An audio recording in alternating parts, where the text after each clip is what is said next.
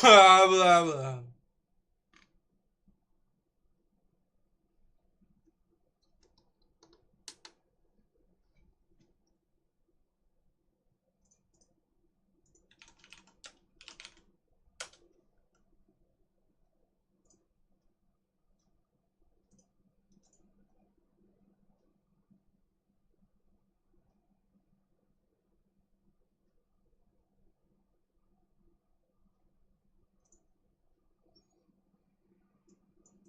The Do I have activists Ready or working Not at on here? outlets like Kotaku, Polygon, and The Gamer only have Yeah, I themselves do. to blame for their complete and utter irrelevancy. People do not trust them anymore because they never align themselves with gamers. They never defend us. They never actually are on our sides. They're always defending companies, hoping that they can live to see another day and keep their access. And now they are coming out and basically attacking gamers for calling out Ready or Not for censoring their game, saying it's really not that big of a deal. And even though people are pissed off and review bombing it, it's still selling well.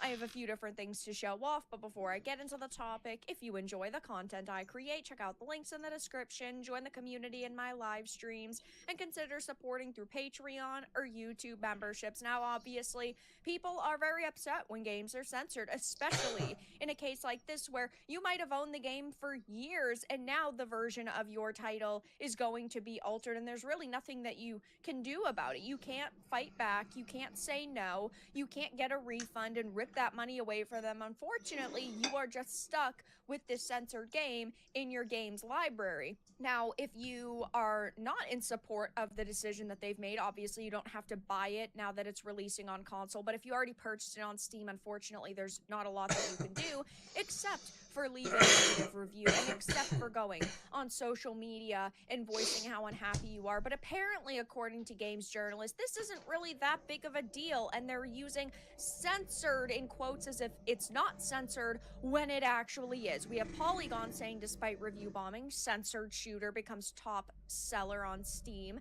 You have The Gamer saying, controversial first person shooter Ready or Not drops to mixed reviews as community slams devs for censorship. You've got Game Rant saying, Ready or Not making content changes for console release. This infuriates me so much because they don't even want to use the proper word. They don't actually want to sit here and tell the fucking truth. Now, obviously, the only reason why the Kotakus, Polygons, and the Gamers are still around is because of the access that they get, because companies will still give them codes early, give them that PR material early.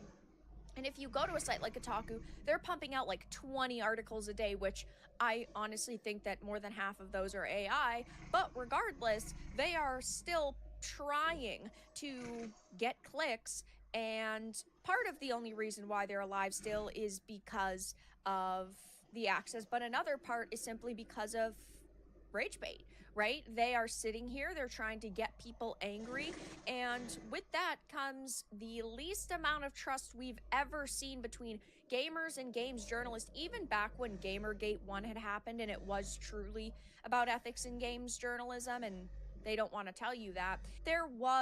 I still feel a certain level of hope there because people thought, oh, maybe they're going to actually listen to us and change their ways and figure out how to gain our trust back and get us to read their articles again. But now it's just completely mask off, admitting that they hate gamers, and there's no way that they can come back from this. But if you don't already know, I have put up a couple videos on it. Ready or Not has sparked censorship outrage as Void Interactive retroactively censors the game for all players, including PC gamers who bought the title years ago. I'm honestly so disappointed at this. Now, it's not particularly shocking given when the early access period was going on, they actually had censored the game because Kotaku had whined about a box of red pills. Oh no. And now they're just coming out and straight up admitting, like, it's not that big of a deal, guys. It's just a little bit of censorship. A little bit of censorship never hurt anyone. So, Polygon is saying despite review bombing, the censored shooter becomes a Steam top seller. Yeah, first of all, the developers were not very loud and vocal about the censorship. They ended up having to release a second post because there was so much backlash, but even that they didn't plaster on their social media. It seems like they wanted, of course, to fly under the radar, and at the end of the day, it is a game that does look pretty good. Like, if I didn't know anything about the censorship or the censorship didn't happen, I would be very interested in this title. But unfortunately, it is censored, and it is a game I'm personally not going to support. So Ready or Not is a tactical shooter that's been out on PC for a couple of years now, and the developer Void Interactive is currently gearing up for a July 15th release on PlayStation 5 and Xbox Series X. And I'm not trying to sit here and shame anybody who wants to buy this game. I never say to boycott anything because ultimately you're adults who can make your own decisions. If you think that this looks great, I hope that you thoroughly enjoy it. Just be aware that you are supporting developers who don't actually respect you. What they are doing is they are censoring something and saying that you shouldn't be seeing this content, and they are bending the knee to platform holders. I know that they censored this because of either Sony or Microsoft, but they could have stood up for themselves and said, you have Call of Duty uncensored on your platforms, you have Mortal Kombat uncensored on your platforms, you have Sniper Elite games uncensored on your platforms, you have Hitman's uncensored on your platforms. You have all of these games that do feature gore and violence, and I'm not going to censor my game unless you censor those games. They could have stood on their own and said, nope, we're just going for the PC release now. But ultimately, yeah, companies want to make as much money as possible, though, I mean, there's really no excuse here. They just bent the knee to the platform holders instead of saying, you know what, we respect our audience. And they could have, if they wanted to, made another version of the game. If they truly respected the PC players that they had, they would have kept the game in its original state because Steam wasn't demanding they censor it. And then the PC release would have stood on its own, censorship free, and then the console versions would have been censored. Not that I support the censorship at all, but at least they wouldn't be altering the content that people have owned for years and years and years. But they didn't do that either because they're saying, oh, it's not cost effective and time efficient. Yeah, that's not a good look. As Void Interactive tells it, the adjustments are at least partially motivated to modernize the tech powering the game. Initially, Ready or Not used Unreal Engine 4, which required custom approaches for its animation. Unreal 5, they say in a blog post, has better built-in features that can accomplish similar outcomes. Okay, sure.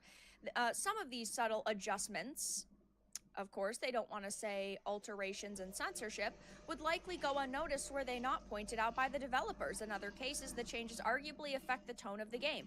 Yeah, they're sitting here saying, oh, you guys wouldn't have even noticed. First of all, gamers would have noticed, and second of all, why the heck are you sitting here defending a company silently on your product? That's not a good look. At the end of the day, there are depictions of dismemberment, and Yeah, it's while like, that do you will care still be about your true on product? consoles, Oh, there is you a don't? limit to how Okay. far Well, the then game just will let now some depict fucking gore, rather weirdo than ass liberal continuing to company show just ongoing carnage. Once a body change your is dead, it will product, stop right? showing animations of further deterioration. The amount of gore hasn't been toned down per se, as the bodies will still reflect whatever violence rendered them dead. The game just won't reflect anything beyond that initial gore. And similarly, art showcasing torture has been toned down a bit, and a couple instances of nudity will also be covered up. This is a game that is rated for adults, that is made for adults, that only adults should be playing, and ultimately there is significantly worse content in other games. I don't want to make it a competition of which game is more gory or horrific, but Mortal Kombat shows way more in terms of dismemberment and gore and violence, and that's why ultimately I don't think a game like this should be censored. Hello? I do think that there are going to be... Did you see that app I sent you? No. Hold on 1 second.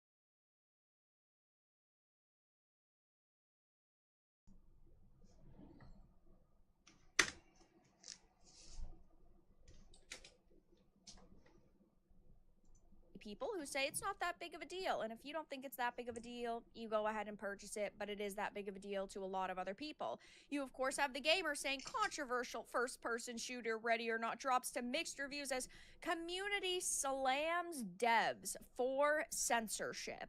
They say that the tweaks are fairly minor, lessening violence towards children, allowing dismemberment only for living targets, and removing nudity, but it's been enough to ruffle the community's feathers. As reported by PC Games N, the game has dropped to a mixed score on Steam, with fans highlighting the supposed censorship, demanding that changes be reversed. It is censorship. They are altering the product to appeal and appease a ratings board, to appease a company, even to appease people, given they censored the game for Kotaku. None of those are okay. But ultimately, that is the definition of censorship.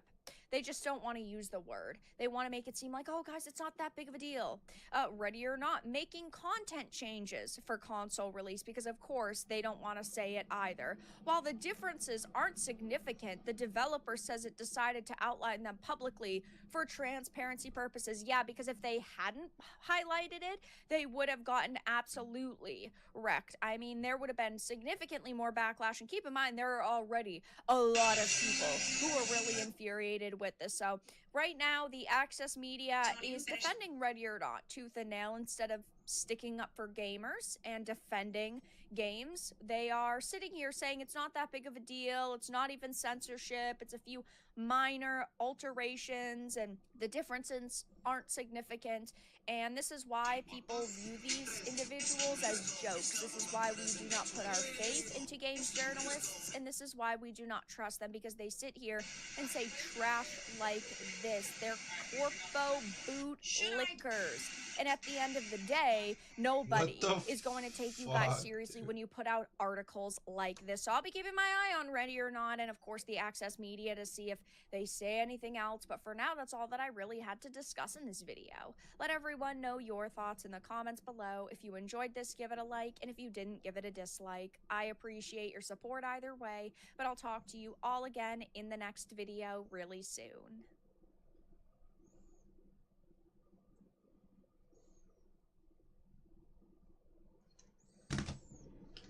Next Very Dark video.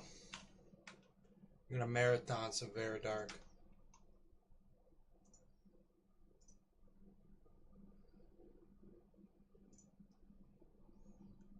The level of trust that gamers have in companies is at an all-time low. We do not trust companies to hire the best people for the jobs, or that those people are going to put their best foot forward, make high-quality content, and ultimately give gamers what they want to consume. But we have seen so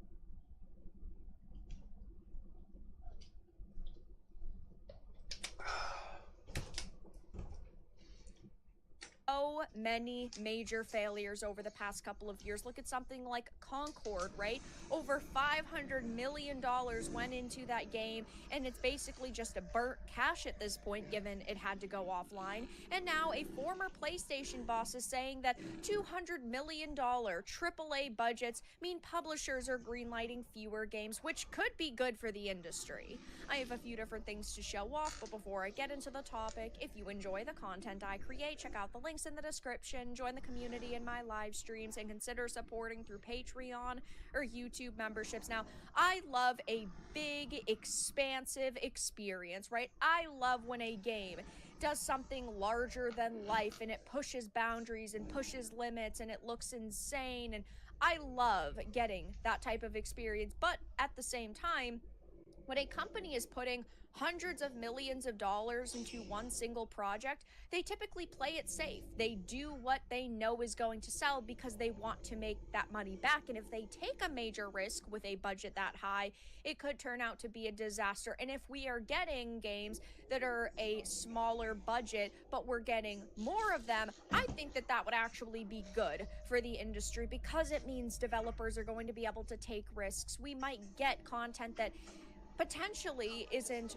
groundbreaking, but is still really fun and might be unique in certain ways. Maybe like the gameplay is pretty generic, but the story's really crazy, or vice versa. And now Yoshida is coming out and talking about how ballooning game budgets are limiting the number of games that can be made. And it's really simple to see. I mean, we've known that, right? When you're putting $500 million into a single game, you're not developing another game like that over that development period. You expect that game to be major. I mean, Sony went out of their way to buy Firewalk Studios thinking this was going to be a massive new IP and that Concord was going to be a smashing success. I mean, they even had an episode of Secret Level. None of that turned out good. They had to shut the game down. The rumor is that they're going to basically reskin it and try to like retool it and reuse it. I don't think that that's going to happen, but either way, that was a major failure. They lost hundreds of millions of dollars on that game. And are they going to make another game like Concord anytime soon? Probably not. I mean, sure, they're still doing like live service and progressive content, but I don't think that they're going to try to make another hero shooter anytime soon. It says, though, in an appearance on the Kit and Krista channel, the ex-exec who used to be in charge of PlayStation's first-party studios explained how it felt like going big was safer during the PS4 generation, which you can see in the company's output during that era. PlayStation notably had less Patapons and Gravity Rushes and way more blockbusters that simply smelled expensive. God of War, Horizon, The Order, etc. Now, not every low-budget game is going to be a smashing success. Some of them are going to fall flat. I personally really like seeing the Patapons and the Gravity Rushes and the Repos, and I know so many other people feel the same, but at the same time, I love seeing the big, expensive games. Unfortunately, though, when we see a game that is a big budget, we almost always know now that the developers are going to play it too safe, and it's probably just going to be more of the same. It's not going to be super unique or interesting because they're just afraid of losing money.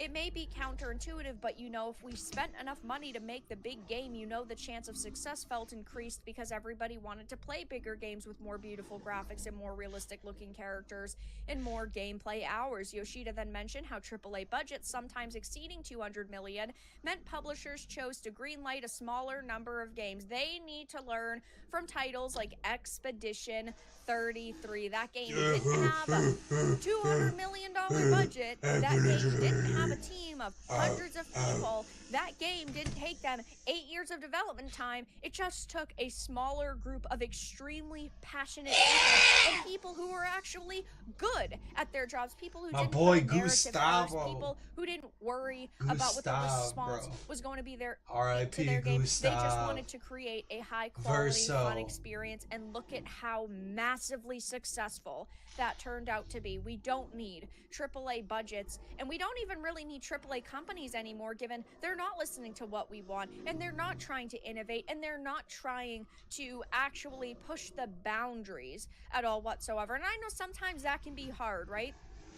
sometimes it can be difficult to create new gameplay systems or new stories that don't feel too convoluted or confusing and that can actually appeal to people, but there are still ways to innovate, and they don't want to. These AAA companies don't want to. That's why AA studios are doing so amazing right now, why indies are really thriving, because gamers are looking for alternatives. I want to sit here and say that there is a chance that, oh my gosh, the PlayStations and the Xboxes are actually going to see the successes of Expedition 33s and change their mentality, but at the same time, I just don't have any trust or faith in them anymore, and that's a major problem in this industry right now, is people do not want to look at these companies and root for them anymore because they have turned their backs on us time and time again.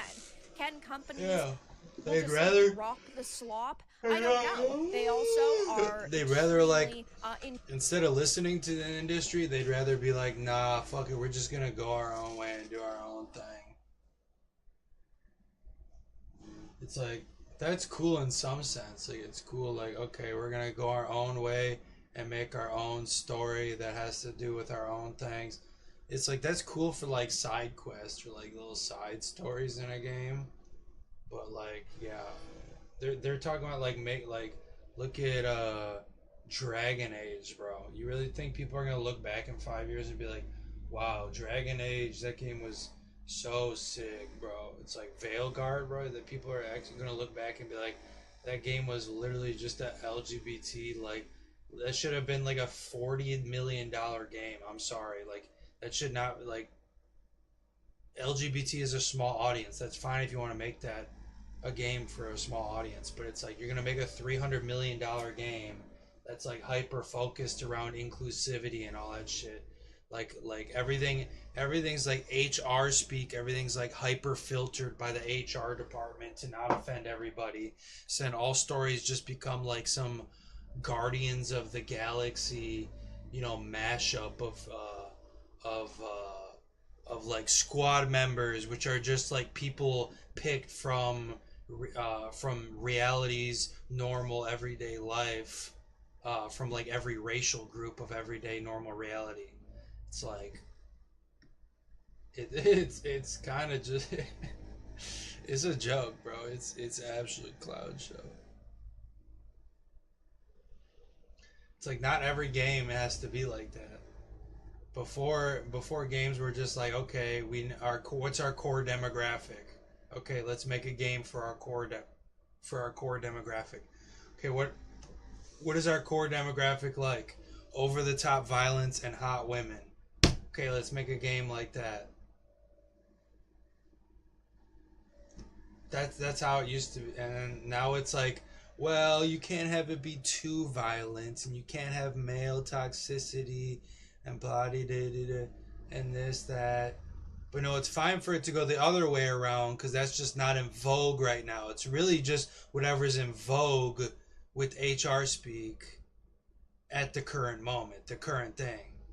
So like men's rights, you try to talk about men's rights, in a neutral way, right? People like flip out like men's rights. Yeah, what about men's rights? What about men's emotions? If I'm a man, I'm going to advocate for my own gender, aren't I? Why would I advocate? I can advocate for women, but women should more so advocate for themselves and men should advocate for themselves, right? Because it's like, your own gender better. So it's like you should really be advocating for what you know, right?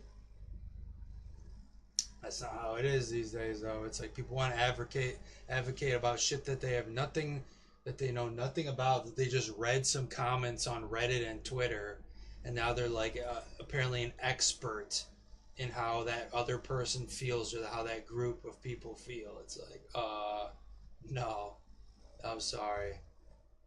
You're getting like a limited perspective of how they might feel, which is probably going to leave you with some biased and ultimately wrong opinion once you get into nuanced discussion about it.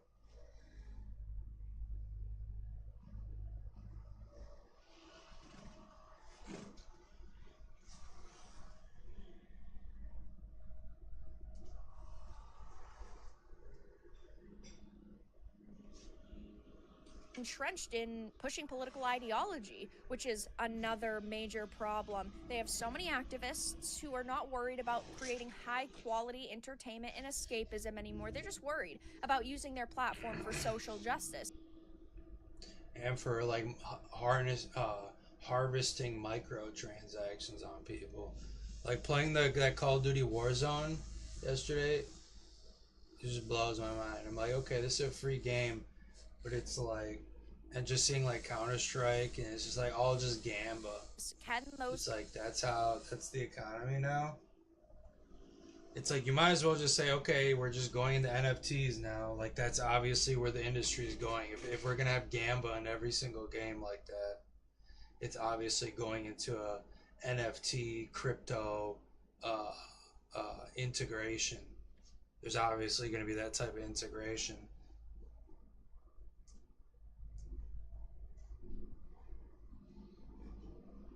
And like what she said, it's like it's not meant to be. Games aren't like meant to be immersive anymore. Like Ghost of Yoshima or whatever, where it's like they have limited HUD and everything, or like Red Dead Redemption or like GTA. Like those games are so immersive. Games aren't meant to be immersive anymore. They're like okay, we gotta go for cash grabs, right?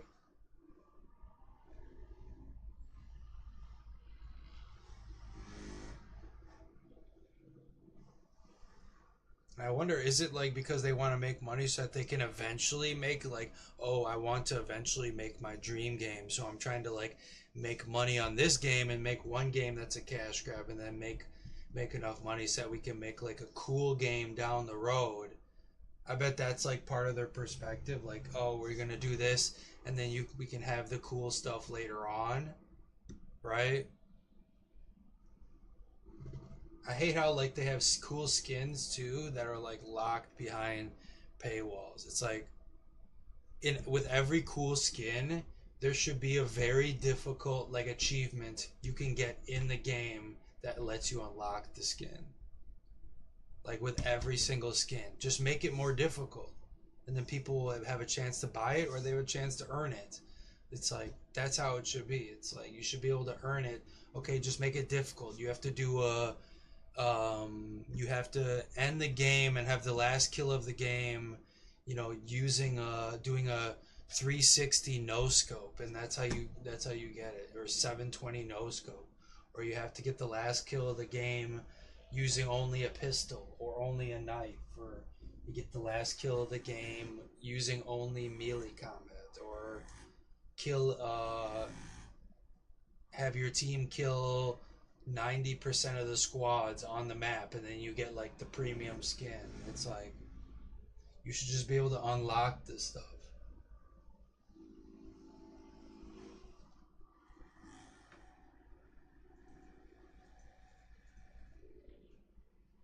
people decide to put their personal politics to the side and just make really good games anymore?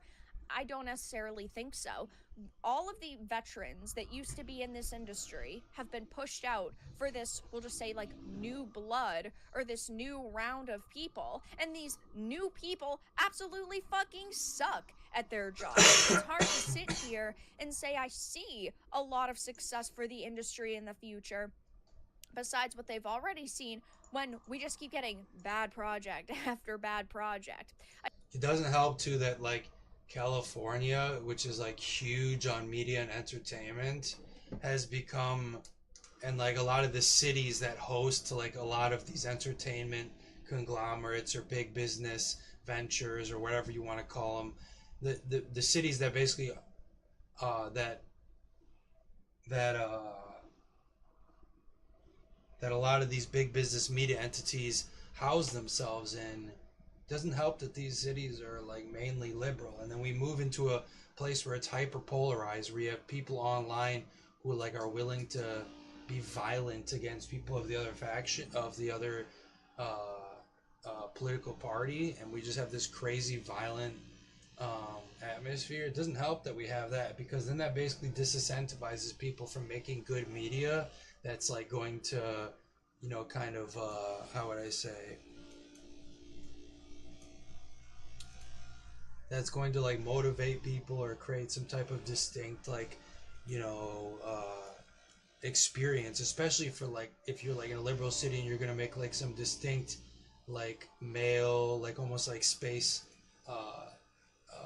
marines too, that type of story where it's like meant for males and it's male empowerment and stuff like that, which in today's culture is viewed as conservative value apparently, which is like leaning conservative. Doesn't help that you have that type of game will be frowned upon in the current environment if you live in a liberal city which would house this type of business. So that does not help at all, because then it's like, oh, we don't want to make entertainment for the people we hate. That's basically the short form of it. It's like, oh, I don't want to make entertainment for the people I don't like, or the people that I perceive don't like me. And it's like, okay, so that's why we have shit movies, shit TV shows, shit video games, except here, and that's why China is like coming in and be like, okay, we have no problem making games that are meant for like what the United States liberals view as conservative values, because us Chinese people just view those as normal values that our functioning men of our society have to have in order to be normal men with like normal hormonal levels. It's like if you have normal hormones as a man and you're just like baseline, you work out, you've got like good health and shit, you're gonna want to play these games, like the games like that have like that are skewed to the core audience of men, you know.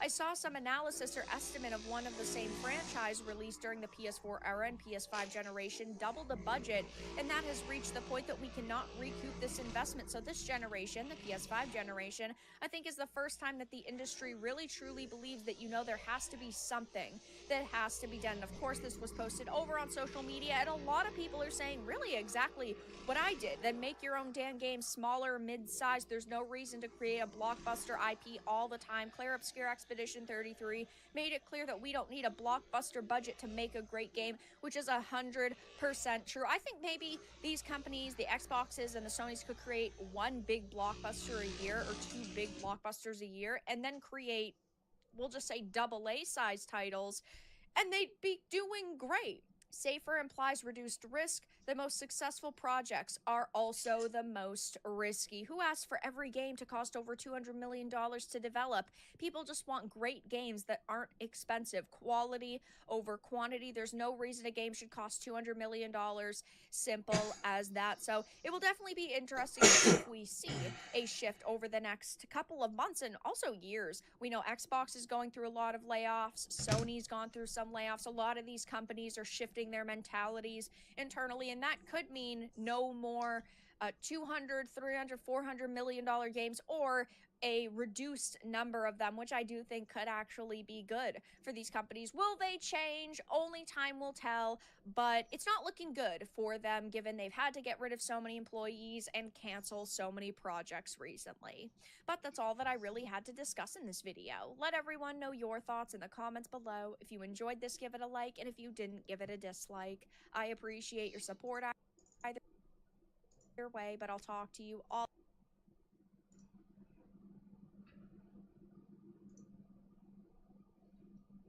Over the past couple of years, we've seen so many video games released that only exist. This is forced diversity too. This is not just diversity. This is forced diversity.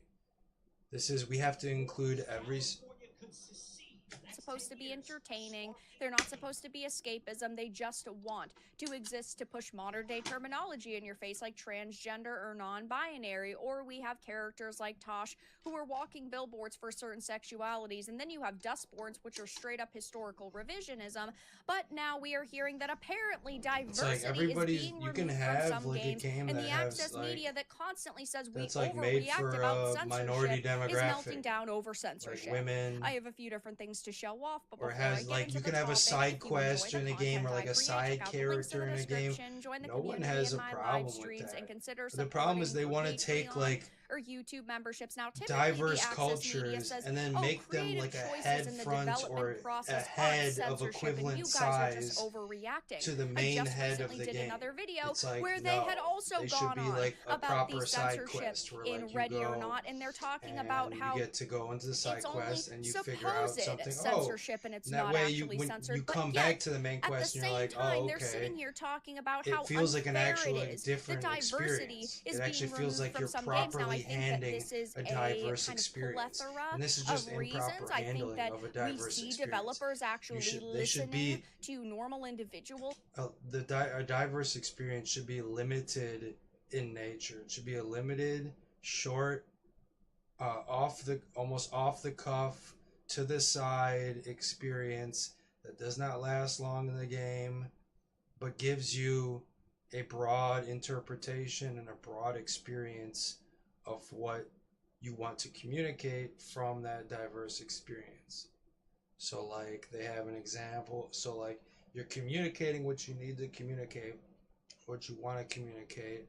Like let's say you want to communicate that this person, that this character is I don't know, if you want, it's like I'm not gonna go into like they had in the old, like I remember the good examples in the old Dragon Age game, like not the Veilguard, the one before that. They had a trans character, but then it was like a side quest, and you went into the side quest, and the trans character was part of the side quest, and it was like a rock beast, but he like didn't have a gender, and you got to like the extra dialogue options let you kind of delve into that and explore what it might feel like for someone to feel like they don't have a gender. But then once you're done with that, you get to go back to the main story, which is part of the core demographic probably of being like from the male perspective, of being like, or just really from the hero's perspective. That's really what it is, from the male hero's perspective. And you get to go back to that part of the story. And then that feels like you're properly handling the actual experience of diversity.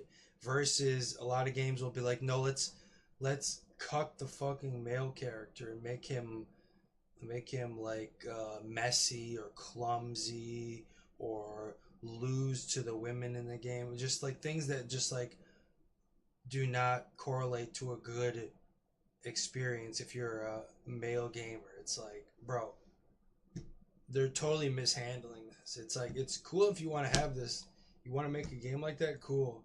But if you're gonna make a $400 million game and make that like the prime point, like the pillars of your game, that it's gonna be like diversity is the pillar of your game, you're not gonna sell that many copies, because it's like not what people are kind of looking for. They're not looking to go into a game and be like, yeah, I can't wait to just learn all about diversity in this game. People don't, that's not why people play games. They don't pick up a game and turn on their console or turn on the computer in excitement to, no, that's not what it is. No, they want to like have some fucking power fantasy that, or some type of like fantasy inside of a game that is most likely dealing with like them having power. That's usually what it is. And who's the person in that demographic? Usually it's a male. It's like a male gamer who has most of the time. It's just like if you were to try to make like makeup commercials, and it's like, no, we're gonna have the makeup commercials involve fast cars, over sexualization of women, and ugly clothing.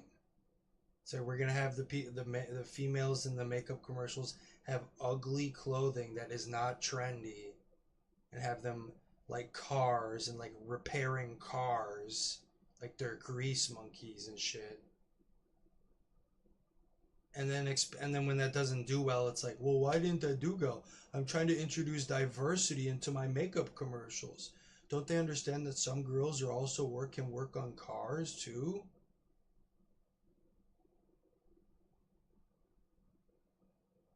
It's like some of these people who are working in these corporate environments, literally they just hired them in just because. Hello?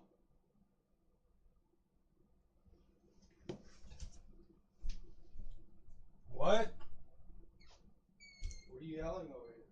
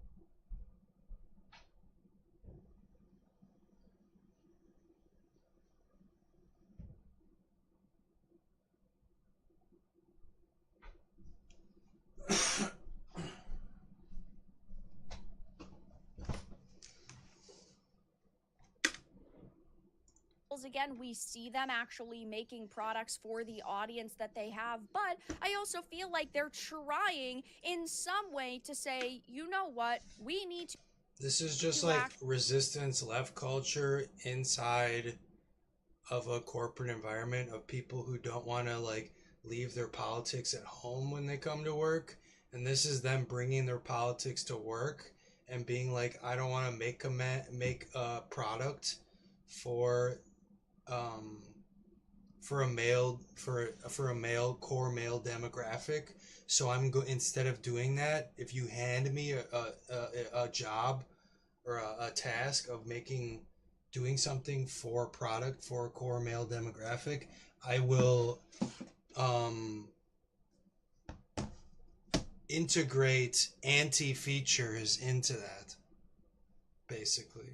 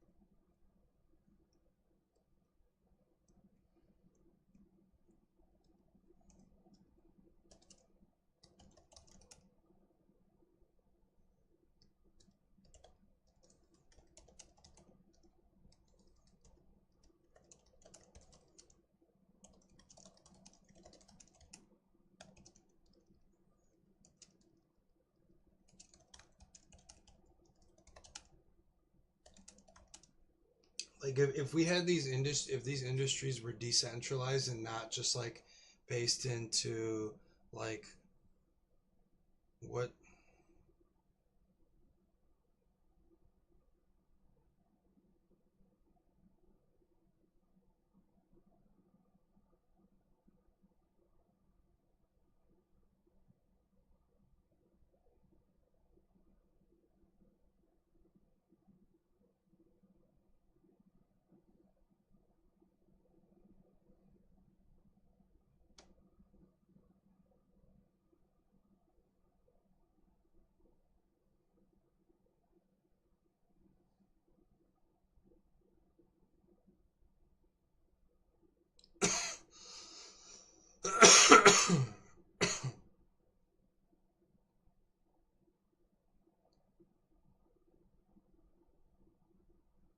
did I use search for this?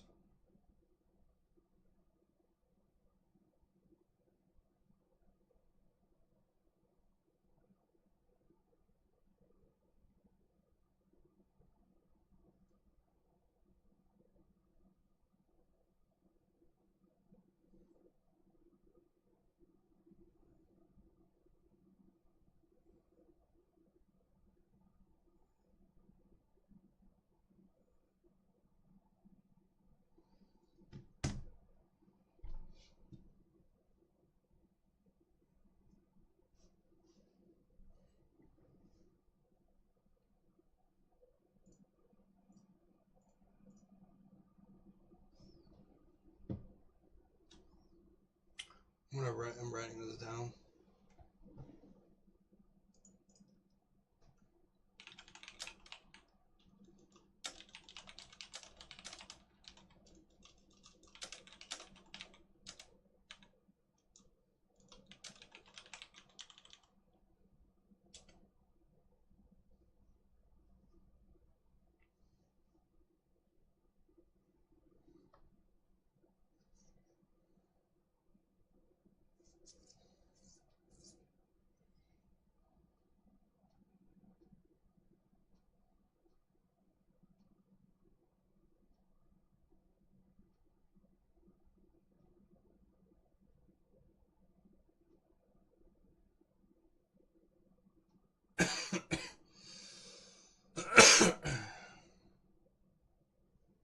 Yeah, see, I'm right about this.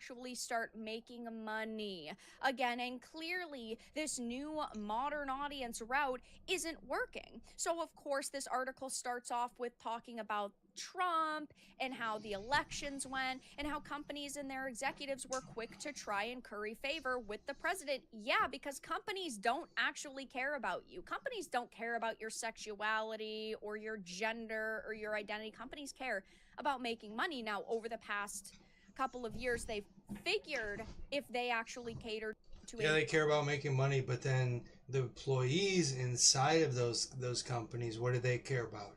They care about doing the bare minimum necessary to still collect the salary, but then they also care about, like, they have this whole idea of they're changing the world and as they see fit, you know, and making the world as you see it, right?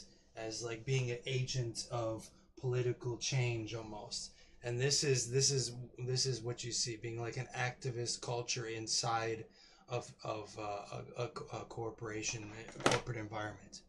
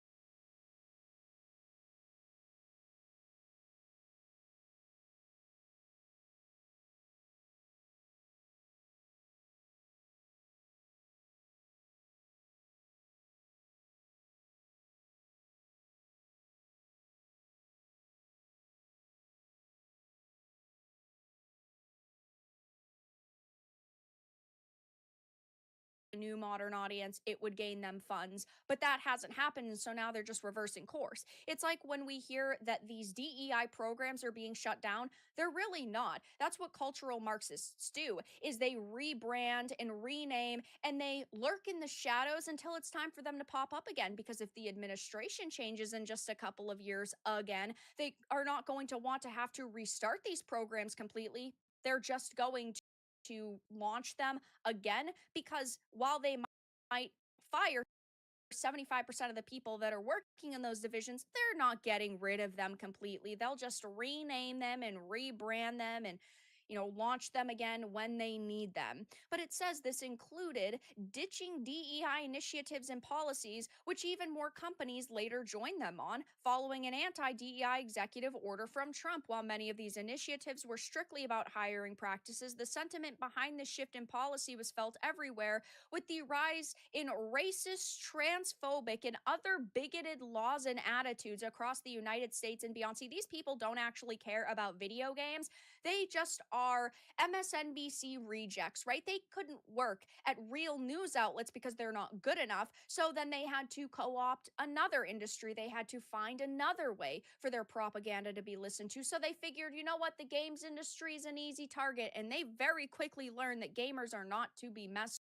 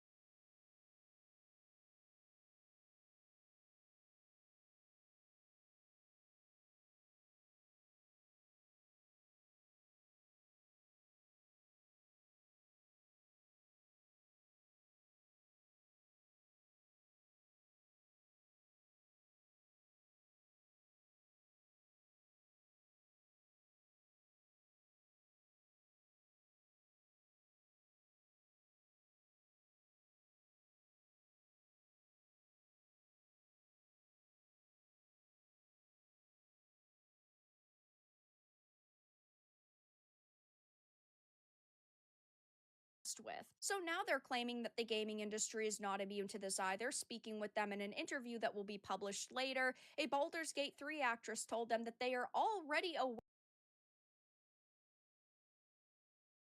of devs who have had their work censored as the industry appears to be bowing down to the regressive politics of Trump's second term. Yeah, that's why gaming developers and studios and companies in general should not be bowing down to politics at all, period. Maybe they'll finally realize that forced ideology in any way is bad and that creators should be allowed to create what they want, and ultimately the market will speak for itself. That's why I always say the Dustborns and the Concords and the Flintlock, the Sieges of Dawns, while they're trash, they still should be able to exist because that is what the developers apparently really wanted to make. Now, of course, gamers are willing to vote with their wallets and not support those projects, and maybe these studios are finally saying to themselves, wow, these games are not making money, we need to change course. But these are also the same individuals who always say, oh my gosh, creatives can do what they want, and if they want to add gay characters, it's not that big of a deal, and hey, they can do what they want. But now, when suddenly the tides are turning and things are shifting, they are calling out censorship, when over the past couple of years, they haven't talked about censorship at all, unless they personally are bothered by it. This is why I always say censorship is bad, because eventually, one day, it will come for your favorite franchises too. Don't think that you are safe just because right now your politics are being protected or ultimately promoted. They are so brain dead. They really expect us to sit here and defend their content now that it's being censored, when on the flip side, they for years haven't actually stood by gamers and called out censorship just across the board, period. Okay? Companies don't care about your sexuality, companies don't care about your identity, and it's your fault you believed them over the past couple of years. Did they really believe that like Microsoft actually cared when they put like rainbow skins into Halo? No, it was forced DEI to hopefully make a few bucks off of you. It's so funny to me that they truly believed after all this time that they were actually cared about. No, that's not the case. And of course, they have to bring Gamergate into it, that, oh, this comes amid the revival of the Gamergate movement, which is seeing developers, journalists, and many others in the gaming industry harassed online. Gamergate 1 was about ethics in video game journalism, and it is the same now. We are talking about ethics in video game journalism, ethics just within gaming studios in general, and also the content that creatives are creating. I mean, it's very clear at this point that one of the major reasons we are seeing kind of diversity being dropped is that companies are realizing that it's not making them money. All they are trying to do is make money, and they realize that putting rainbow flags on everything isn't working. Maybe you guys should have realized that as well, that this was inevitably going to happen after they've lost billions of dollars on Concords and Flintlock, the Sieges of Dawns and Dustborns and Suicide Squad, Kill the Justice Leagues and Forspokens. It also means that we often see the argument that games with characters that are non-white and or queer will sell poorly. Baldur's Gate 3 quite obviously disproved that, as it was reported to have sold 15 million copies as of November 2024. What other games have sold that have featured like prominently queer or non-white characters? Now, I don't think that ultimately Baldur's Gate 3 was a bad game. I don't think that it didn't deserve to sell millions and millions of copies. I'm not sitting here saying that. But what I'm sitting here and saying is that you are having to use this one example over and over because it's the only game that has sold to this magnitude that is very clearly like openly queer. And even so, I don't even fully agree with that. I think that Baldur's Gate 3 did, yes, have these options, but it wasn't in every single teaser and every single trailer. It wasn't marketed the same way as something like Dustborn or Dragon Age the Veilguard. So right now, the journos are sitting here going, oh no, censorship is so bad, when over the past couple of years, they've said, oh, censorship is good because I agree with the content that is being censored. And of course, they don't actually give any examples of studios or games that are having their content censored or these developers. Right now, it's just he said, she said. So I don't even know if I necessarily believe it because a lot of these companies are definitely in deep with pushing propaganda. But yeah, I'll definitely be keeping my eye on this. It seems that the gamer just wanted to write a gaming industry hit piece, not particularly shocking, and it just goes to show how out of touch they are with gamers. But that's all that I really had to discuss in this video. Let everyone know your thoughts in the comments below. If you enjoyed this, give it a like, and if you didn't, give it a dislike.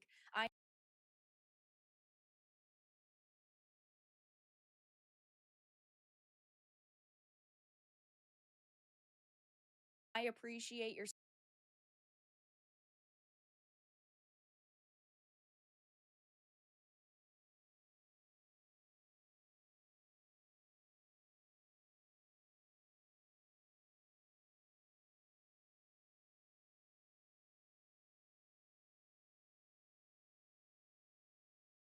Tim doesn't seem to really know what hit him here. You have no right to do shit except whatever you can enforce. Right. Your mechanism is force, and the mechanism against you is force. And so all rights are as force. you're talking about government protections, not rights. No, I'm talking about rights. What is a right? He has not thought this through in this way before.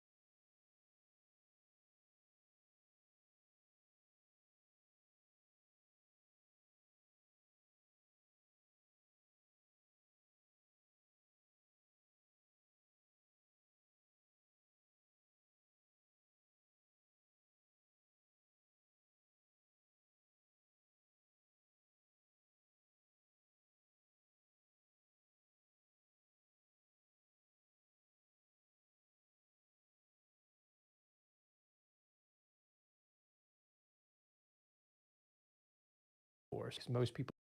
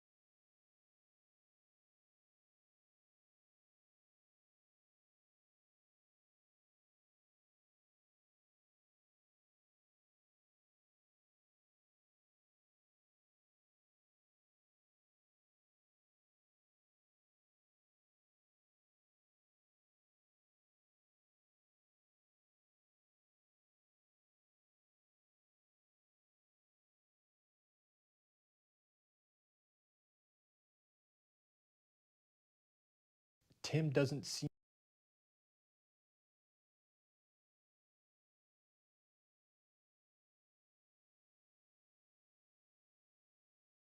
to really know what hit him here. You have no right to do shit except whatever you can enforce. Right. Your mechanism is force, and the mechanism against you is force. And so all rights are force. you're talking about government protections, not rights. No, I'm talking about rights. What is a right? He has not thought this through in this way before, because most people don't go to this level. When you encounter someone who has, The reality is, rights are recognized as things that we can and must do to survive and maximize I potential. think rights are force, and I think that You think It's rights are government- force? Government Yeah, rights are force. protections What do you are mean force. rights are, You're rights are explaining. force? You're talking wait a minute, what? But hang on a sec. right to me is an entitlement absent duty. That's a right. Okay, you're entitled to. Tim doesn't seem to really know what hit him here. You have no right to do shit except whatever you can enforce. Right. Your mechanism is force, and the mechanism against you is force. And so all rights are force. you're talking about government protections, not rights. No, I'm talking about rights. What is a right?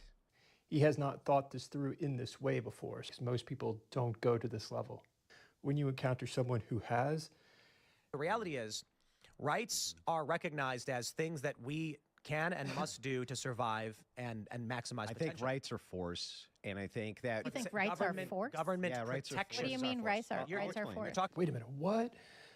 But hang on a sec. right to me is an entitlement absent duty. That's a right. Okay, you're entitled to it, but you have no what, duty. what does that mean? If you have a right to own a gun, do you have a duty to own a gun? But do you have a duty to speak?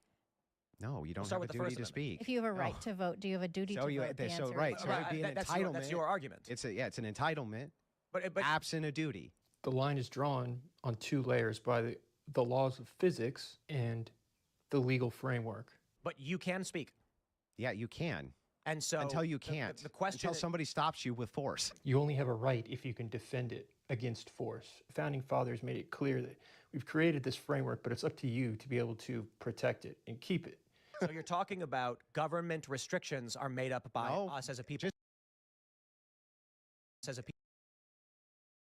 As a people. Just people can adhere to your rights without any form of government. If you're walking down the street and you speak, and a guy turns around and smacks you in the mouth and breaks your jaw, right? He has now used force against whatever this right you think you have to speak. We do walk around today as though this is all it's just the way it is and nothing can challenge it, but it will be challenged at some point. So is it? it is an intrinsic moral function Well, okay, or intrinsic meaning what? meanings. If again, I'll try to explain. If you're born and you live in the middle of the woods, there are things you can do. You can hunt for food. You can defend yourself. You can speak freely. But because you can do something doesn't mean you have the right to do it.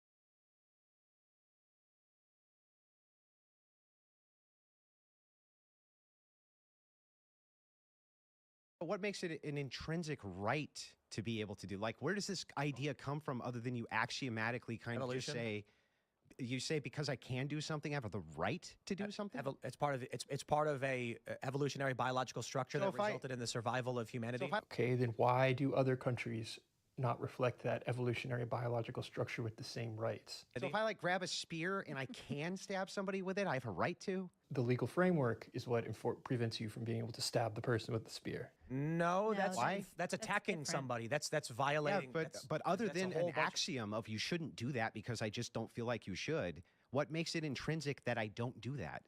that you don't go and kill another person. Yeah. So the way I view rights would be things that, and again, there's a debate over what rights are. Yeah, let's start with that. What are they? I genuinely think Tim has never been challenged on this idea before. No. So there, it's honestly difficult to define, Yeah. but it is certain moral structures or. I would things that say are- axioms. Would you agree with that? Just an axiom. So, like, you have inalienable rights from God according to the Constitution. This is an axiomatic principle. It means this is our like philosophical starting point. Is that we have these. I would put it as things that were required or greatly beneficial to the survival of an individual that we greatly benefit. I agree. Right, I agree. it's- We it's- benefit. I just don't know what makes them intrinsic or like you're born with them or something like this. Other than we just kind of agree to it. So I think the restrictions we kind of agree to, and some people might view some.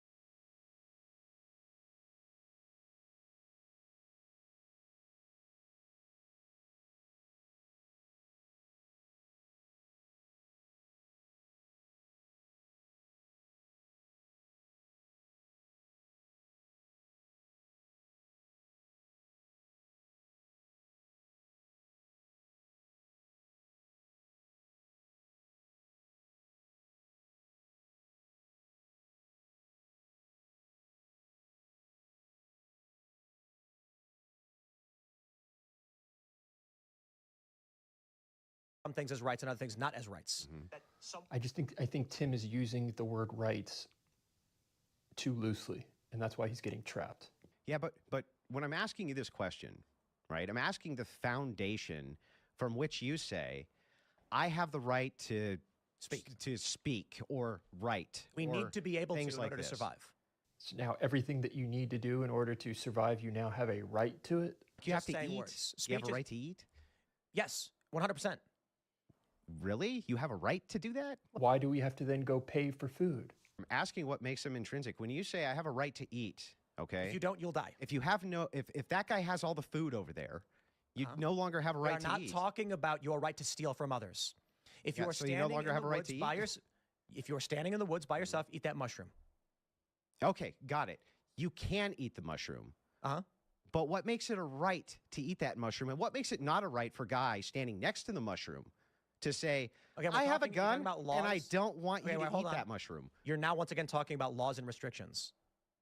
Yeah, okay, but my whole theory is that rights themselves are force. This whole thing sparked off of just the claim that rights are bound by force. And that's all they ever are. It's just your ability to use force to do thing you want to do. I think you're just making you an call that a argument about- right. So there's a distinction between freedoms and rights. If you're making an argument that someone should or should not be allowed to do something is an entirely human social construct.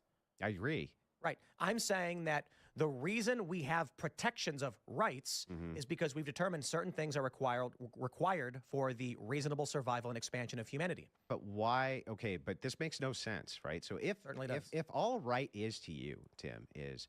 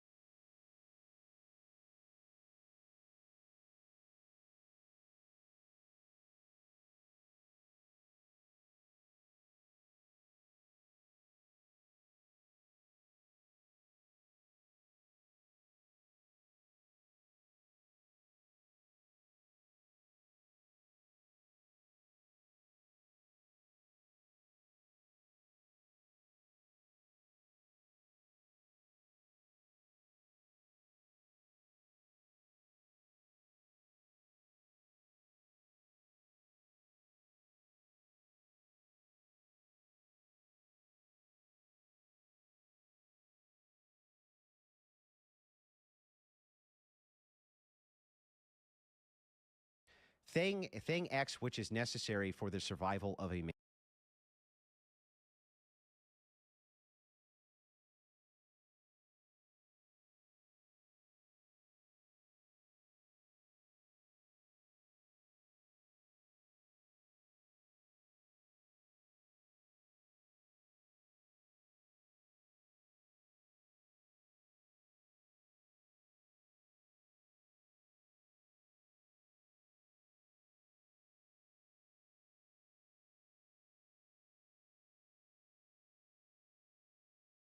In this case, blinking and breathing and eating. And Floor why or in their couldn't you house. extend that to literally everything? You need healthcare to survive. You need guns You have to a right survive. to You need access- a house to survive. You So need once again- everything to survive. And I think Tim realizes he has cornered himself here and he hasn't thought this through before. I think we should move on, but I think the challenge is I don't know if you're unwilling to understand or what. No, it's just the level of analysis is different. He's thinking at this through the lens of epistemology.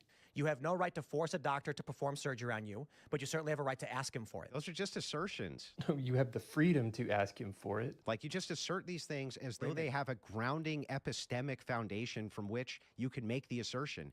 Based on where do you make the assertion that you're not allowed to do X other than because Tim Pool's preference is that you don't? Epistemology is where does the thinking come from at the root level? I think that you can say that everyone has these rights, and it's a function of whether or not their government allows the rights to be recognized. That's the contention. When you So- say, I think everybody has these rights. Yeah, that is my belief. Yeah, it's a belief Yeah. based on. They're going to try and counter this by claiming, well, Andrew, you're saying that might makes right. I feel You're like saying might makes right, which is a well, it's perspective. beyond that. I think you're making It a makes. postmodernist argument for why you should be allowed to do things that other people don't want you to do. It gets really interesting when Tim Pool tries to accuse Andrew Wilson of postmodernism. I think you're making It a makes. postmodernist argument for why you should be allowed to do things that other people don't want you to do. I think no, I think the opposite is true. I'm making I would use a justification of God. Some people jump at the mention of the word God, but you can switch out the word God with fabric of reality, which allows the laws of logic to exist. And I would appeal to something which is unchanging and an unchanging standard for moral justifications for oughts. And you could disagree with that, but you have to anchor it to something. Where does it come from? I think you're doing deconstructivist reasoning to argue why. This is just basic philosophy. It has nothing to do with deconstruction or postmodernism. Basic philosophy, you have to have a justification for a position. This is what happens when you treat thinking as though it is interconnected at the same level as the laws of physics. So you haven't demonstrated why the axiom or the starting point, we start with rights, Andrew. You haven't demonstrated why we do, other than because I observe that if we don't act in this way, you expire. But it's like, okay, but why is that even bad? Like, why is that even a bad thing? Why is it bad that humans cease to exist? Yeah, why would that even be a bad thing from the worldview of rights? And many people stop right there at that level because it seems so obvious. Like, oh, okay, if you don't have this right, you die. But you haven't justified why that's even a bad thing. Because humans exist through a pattern of evolution towards, or creation, whichever you decide, to be fruitful. Dinosaurs becoming extinct, why is that worse than human beings becoming extinct? Do you see where he's going with this? Either from an evolutionary standpoint, humans developed to inherit certain requirements to function efficiently. And when these things are curtailed, we see inefficiency and collapse, disease and chaos. This is circular. So How? you go, okay, we need to bear fruit and multiply. Why? Well, because then we can exist. 'Cause God Why do said we so. need to exist? Because then we can bear fruit and multiply. Okay, but why? Because then we can Okay, exist. here- So now Tim's bringing in religious worldview. Do you justify rights as coming from God? Yes. Okay, great. Well, then we're fine there. This is where he's got him. As we get to the heart of it then, right here, where we come to this agreement, where I reject this, is that I think all the things you just stated are duties. They're duties, they're the opposite of rights. You have a duty. I just think we're having a semantic argument. Well, but semantics are super important so we don't speak past each other. So when I say a duty, it's an obligation to do a thing based on the fact that you're commanded to, in this case by God. A right, I would say, is an entitlement absent duty. So if that's the case, what you're listing out is like God is giving us these duties to do. I'm not sure what rights he's giving you. Because it is critically thinking to the most basic layer of where your thinking comes from.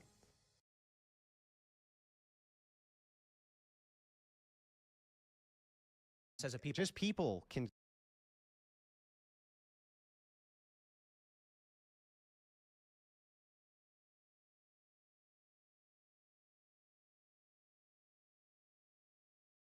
as a people. Just people can.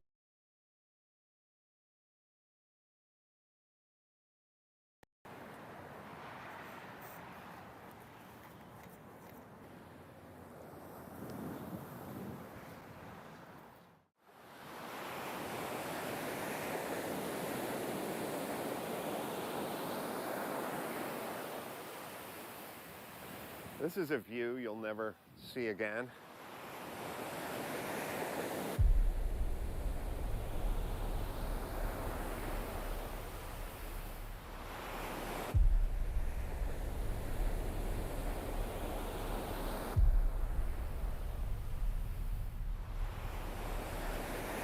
All right, so today is the 6-month anniversary of the fires. You guys been watching the vlogs, so we thought it'd be a good idea to just catch you up on progress 6 months exactly after the blaze, which took place on January 7th. Then we say in the evening or the afternoon, but the reality is I saw smoke going up Sunset about 10:30 in the morning.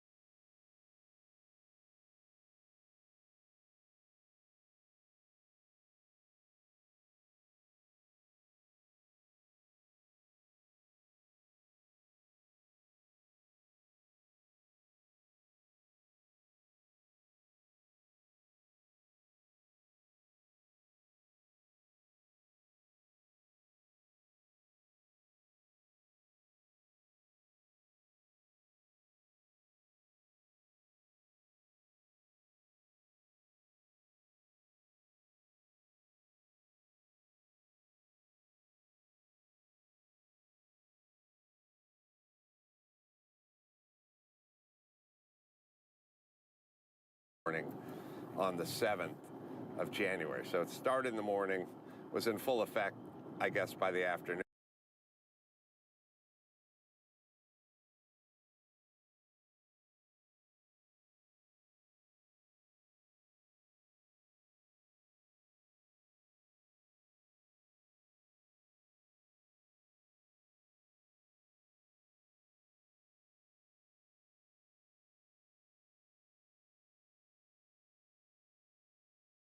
And by the evening,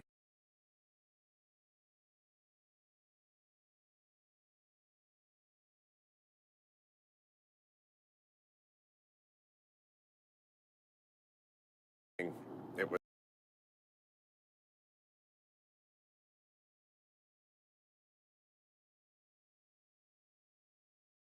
was full dumpster fire. So what we're really trying to find out is how much new construction is going on. Have they started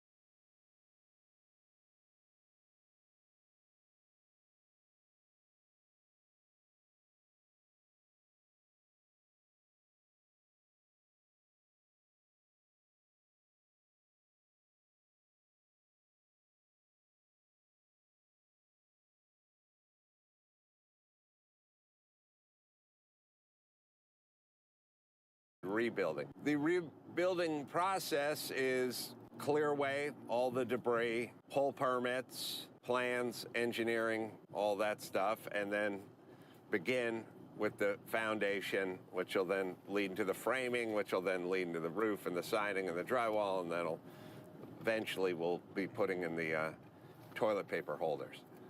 But is there any new construction going on? Now, understand these are multi-million-dollar properties, and these aren't poor indigenous people. These are people with a lot of wealth, and for many of them, this is their second house. So they can afford to live in Bel Air, or Beverly Hills, and have a crew rebuild their beach home.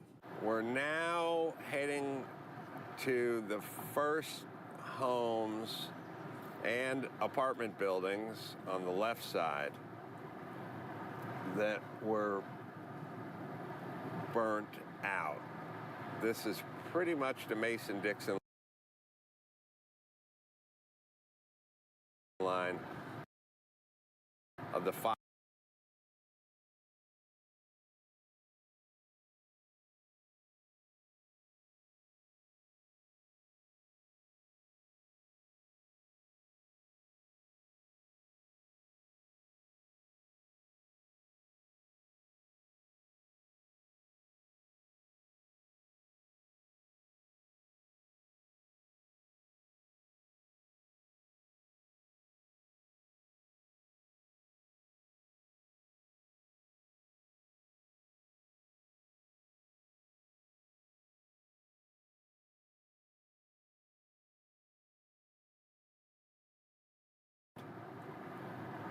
That were burnt out.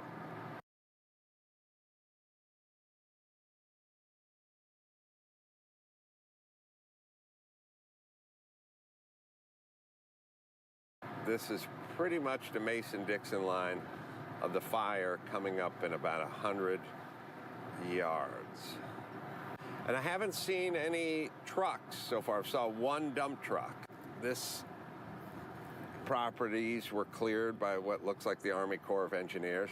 This place is the place they just finished, and it never burnt down. Looks like there's some work going on there. It's a stucco truck. This is cleared, but no work has begun. This place is for sale. Oh, the ocean looks beautiful today, doesn't it? These places have been, all the lots have been cleared now, but I do not see any new construction. This place got charred, but it's Hitler's bunker, so it withstand a nuke strike. This one.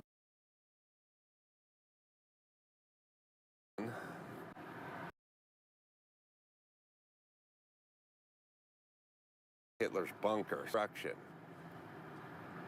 This place got charred, but it's Hitler's bunker, so it was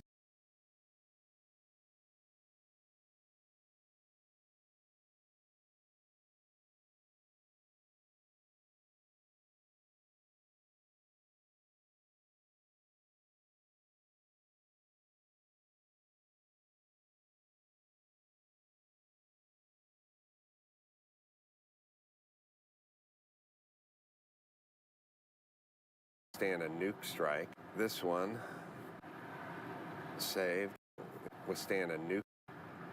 This place got charred, but it's Hitler's bunker, so withstand a nuke strike. This one, saved. All right, cleared. So now I'm seeing its signs that say construction company. I've not seen one piece of 2x4 or plywood yet. I think we passed about 15 properties, and so far I've seen them cleared, but I've seen no form of construction, as you see all the way down here. All right, so here we have more lots that have been cleared.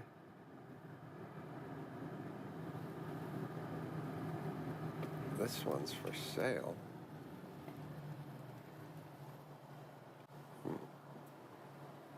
Might as well stop here and look around a little bit. I think I was pretty correct in my they're not building anything theorem, right?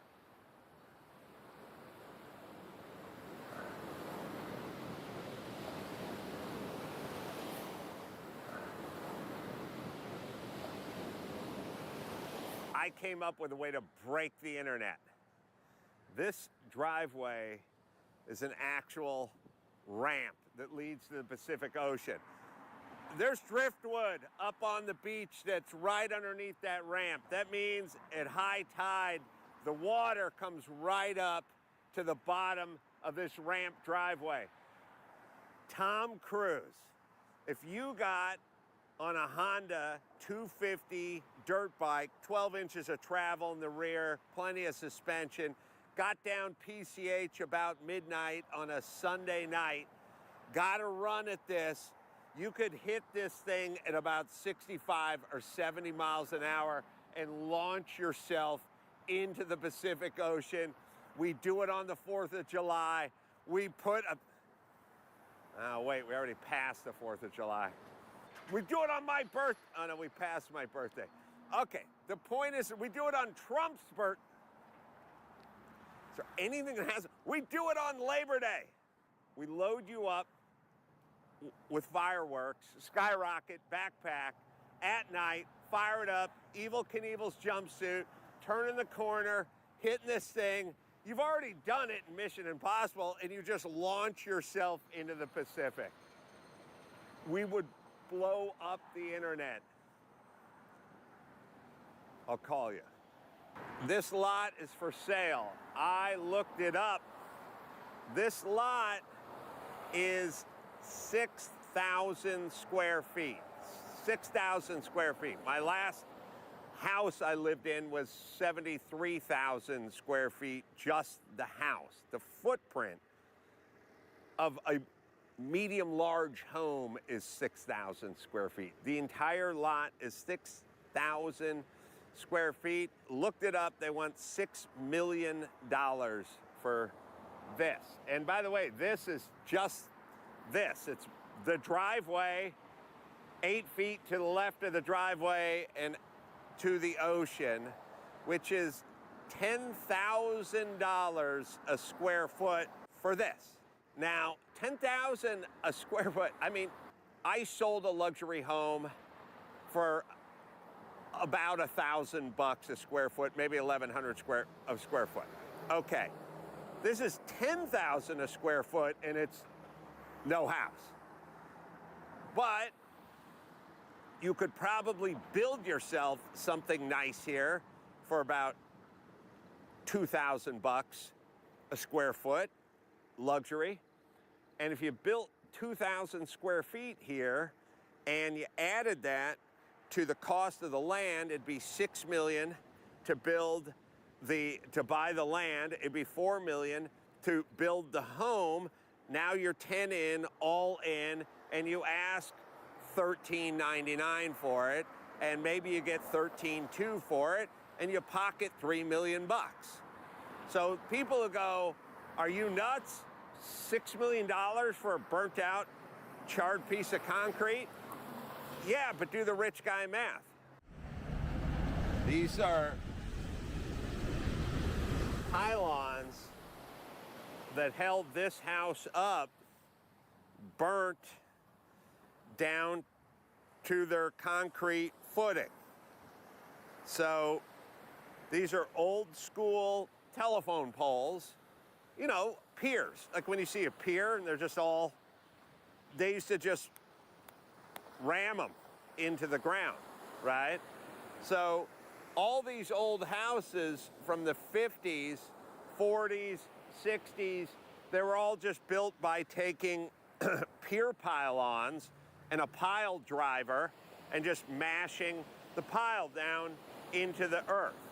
And then later, at some point, they got retrofitted, because you can see here the green number 4 rebar. This green rebar, this is new. So this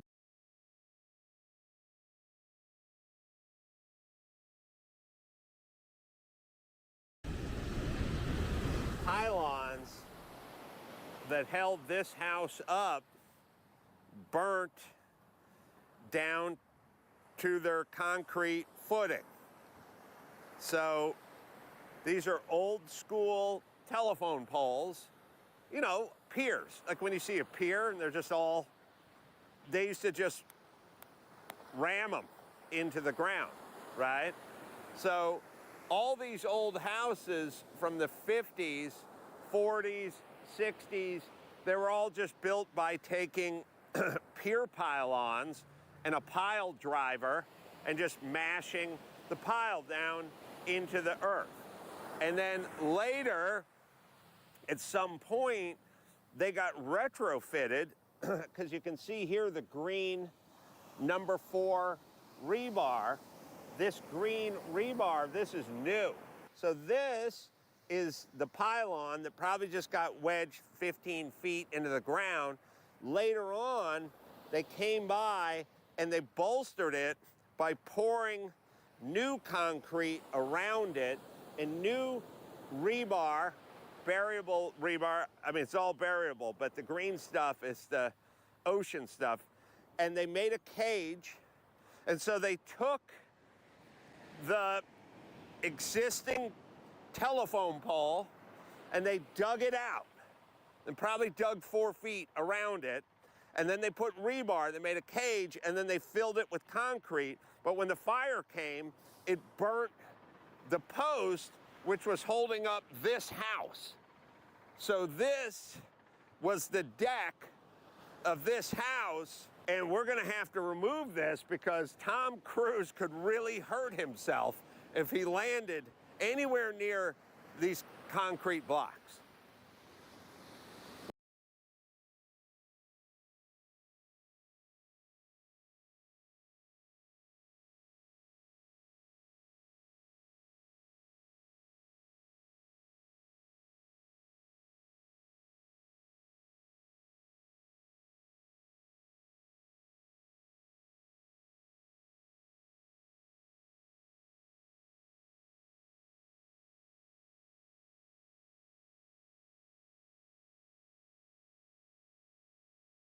This because Tom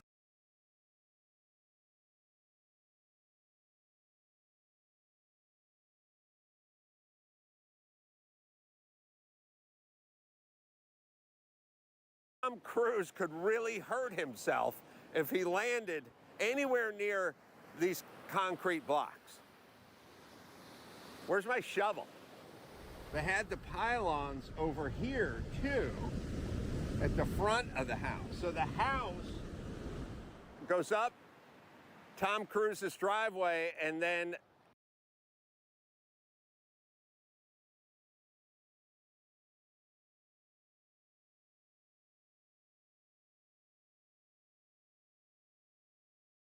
and then cantilevers. This is probably the front deck was right here, cantilevering out. It's all raised up and built on these piles, okay? You see them. Now, the ones over there, they probably didn't pour concrete around because the tide didn't get up. So this thing was probably the height of that driveway, right? Probably this high, level, came up, everything burnt down, and that's where it ended.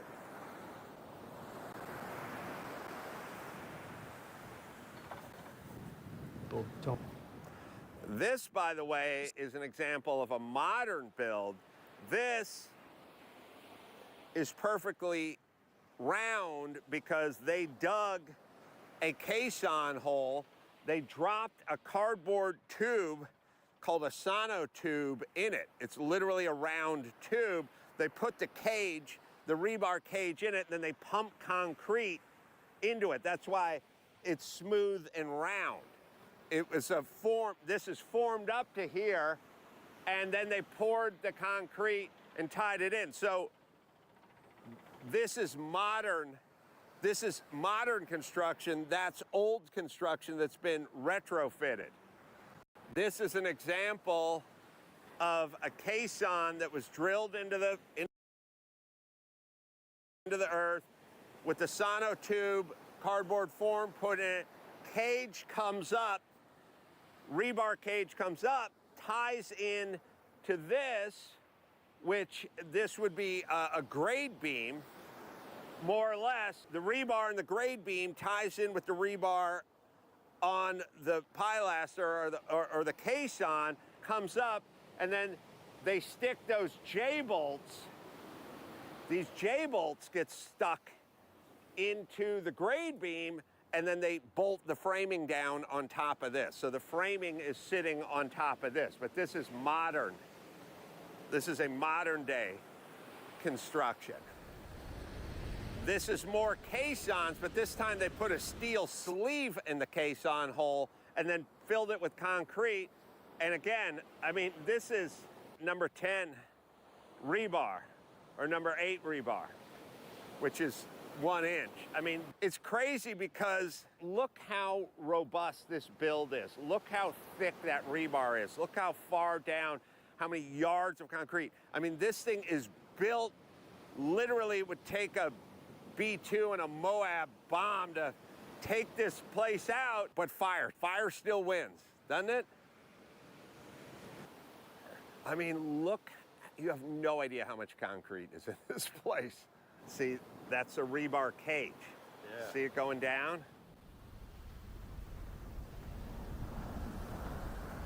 I mean, see all different kinds of building techniques, but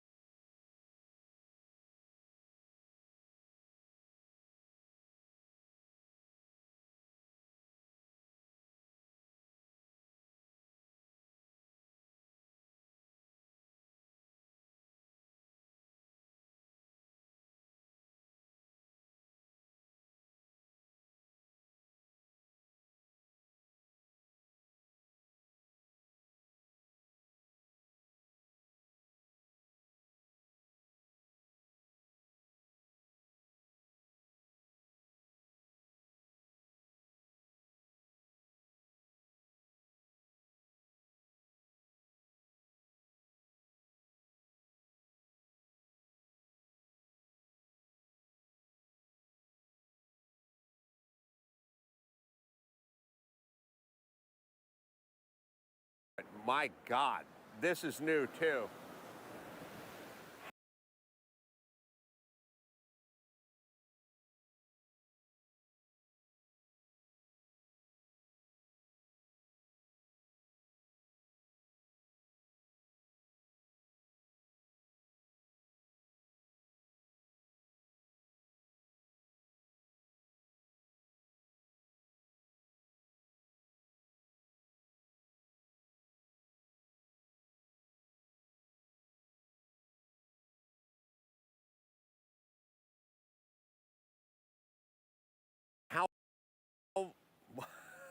robust this is. This cantilevers out because there's probably a staircase that went down so they could enjoy the beach. More caissons with a strap to the seawall, which is burnt out.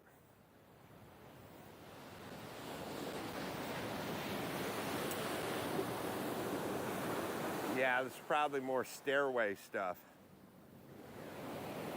More caissons with sonotubes. They would just frame on top of this. Caissons, caissons. So this is all newer stuff. The fire made it from all the way up Sunset to the actual ocean, like physically. The ocean comes to here. I mean, it made it 5 feet from the ocean.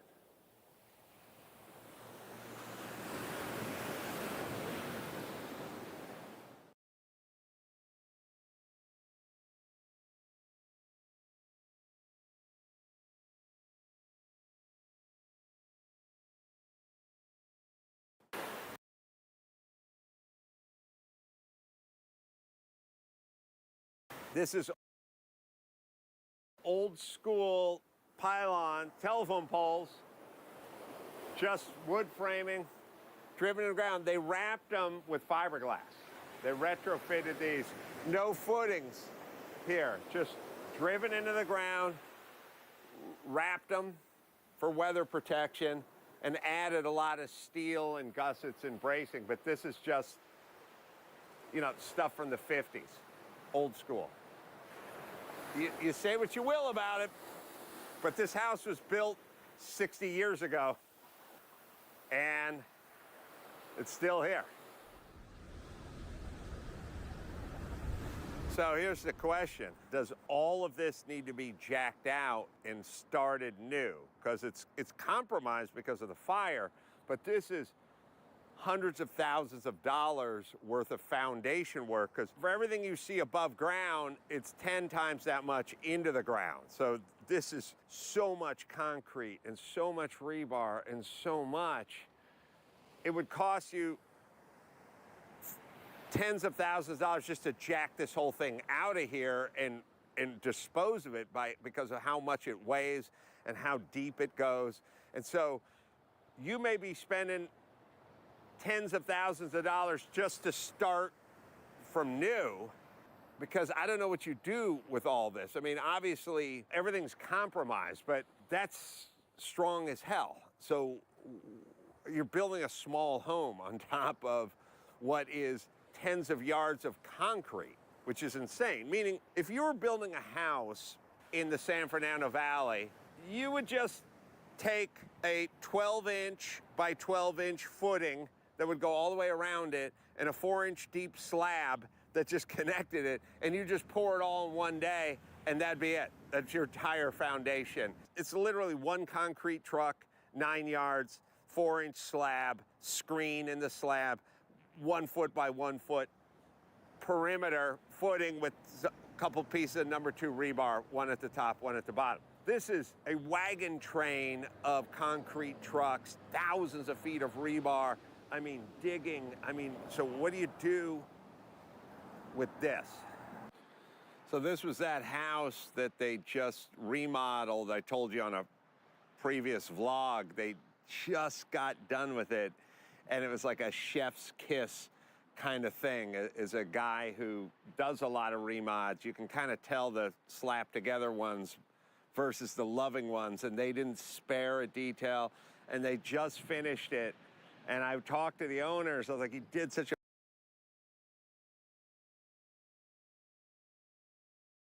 a magnificent job, and they were so proud of it. And they were working on it for like 2 years, and I think they were finished for like 3 months. And then this. When you talk about selling a lot, like on the side of a hill, and you say, how are you gonna build on that? Well, like this. It's kind of nuts. Go down, pour these grade beams and footings and caissons and everything. And then this house is the sister house to that house. So if you look at that foundation, it's the same. It was sister houses that like faced each other. Beautiful. I mean, you could imagine sitting out on this deck with a margarita on a Saturday about 5 in the afternoon and just looking at this. It's also nuts that that house over there directly across the street doesn't even have any soot on it. It's not like they repainted it. It literally, not a scratch from a briquette. And yet, palm trees and whole houses on fire directly in front of it. This house had a bunch of steel in it, and they would have cut that with an acetylene cutting torch. So they cut that stuff off. They used a long arm excavator, and they pulled all this stuff. They had full excavators sitting right here, just leaning off the edge, pulling everything up. All right, so this is all done, but now what? I mean, how hard is it going to be to demo out all this concrete and steel? It's all reinforced with rebar, and it all goes down into the ground. So you're going to have to blow this whole place out, reform it, re-pour it. So these guys are geologists, and they do site evaluations, and they'll certify. And so what these guys are going to, if I own this house, I'd be saying, look, the concrete is fine. Let's not have to blow this whole thing out and start new. It's going to be hundreds of thousands of dollars to jack all this out of here and excavate it and dump truck it out of here. Why don't we just sink a couple of caissons and freshen it up a little and build from there? I would be fighting very hard. So then I would hire some certified geologist, concrete tester. You know, they'll take a core of it. They will do a hole saw, a coring rig, and they will core into it, and they will pull a sample out, and they will take different samples, and they'll bring it back to the lab, and they'll put it in a crushing machine. It's a machine that tests the strength of the concrete. A coring. Why don't we just sink a couple of caissons and freshen it up a little and build from there? I would be fighting very hard. So then I would hire some certified geologist, concrete tester. You know, they'll take a core of it. They will do a hole saw, a coring rig, and they will core into it, and they will pull a sample out, and they will take different samples, and they'll bring it back to the lab, and they'll put it in a crushing machine. It's a machine that tests the strength of the concrete. It was also the name of the porn star who was banging P. Diddy's girlfriend. But this is a different situation. Let's not even go there.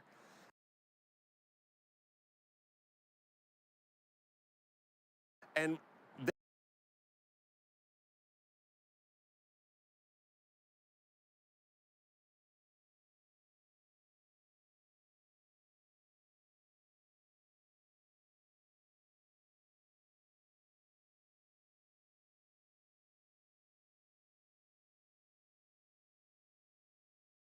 then I would make the argument to the, let's not even go there, and different situation.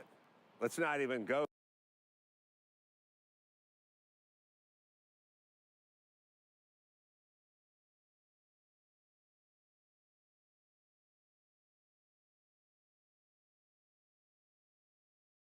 there.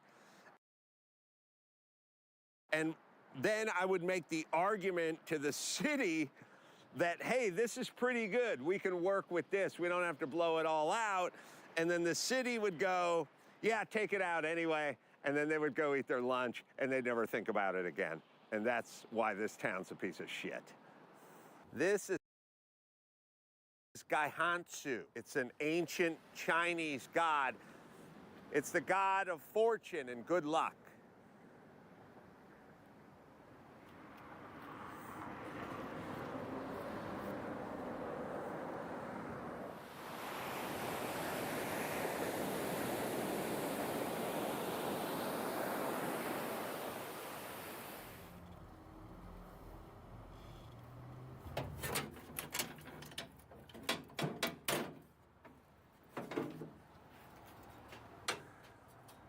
All right. Mine looks like it's off. It's 125, so all I got to do is flip it, and I'm going to get a fresh pot of coffee. Well, that seems easy. Ah! No, I'm fine. Oh, little genie. Don't fail me, little genie.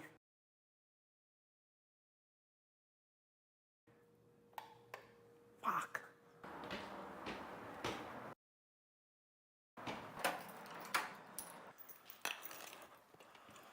Hold on. The breakers.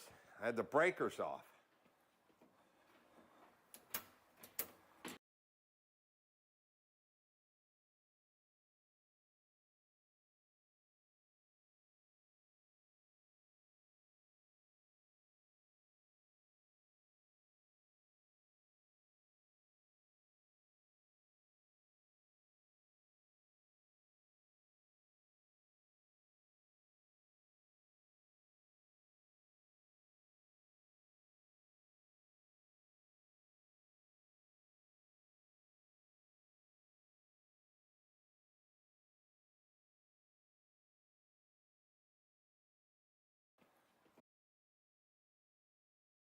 Hold on.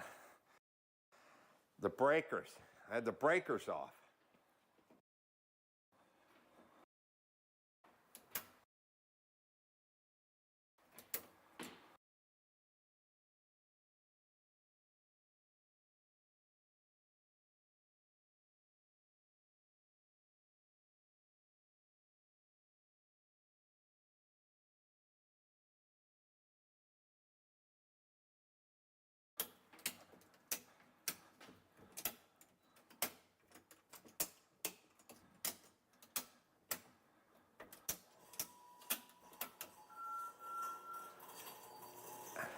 The garbage disposal came on. Like magic. Oh, we got power. All right, I gotta cook up that meth. Want to hear a sad tale? I haven't watched TV in so long, I forgot. I forgot how to use the remote. That's so sad. It's like you can't remember your child's name. Oh man, if this TV's on, all is forgiven. All is forgiven. All right, power's on. Good. Got to fire up that Christmas tree just in time for next year.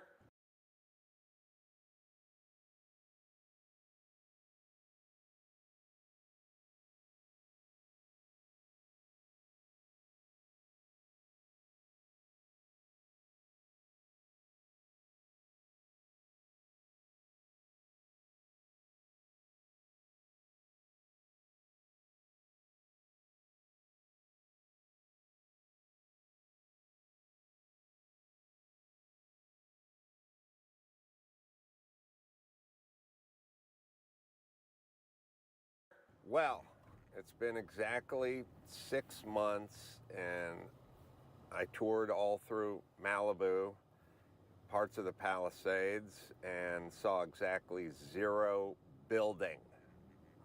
So, whatever Karen Bass, the mayor, was talking about, whatever Gavin Newsom, the governor, was talking about when they were talking about fast-tracking permits, I don't think this has worked out. I mean, 6 months.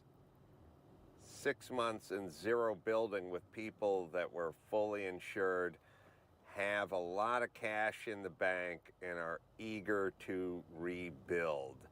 I saw most of the lots cleaned, but saw zero new construction and or zero sign of new constructions.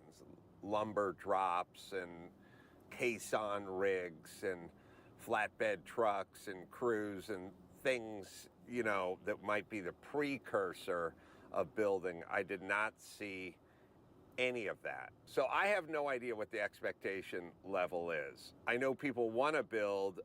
I know the city has probably sent out 5 permits in the last 6 months. I have no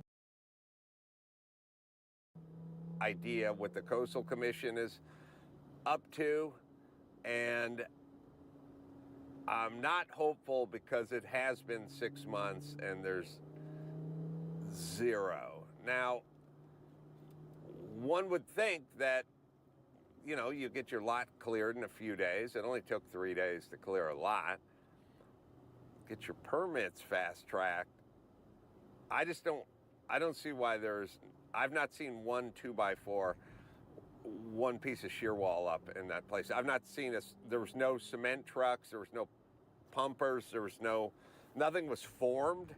You know, normally you'll see some excavating and some forms, and, you know, that'll suggest that we're gonna pour this foundation next week or whatever. Mayor Karen Bass sent out a picture of a house being framed in the middle of the Palisades and said, like, we're on track, but I mean, that picture could have been from '89. I don't know. I saw zero houses framed and zero crews except for cleanup crews. So 6 months in, as predicted, we got jack squat, but that's the way we do it here in California. I was at the Hoover Dam last weekend. I went to the Hoover Dam. The Hoover Dam, which is absolutely an engineering marvel, was built in 4 years. We won't be able to build a condominium in Malibu in that time period. And somebody said to me, could you imagine trying something like that in California in 2025? Could you imagine trying to build the Golden Gate Bridge in Gavin Newsom's California in modern times? Could you imagine trying to build the Golden Gate Bridge and how long that would take? I said, if you're waiting on the Golden Gate Bridge, people would die of natural causes waiting to commit suicide. So we'll take a little break from the fire vlog. There's many other things to cover and discuss in this man's city, and we'll get to some of that. And then hopefully we'll pick up the fire vlog, go back and check out some different techniques.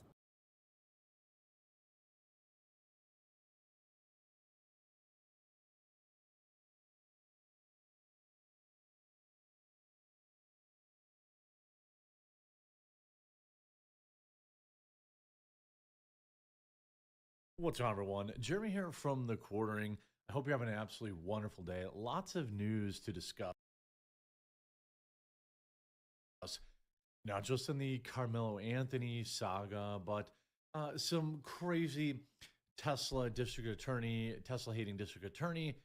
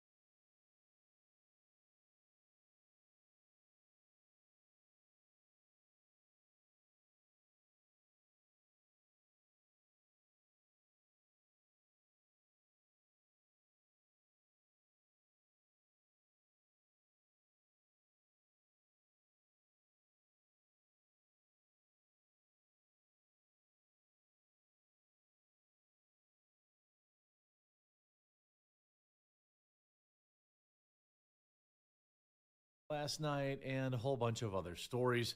Obviously, we've been covering the Carmelo Anthony situation pretty in depth. There's been a development now where he is currently in hiding, except it appears for no reason at all, as the family has issued a bunch of wild claims of people, threatening them and they need to move to safety, except the local PD says no such instances have even been reported, which of course doesn't surprise me at all. Here we have this from Defiant Owls. Carmelo Anthony has been moved to an undisclosed location because of, quote, threats against him and his family. Despite the claims of, quote, threats, the Frisco Police Department says they've received 0 reports of a single threat against Carmelo. Let's remember the video. My 13-year-old daughter is afraid to sleep in her own bedroom because she's fearful of what may happen to her. Again, I would be afraid too if I had a knife-wielding maniac sleeping on the other side of the wall. And let me be clear, the claims that were used about the public donation to buy a home or anything else are completely false. Now, it's interesting she says that, because in this very same press conference, she goes on to say, well, we haven't gotten the money yet. We just finally got access to the money. And look what they did immediately. They got a new place within about 36 minutes of getting their funding, because they had said they requested the funding in this interview. So by now they would have received it.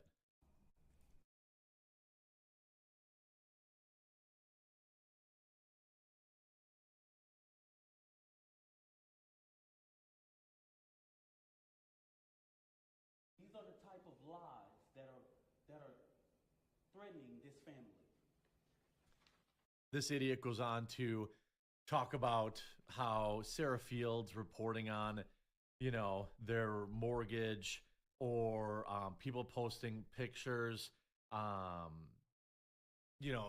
people posting pictures of the family that they had already posted publicly online. It's a whole lot of nonsense, essentially. What they're really trying to do is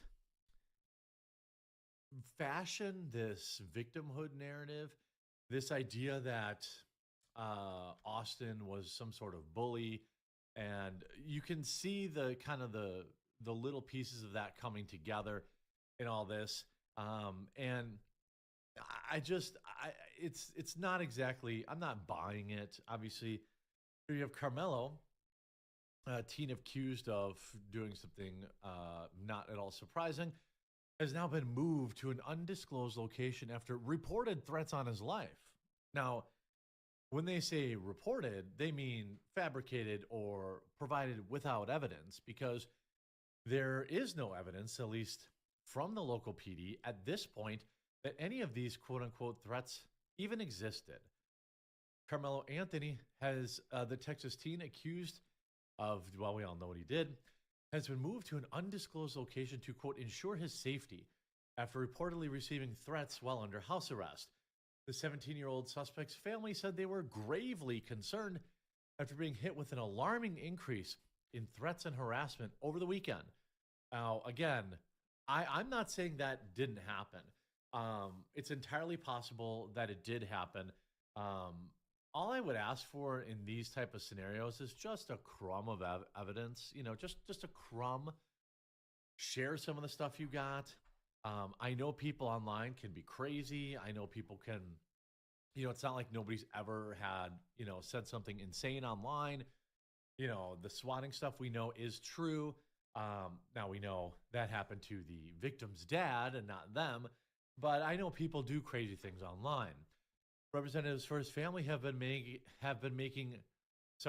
representatives for his family said people have been loitering outside the family's home and mailing the Metcalf obituary and making false food deliveries. I do think it's pretty funny to mail Anthony Metcalf's food delivery there. I think that's fitting. I mean, not his food delivery, his his obituary. Um, Look, your kid took some other kid's life. Some level of, responsibility once in a while would be nice. I guess that's probably too much to ask. That said, the food deliveries, these are, I don't think any of these are cause to be concerned for your life. But they have essentially been doxxed. And, I don't really care that they were. I don't condone people sending stuff to the house. I don't condone people loitering around the house. I assume those are reporters, since we know that they are in a gated community. Anthony has been holed up in a property in a gated community in Frisco ever since April 2nd. So I don't really know how people are loitering in front of his house in a gated community. That seems odd. That seems very odd to me, but I guess possibly, maybe. Again, in the meantime, now they're taking drastic steps to ensure his safety, except this is what they've always said they were going to do. They said in their very own fundraiser, again, which they raised from 500,000 once they hit the 500,000, they've now increased it to 506,000 because grift. They've spent $0 as far as I know.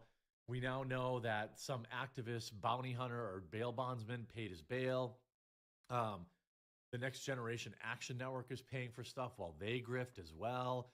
So I'm not sure the Carmelo Anthony family has paid anything at this point. They put this update out yesterday. No, I don't want to follow your stupid updates. We are grateful for your support. This incredibly difficult time for Anthony and his family. This fundraiser has been what? How do I see? How come I can't see the rest of the update? Do I have to pay them money for it? Apparently, I have to pay them money to see their update, which was, that's a week ago anyway. They did change this to say that the money is for, quote unquote, nebulous expenses. Look, if people gave them their money, that's their own stupid fault. Again, I just don't buy that people are doing insane things at a level where they need to buy another house or move. We are sharing images and documentation of these threats the family has faced the past weekend to make public aware of the dangerous atmosphere that's been created, an atmosphere fueled by the organized hate, systemic racism, intentional misinformation. The Next Generation's grift, Timu Al Sharpton network said. It's both heartbreaking and infuriating to see the depths of hate and bigotry still alive in our society, Alexander claimed. Despite the claims of threats, though, the Frisco Police Department says they have received no reports. Our department does not have any reported cases involving the Anthony family being threatened, they told Fox News Digital. I mean, again, it's so weird. Do I think that maybe they, some idiot sent something stupid? Yeah, I buy that. Do I think that they're genuinely fearing for their lives? No, I don't. Frisco police are also investigating after families of Carmelo Anthony and Austin Metcalf harassed with swatting calls. So apparently both sides are getting it. The families of Austin Metcalf and Carmelo Anthony are facing unrelenting harassment that's putting their safety and the safety of others and their neighbors at risk. Twice since the 17-year-old student Austin Metcalf had passed away. I'm sorry, I lost my spot there. Frisco police officers have been sent to his mother's and his father's home because of the prank phone calls. Now, that's the victim. He would not go on camera, but Austin's father, Jeff Metcalf, told CBS News that he's worried someone's get hurt by what's happening in his neighborhood. A fair thing to be worried about. Images and videos show what happened outside Jeff Metcalf's home. SWAT officers with weapons drawn responded to a 911 call that no one inside had made. It's the most recent of several what has been called, swatting, this, that, and the other thing. Now, again, on Thursday, the mother of Carmelo Anthony, the Frisco student charged in this crime, revealed that her husband had to take leave from his job because of harassment targeting his employer. Again, no evidence provided of that. At least we know the swatting happened. Following the swatting incidents, Frisco PD sent CBS News Texas a statement. As with any incident like this, our investigators will be looking into it. So we don't really know. It doesn't appear that Carmelo was swatted, but it seems like Jeff Metcalf continues to deal with this type of thing. I don't really know. Again, generally the people that do this are kind of like anarchists, people that don't necessarily have, a strong political opinion about anything like that. But they really are ratcheting up this. He was a poor boy who didn't do nothing wrong. Now they're fake moving him because they're fake scared that something's going to happen to him. I mean, I don't really buy that. Now you see this, of course, NGAN shared images of the alleged harassment, including strangers approaching their home and sending them copies of Metcalf's obituary.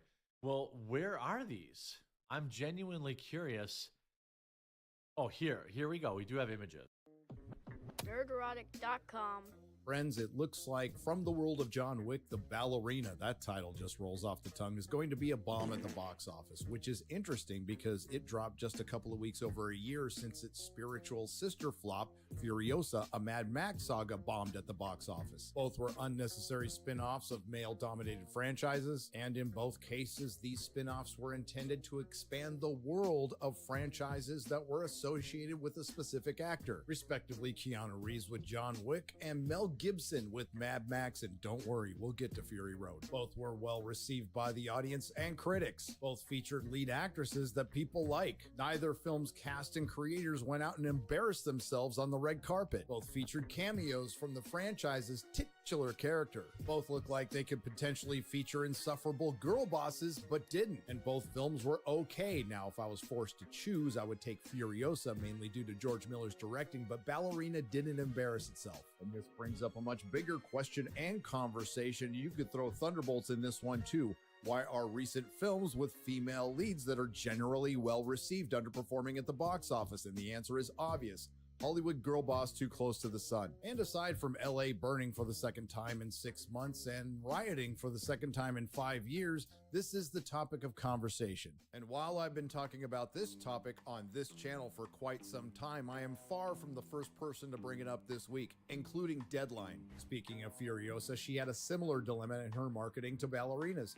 You can't just swap out an iconic action hero like Mad Max for another character, and the execution looked very similar to previous installments, which isn't provoking more to flock. In other words, to state the obvious, both films would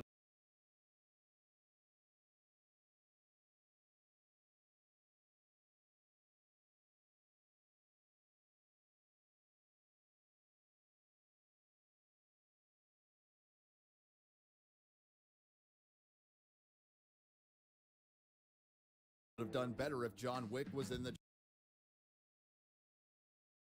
John Wick film and Mad Max was in the Mad Max film. Now, some may argue, including Deadline, that you can't blame Hollywood for trying. Since Me Too, they have certainly put a lot of effort into the girl boss, and I would absolutely agree. You have to be committed to fail this much. And this is the very definition of a word that Hollywood's been hearing a lot of lately: fatigue. Two, again, well-received films underperforming due to the sins of the feminist, male and female, or specifically the intersectional feminist, a construct created in the academic halls of America where parents pay hundreds of thousands of dollars to send their children to learn to hate them. And it's this type of activism that has seeped into Hollywood and poisoned the well of imagination. Put simply, you do more damage to any cause you think or pretend to believe in than any imaginary chud could possibly conceive. But feel free to file this in the ever-growing folder of "The Chuds Were Right" by finally coming to terms with the truth. Now, it goes without saying the female-led action film goes way back. The first I remember seeing are Alien and Foxy Brown. I remember when I was doing Hunger Games, nobody had ever put a woman in the lead of an action movie. Death is too easy for you, bitch. I want you to suffer. Now, Deadline does cite some relatively recent examples from what they call the pre-streaming era, but we will call the pre-Me Too era. Kill Bill Volume 1, which grossed $22.2 million in 2003. Angelina Jolie's Wanted, which grossed $50.9 million. I think you meant Salt, because James McAvoy's Wesley Gibson's the main character of that movie. And Scarlett Johansson's Lucy, $43.8 million from 2014. And of course, they forgot to mention Atomic Blonde. And hell, since we're going back 20 years, let's go back 30 and mention The Long Kiss Goodnight, because that one's a banger. But obviously, The Insufferable Girl Boss is not exclusive to the female-led action film. While it's been particularly bad in genre, it's spread to just about everything, which is strange. Weird. Because prior to the current era, nobody had a single problem with a kick-ass female character, from Run Lola Run to The Fifth Element to science fiction, fantasy novels, to anime, to animation, to comic books, to TV, to film. I wonder what changed. You know, I think I just mentioned it, but I can't quite inappropriately put my finger on it. Hashtag Me Too. Please tell me you've heard of that.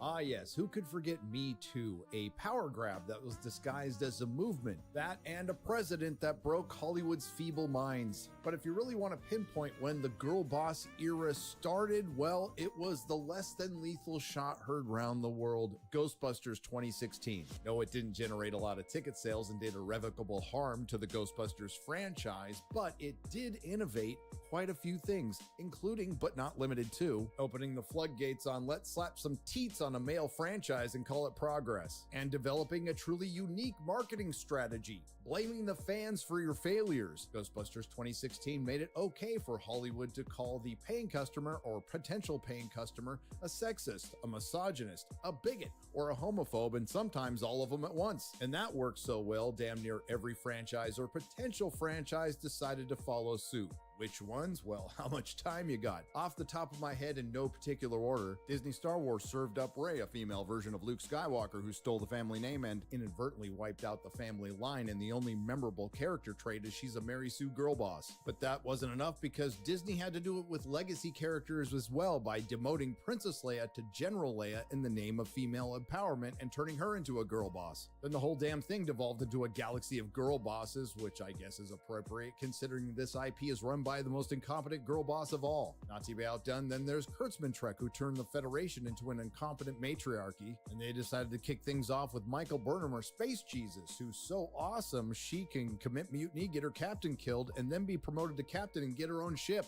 And the only memorable character trait, she's a nauseating girl boss. Doctor Who took the well-established male doctor and regenerated him into the first female doctor, played by Jodie Whittaker, who was just an annoying girl boss. But to be fair, she was more masculine than Ncuti Gatwa. The Rings of Power took the epitome of grace and beauty, Galadriel, and devolved her into Gailadriel, a snarling, orc-slaying girl boss. Not to be outdone, Warner Brothers decided to retain the rights to Lord of the Rings by making the War of the Rohirrim the War of the Rohirrim, by taking an unnamed female character from Tolkien's appendices of Return of the King and making her, you guessed it, a girl boss. I think it's prudent to point out that in the previously mentioned intellectual properties, not a single fan would have had a problem with the female lead. But in Hollywood's rush to redress the necessary balance, whatever the fuck that means, instead of capturing a female audience, you ended up losing a male and female audience in droves. But wait! There's more! Then there was the stories that certainly didn't lack any female representation, but that wasn't enough for Hollywood. There's The Witcher, starring Henry Cavill, who was constantly nagged by girl bosses so much he left. And The Wheel of Time, that girl boss so hard it got canceled. And that probably had a lot to do with Amazon Studios firing their girl boss. Game of Thrones took a character everyone liked, Arya, and turned her into a Mary Sue girl boss. Westworld had a brilliant first season, then it deteriorated into an intersectional feminist fever dream filled with girl bosses. And one of the worst examples might be Terminator Dark Fate, which turned the Terminator into a girl boss, the old Terminator into a rape apologist, and Sarah Connor, the legendary female action star, into an antinatalist. Kids' movies and shows weren't safe. Toy Story 4, Bo Peep was a girl boss. Incredibles 2, Elastigirl was a girl boss. Then, of course, there's the MCU, a designation I'm willing to drop anytime, but apparently Disney Marvel isn't. And we've certainly gone over it enough on this channel, but the one thing I want to point out that Disney Marvel does particularly well recently is put a girl boss in absolutely everything. Because when they have a male protagonist, it seems like it's almost an edict that he be surrounded by girl bosses. For example, Black Panther, Ant-Man Comicmania, Hawkeye,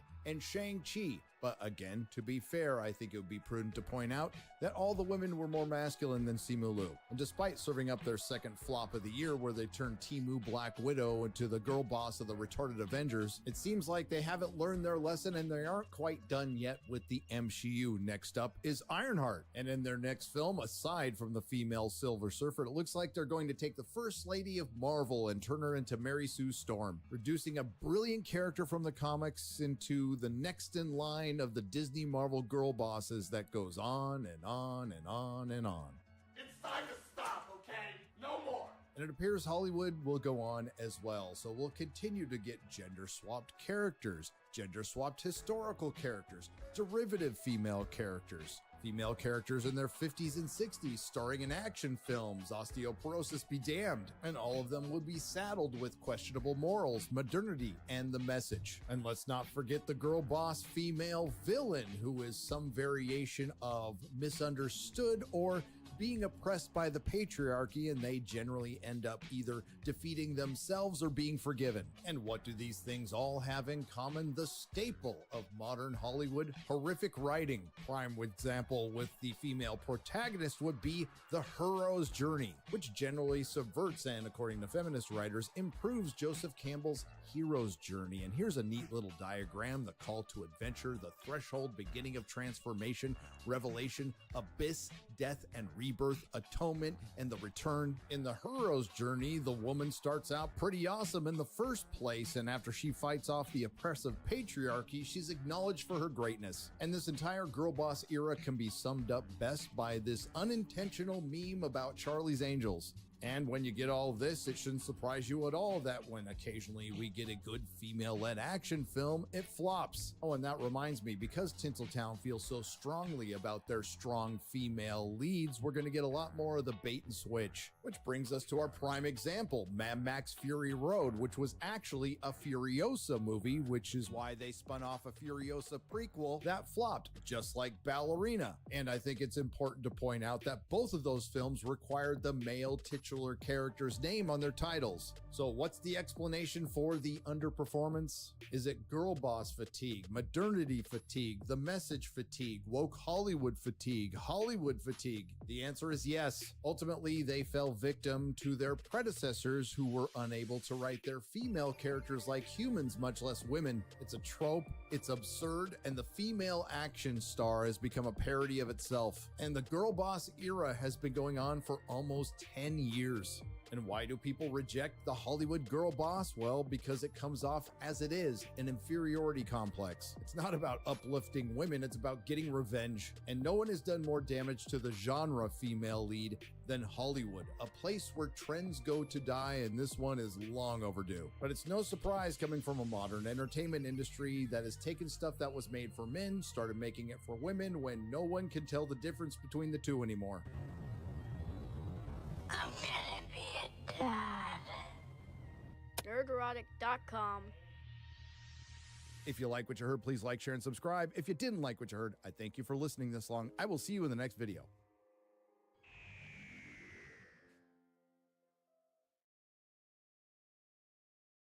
All right, you got news? I got some news. Do some news. The UFC plans to host a fight card on the White House grounds. A spokesperson for the promotion confirmed to NBC News on Friday. Further details were not available, but President Donald Trump said he would like it as a part of a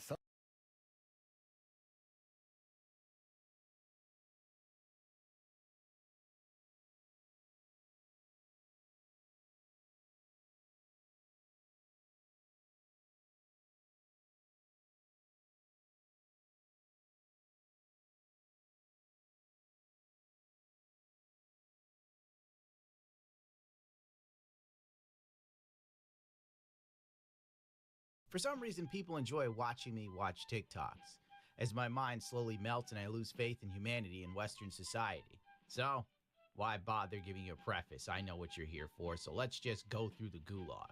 Oh wait, I can't say that on YouTube. Good lord, this site.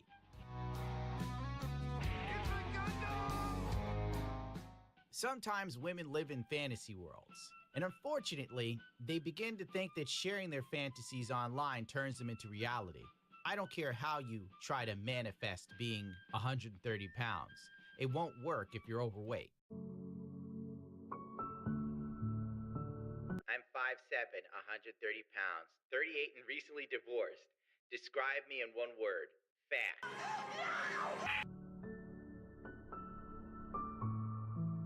You're not 130 pounds at 5'7" on any planet. This woman doesn't understand how math works. Either that or her scale is broken. Or she's probably one of those women that do this thing, right? Where they measure their body weight like years and years and years ago.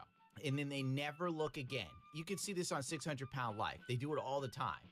Last time I checked, I was like 450 pounds. Then they get on the scale with Dr. Now and he's like, I cannot believe that you think you're only 400 pounds. You're 625 pounds. How did I gain so much weight? it's called macaroni and cheese and sitting on your fat ass instead of walking at least 1 mile a day, Shamu. No, I'm not sorry. He's a monster. The problem with the modern queer community is this. Everyone is mentally unhinged at this point. And instead of getting therapy, they use TikTok as their therapist, where they hear an echo chamber of other mentally deranged human beings that'll probably accomplish nothing in life other than being a statistic, a problem, or a weight on the system. Get mad if you want, the truth hurts. You know what's like a really fucked up thing? Masculinity. And we know this, but I'm thinking about how like valid gender fluidity is and how there isn't a lot of space made for someone to be gender fluid. Like we really have to like force space for us to be gender fluid. You know what the beauty is of America is the fact that people like this can run around with brightly colored hair and have machinations that they think are brilliant observations, when in all actuality they're working with a few chromosomes short and the gray matter inside of their brain has turned a very interesting hue of purple. My point is, masculinity has led to this person being able to live in a country where you could just spew this sort of dumb bullshit because you have the free time. Masculinity has created that phone you're using to rant about. Masculinity, that car. Masculinity, the app that you live your life on and literally are addicted to. I mean, there's still 8 matriarchies in the world, and I don't see anyone in a mad rush to go there. 1, they don't have running water in any of them, and 2, there's no cell phone reception. But then I think about people who lean more to like the masculine side of the fluidity, and how, because of how masculinity is like shown to us and defined to us like by society and by the way like, I guess like cis men culture, so many people that are like identify with masculinity in such a genuine way, like they feel it in their bones, are also defining it, or potentially can define it, by these same like toxic definitions of what masculinity is. You know what you never hear? Toxic femininity, which is what we're watching right now. This absolute, complete, and utter, vapid jumble of words fueled by nothing but toxic femininity and cognitive dissonance. We're literally listening to someone who has their hair the color of asparagus, sitting in a car, saying stupid stuff, probably because they're dating someone who identifies as masculine, and they probably told them to shut up one day. And it creates this like really like interesting and fucked up place where someone is like queer, say like trans masculine, trans man, or even just like, you know, like a stud or masculine presenting woman, masculine presenting lesbian. Like people like that have to. I don't even want to hear about lesbians and studying and all this other crap, especially when I have to deal with my lesbian neighbors constantly getting in fights like every other day. And then one of them okay. One of the lesbians ran the other one over with a car. I wake up in the morning and I hear, no, don't do it. Whoop, poof. And you just hear somebody hit the ground and the car speeds off, right?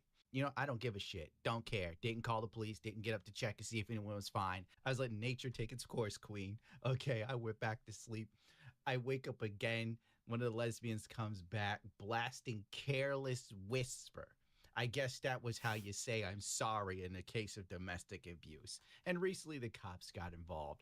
Point being, I don't want to hear it about lesbians. They have to feed the part of them that genuinely identifies and presents differently than what they're assigned, but then they also have to combat what it means to identify as masculine.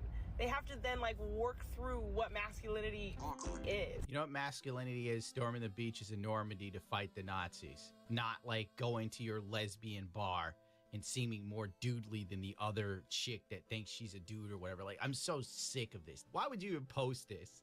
This just shows me there's so much mental going on. And I don't care to sugarcoat it anymore because the TOS says I need to. Why do we coddle people like this? This person isn't going to do anything in their life. Nothing. Zilch. They're not going to cure cancer. They're not even going to write a decent song with a beat through the help of AI. Why do we have to tolerate this? What is this even about? And it's because then that, like, some of that toxic masculinity finds its way into queer spaces. When I think a lot of... So what, now the gays are, like, tormenting each other with toxic masculinity, but not once have I heard toxic femininity. This is some rant about the queer community and its struggle with trying to identify as a man when it's a woman or something. Get out of here. No, I've had it.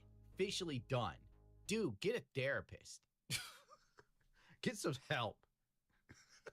Get Michael Jordan here. Stop it. Get some help.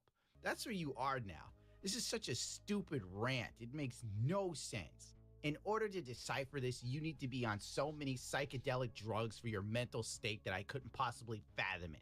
The only other human that isn't in the queer community that I could possibly understand is Hunter S. Thompson, and he's dead. And there's not enough barbiturates in the world to make me go through the rest of this video. When I think a lot of like the motivation or like the freedom of queerness is to like try to remove like the presence of the patriarchy, but that is being repeated or potentially can be repeated by people that are trying to be masculine but are defining it in these toxic patriarchal ways. Like, it's so up, and it just makes masculinity like this thing that just affects everyone. What is even this?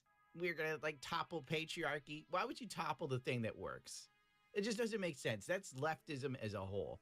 This thing is working, but I don't feel it benefits me enough in this small minority group of people. So it needs to be dismantled and destroyed so we can all feel equal. This is like communism and dating or something. I don't know what this human being's trying to get at, but I know for certain that it's asinine, absolutely pointless rhetoric that means nothing to anyone that actually has to file their income tax. Oh, I bet you this person's gonna get their car repoed one day because they can't afford the payments, and I can't wait for that video to be posted. Okay, masculinity maybe be able to gain you a place of privilege, but depending on how you define your masculinity. How does that masculinity gain you a place of privilege? It doesn't gain you a place of privilege. If you got anywhere through your masculinity, it was probably through hard work. I mean, let's just be real here. Femininity is passive, sitting back, waiting for stuff to come.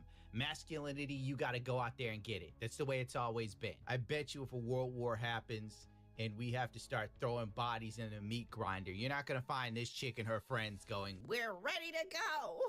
They'll be the first ones to be like, oh, well, we're women. Could also create like a toxicity in you, but also you're trying to embrace your true self. So like you think that you're moving towards like more freedom and more truth, but like then you have to unpack masculinity. I see palm trees in the background. Of course, this person's in California. Well, there you go. I guess Fluffy's had it.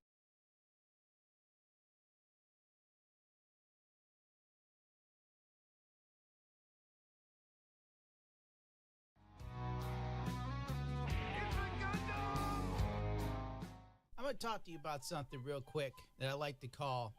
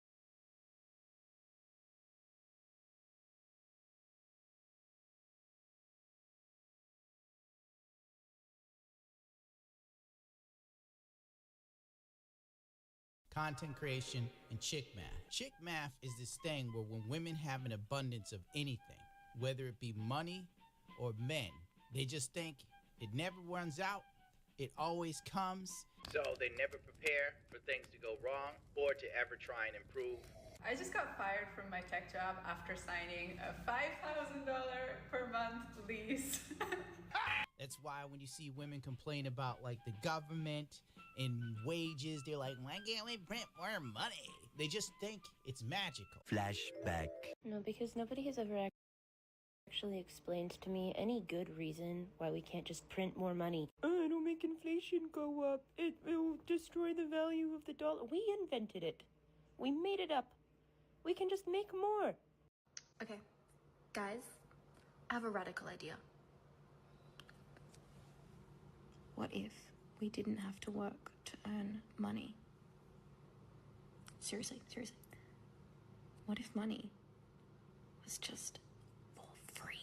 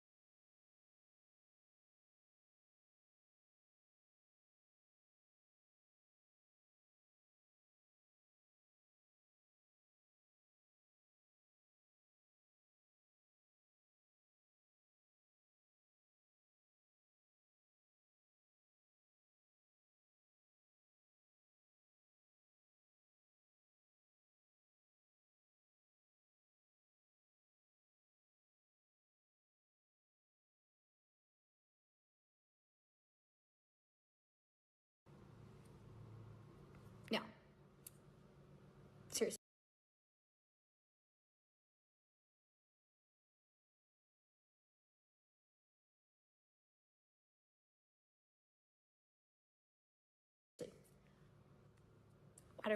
Why don't we just print more money? You see, I know what you're gonna say. Oh, it's gonna decrease in value, and then everything's just gonna come to nothing. Blah blah blah blah. I don't care. I don't care.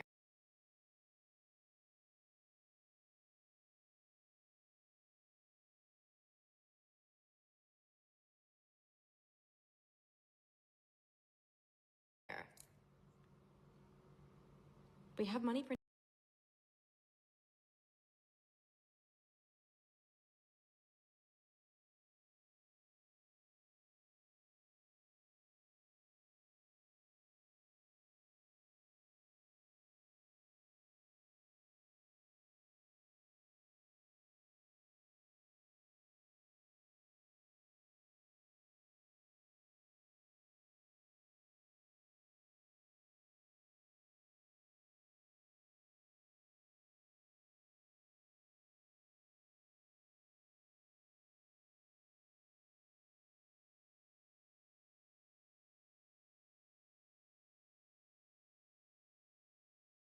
Printing machines.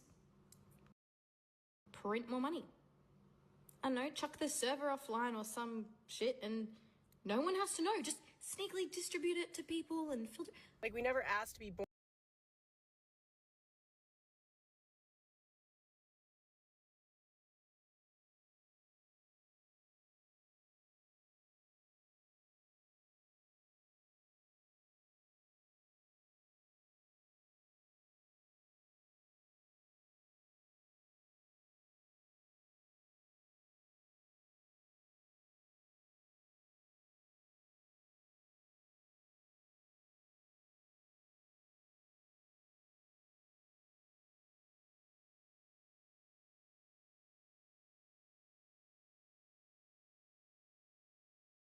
But now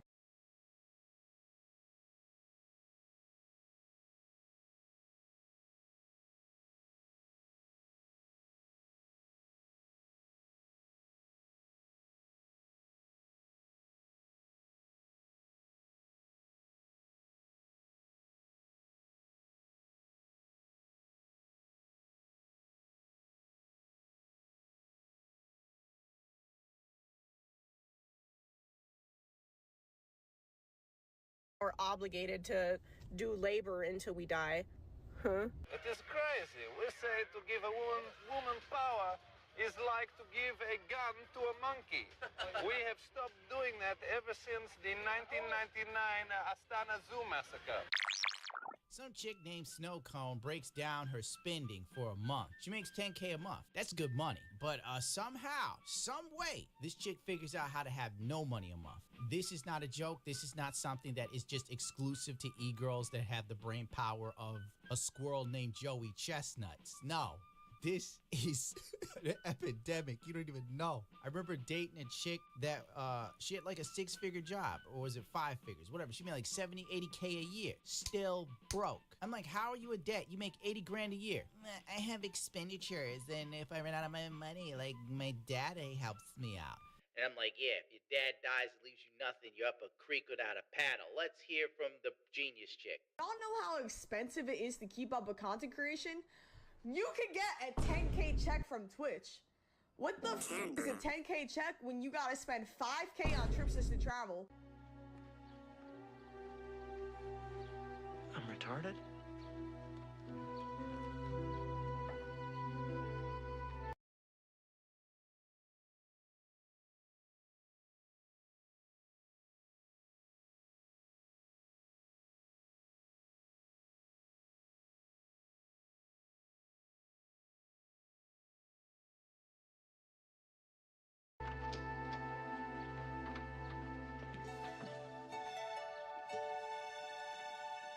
If you're spending $5,000 a month to travel, that is a you problem. This is Darkside Film Mat. She literally just negates like the $5,000 a month to travel. That is a necessity. That is a business expense. That is how I keep people interested, because she probably doesn't have that much to say or on the ball. Most likely the people watching her are probably horny, loseristic dudes. I'm not even playing this game anymore where I give them more credit than they deserve. Nah, it's like these type of guys that develop parasocial relationships with gassed up mids that look good with makeup, but the makeup comes off. It's a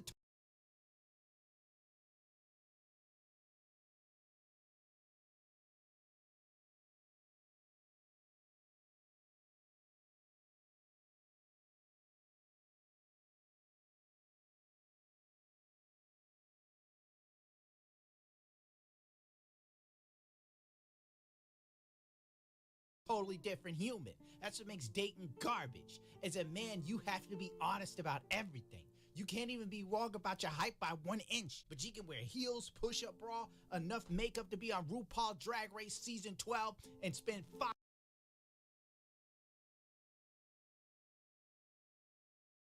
the more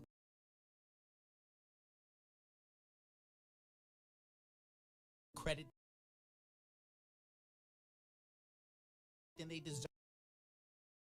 Nah, it's like these type of guys that develop parasocial relationships with gassed up mids that look good with makeup, but the makeup comes off. It's a totally different human. That's what makes dating garbage. As a man, you have to be honest about everything. You can't even be wrong about your height by 1 inch, but you can wear heels, push-up bra, enough makeup to be on RuPaul Drag Race Season 12, and spend $5,000 a month on bullshit. Everything about you's a lie. $500 on setup shit. What are you setting up for $500? Girl, you turn on the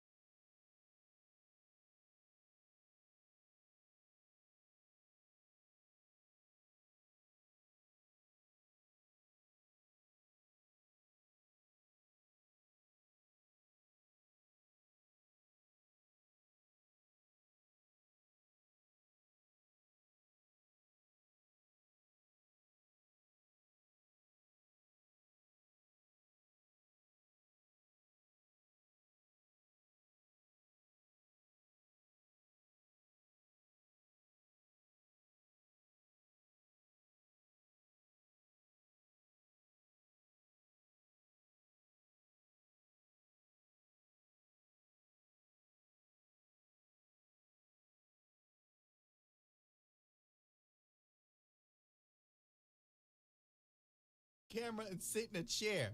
Oh my God. Auckland, $2,000 on your rent. Wellington. Whoa. Stop. $2,000 on your rent means you are a fool. If you're spending $2,000 on rent, that's literally the amount of money a mortgage would cost for a decent house, around $250,000 to $300,000. Probably not $300,000 anymore. The interest rates are all over the place. But you see what I'm saying here. But instead, she's probably like in a metropolitan area and gotta be in the city, gotta be where the action is. Chicks do this. Remember that girl I was just talking about that made $80,000 a year, still broke? She went to New York City and moved to the most expensive apartment she could find. I'm like, why did you pick this place? She goes, they got a doorman. I will not Jodie Foster this kind of behavior. Okay. You're paying $4 or $5,000 a month because it's a dude who opens the door for you that you won't even speak to. What is this? Ugh. $200 on Wi-Fi, $200 an hour. $200 on Wi-Fi. Once again, what, girl? You could get Fios internet for about like $100 to $150. Then you just set it up for wireless in your house. The IRL toolkit. You gotta pay the clip. Whoa, what? $200 an IRL toolkit. Suspect acted suspiciously, was belligerent sexy, and behaved as if he had something to hide. Surveillance terminated. IRL toolkit? I don't even know what that is. I don't know what an IRL toolkit is. She doesn't know what a torque wrench is. She doesn't know what a Newton meter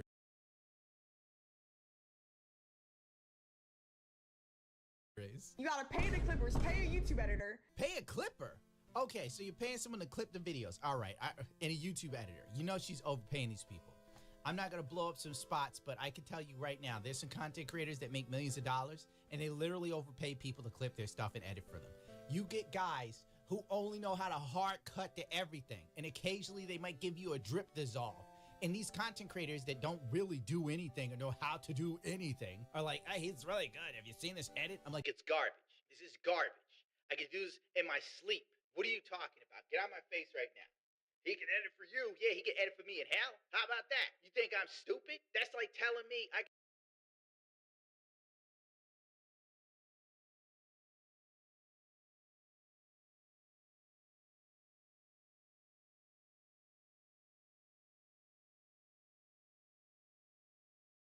have a guy replace a lever on my motorcycle and pay him $500 for something I could do in 10 minutes for free. Look, Pim, I know it's our job to help this guy and everything, but I think this guy's a lost cause. He's obviously made up his mind. Why don't we just cut our losses and get out of here? Oh, come on. That's not... Chat, I don't think y'all realizing I be going in the negative doing this shit, okay? She is stunning and brave. You could only imagine how broke this girl would be if it wasn't for social media. Chat, you don't realize I'd be going in the negative. She's trying to tell these people here that will never see $10,000 a month in their life. Not never, forever, ever. That $10,000 is nothing. This is why iShow Speed fans are also kind of loopy. Remember when Speed owed some dude $1,000? And everybody's like, $1,000 is nothing. What are you, poor? What are you, broke? Well, yeah, it's nothing to Speed, but $1,000 to this guy's a lot. Lord have mercy. 10,000 ain't nothing. Man, she's gonna be in debt. I'm telling you right now, Darkside Phil is basically an e-girl. We watch e-girls do e-girl things.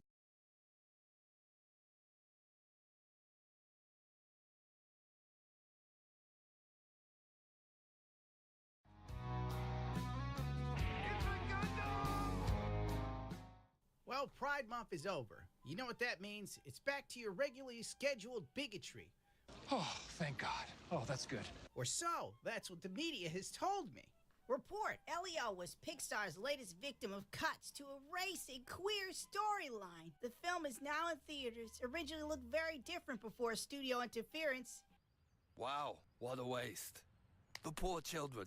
Yeah, somebody at the studio, was kind of like, I don't know.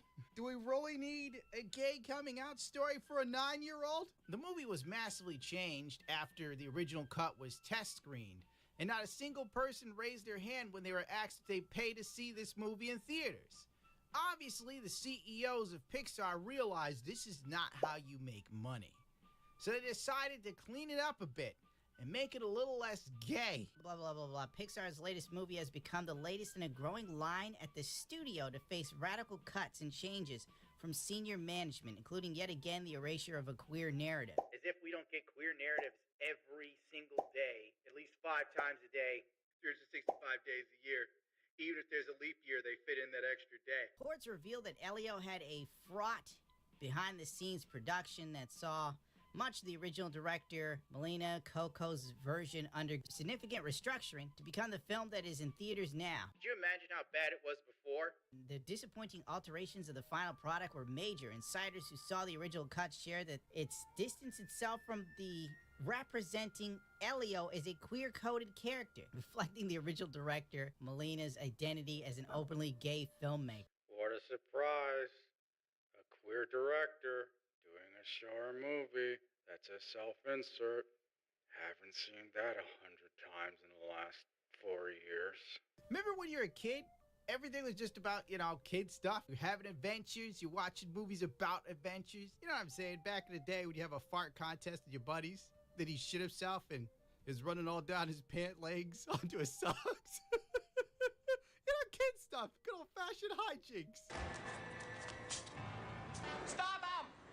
The erasure went as far as taking away direct examples of his passion for environmentalism and fashion? It's a 9-year-old. What kid cares about environmentalism? You want to destroy stuff as a kid. You're like pretending you could chop down trees with a piece of metal or rhubarb. You're just going nuts out there. The topics of the environmentalism and LGBTQ representation have been downplayed in the media due to the conservative political climate of the Trump administration, where perceived affiliation within these communities and social change groups have been met with emboldened bigotry and dangerous rhetoric. What you're watching, listening to right now, most likely listening, this is dangerous rhetoric. Hate to break it to you.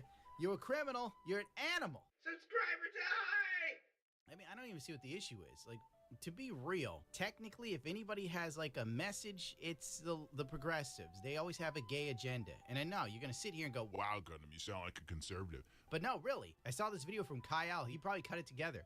Where all these people who work for Disney Pixar were talking about, literally, they said, our gay agenda. Many, many, many LGBTQIA characters in our stories. We no longer say ladies and gentlemen, boys and girls. They've been really open to exploring queer stories. Let's have these two characters kiss. Let's, in the background, I was just, wherever I could, just basically adding queerness to, As a mother of 2 queer children, actually. All of our, gender nonconforming characters are in the background. One transgender child and one pansexual child. Narratives in which gay characters. Our leadership over there has been so welcoming to my not at all secret gay agenda. And so I feel like I felt like it was, Man, look what I found. Get that out of here. We're 7 or something. He's not funny at all. And I was like, holy shit. Back in the day, if they had an agenda, they wouldn't just tell you. They just did it. That's how the Jews took over. I need to stop. People don't know what satire and nuance is. This is fine. Disney's initial stance on the Don't Say Gay Florida legislation bill in 2022, Pixar employees lambasted Disney, alleging in a statement that nearly every moment of overtly gay affection is cut at Disney's behest, regardless of when there is a protest from both the creative team and executive leadership at Pixar. A same-sex kiss in the then-coming Toy Story spin-off, Lightyear, restored to the film after being initially cut as part of the backlash. Can you imagine how many lives this is going to be saving? That was back when, the president, they couldn't remember anything, was in charge. One day he came, I was like, I have cancer. And they're like, he doesn't have cancer. He doesn't know what he's talking about. Why do we, need to have anything overtly sexual in Pixar movies? Aren't they kids' films? You know what's also probably in the mix? Disney has been waiting for a reason to get rid of most of these activist people.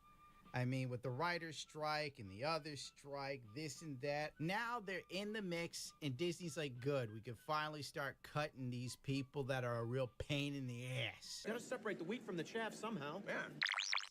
A lot of people like to blame Disney, but the call is coming from the inside the house. An anonymous Pixar artist told blah, blah, blah. A lot of the obeying in advance behavior coming from the higher execs at Pixar.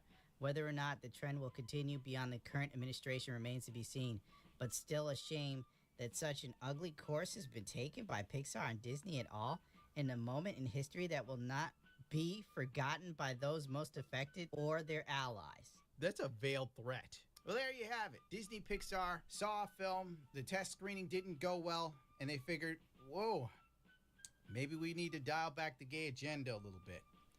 And then everyone involved, instead of just going, maybe we took it too far, like they tend to always do, it's the Trump administration's to blame. Everyone's a hateful bigot. My vision is genius and grandiose. They want to see my homage to my child self. They want to see my therapy session that only cost Disney Pixar a couple $1 million.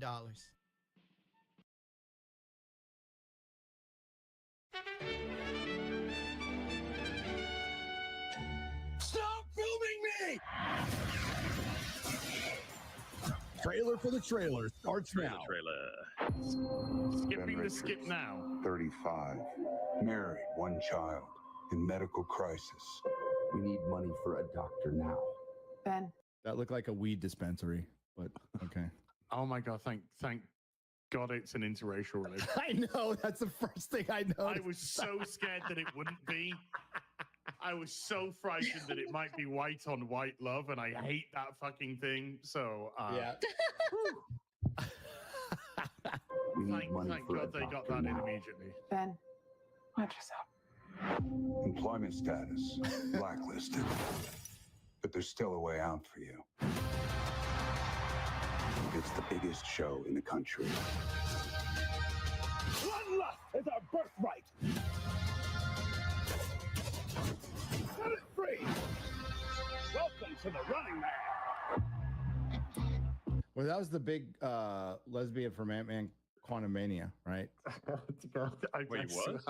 Am I watching? She was in Andor too. Yeah. No, seriously though, am I watching a parody trailer? No, hang on. You mean with the money in her hands? It's hard to tell.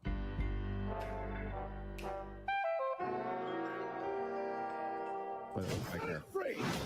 She's getting cast and everything. People on these games never come back. I'm not trying to get myself killed. So kiss my ass twice. Right there is why you can win this game. The rules are simple. Survive 30 days. The entire nation hunting you down. We'll get your family out of Slumside for good. I'm gonna come back here and burn this building down. I promise. That's the spirit. This is America, goddammit! And we don't put up with no bullshit! That's right.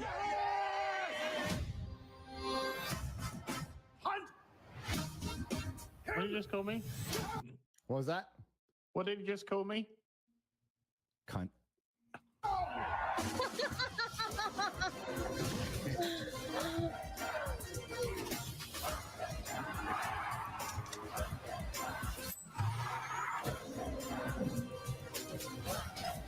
Stop filming me!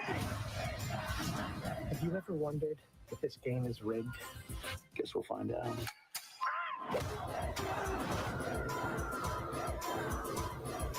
You might be moving up too fast. Hey, buddy. You're on freebie. Hey, buddy. You better run! I got a grenade! Back at you. Lee Page.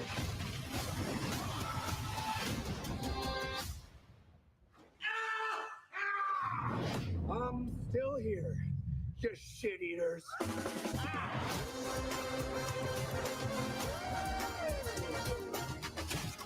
Hey, big boys!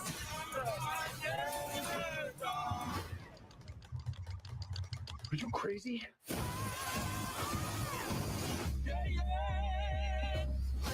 November 7th. As a girl, I like that trailer. Glenn Powell. There was one topless Yeah, scene. I mean, not surprised. Yeah.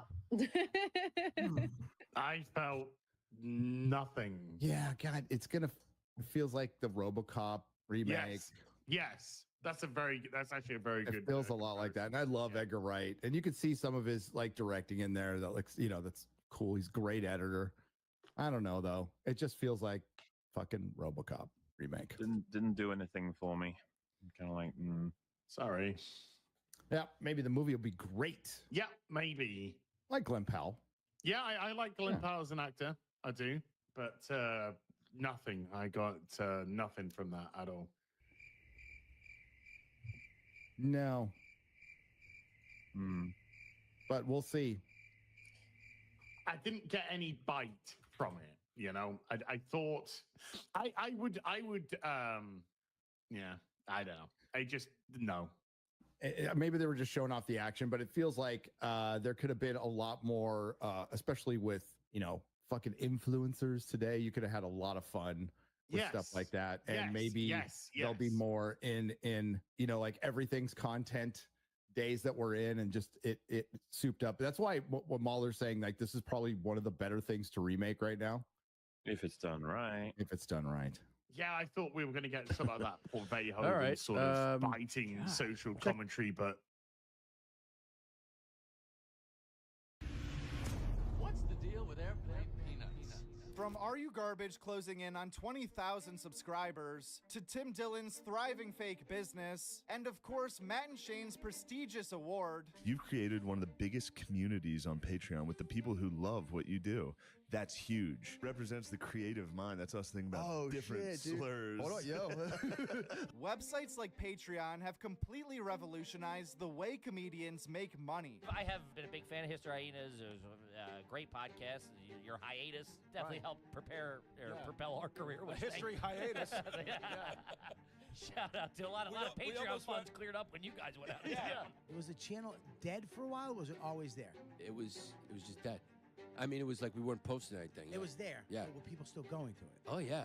Our Patreon was still active for 3 years. And you got money. Money was coming in. So is it back up? It went right back to where it was. Shout out to all the fans who came right back. But last week it was revealed completely by mistake that when it comes to Patreon, there's a whole new king in town after Joe Budden accidentally posted a screenshot of his monthly revenue totaling over $902,000. You could see through the blurred out thing, and apparently this is what the blurred out thing looks like. Apparently Joe's Patreon is making $900,000. Obviously, it's insanely impressive to be making almost $1 million a month strictly off bonus podcasts on Patreon. But for most comedians, even making 1% of that monthly sum would be enough to change everything. Subscription sites like Patreon and even PunchUp have already played a major part in freeing modern comedians from the old system of industry gatekeepers. In the age of podcasts and pay-per-view, comics have suddenly become empowered financially to self-fund their own projects instead of desperately trying to sell their ideas to suits in Hollywood. That would not only take a huge percentage, but would also eventually erode and destroy the original funny idea in the first place. The emergence of online platforms like YouTube and TikTok was the first major shift towards comedy independence, but soon enough, the censorship started happening here too, with YouTube demonetizing comedians for jokes left and right, and even completely deplatforming a few shows. Our Roseanne episode got taken down, and we got strikes on YouTube, and we couldn't post for a week. Those were the rules. There are other places, we might start uploading the show to Twitter. We are experimenting with all kinds of things. You don't get to communicate with YouTube really about it, right? This ruling comes from people you can't communicate with or access, and then that's how they do it. He's like, well, we could just cut the joke out, and I'm like, I'm not just taking a 3-minute chunk out of my special. The problem is the algorithms being used by these giant tech companies can't calculate sarcasm or intent of what's being said based off a transcript, which is obviously really bad for jokes, and oftentimes comedians end up being punished at a way higher rate when it comes to online censorship. The truth is, you just can't trust YouTube when it comes to the comedy world. We're talking to you about a week after the Legion of Skanks YouTube channel was deleted from YouTube. Just wondering, has YouTube provided any real official reasoning for the ban yet? No, they haven't. They took the channel down without any strikes or warnings, but after doing a little bit of research, with this like our 4th or 5th YouTube channel, we've had over 100,000 subscribers 4 times, and I think at this point they don't have to warn us. It's like ban evasion. I think they realize who we are. They could probably look at where we're signing up from, and more than likely, if I had to guess, we just started another YouTube channel. More than likely, this one will be taken down eventually as well. We're just sort of playing the game and just play our hand, which is that YouTube likely doesn't really want the Legion of Skanks to be on their platform. It sounds insanely backwards, but Joe List saying 40 minutes into a comedy special gets it demonetized, but actual guns and tits in music videos are a-okay with YouTube because to them, that's art. You figured out early on, though, that the best way to not get pulled off of shit is to have your own network, though. And what's funny is we were going for a few years, it would almost seem like pointless because Patreon got so big. Then with censorship, with YouTube and all these other platforms, now there's never been a better time for it. Yeah. We have an uncensored version of the show, an ad-free version of the show. We can say anything we want. YouTube hunts us every time we get close to that plaque. We've had our 4 YouTube channels taken down. In the 90-something thousands of subscribers because they just start reviewing it then. They're like, no way. Outside of providing a safety net for comics who are common targets of shadow banning or just legit banning,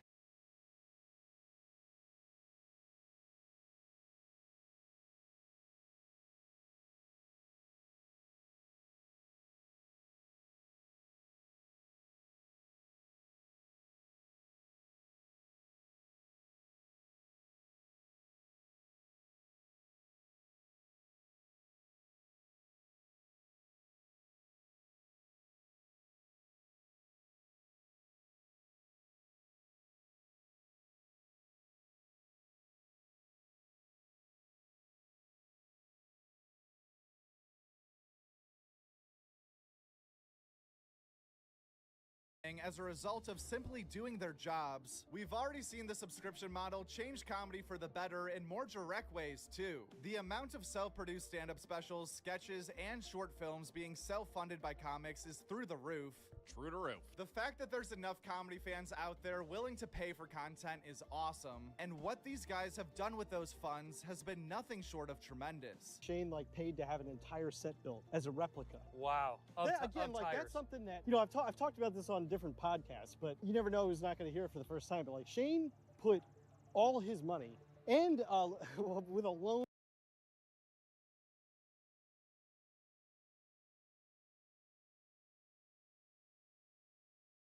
against future stand-up income to make that first season. Yeah. And on against the advice of everybody. Even on a smaller scale than the massive mainstream success of Tires, the thriving Are You Garbage Patreon has basically been the main factor behind their continued success and elevation of their show too, with the Army of Garbage's generosity directly launching Kippy and Foley into a larger, newer studio, their own personal tour van, and most importantly, extra hands on deck to elevate the entire AYG product from start to finish. Not to mention all the crazy bonus content we as fans get every time the Bows Bozos hit a new benchmark. From Disneyland to the $10,000 roulette spin, and even sending the fellas to get hammered in Ireland. It was a very fun, 12 days of running around Dublin and Ireland and drinking and having fun and just laughing with, some of my best pals. So it was a fantastic trip. Shout out to the homies and Bozos for making it happen. Yeah, because that was a Patreon goal that was reached. We've seen other ones like the roulette spin, Disney World. What's the next big Patreon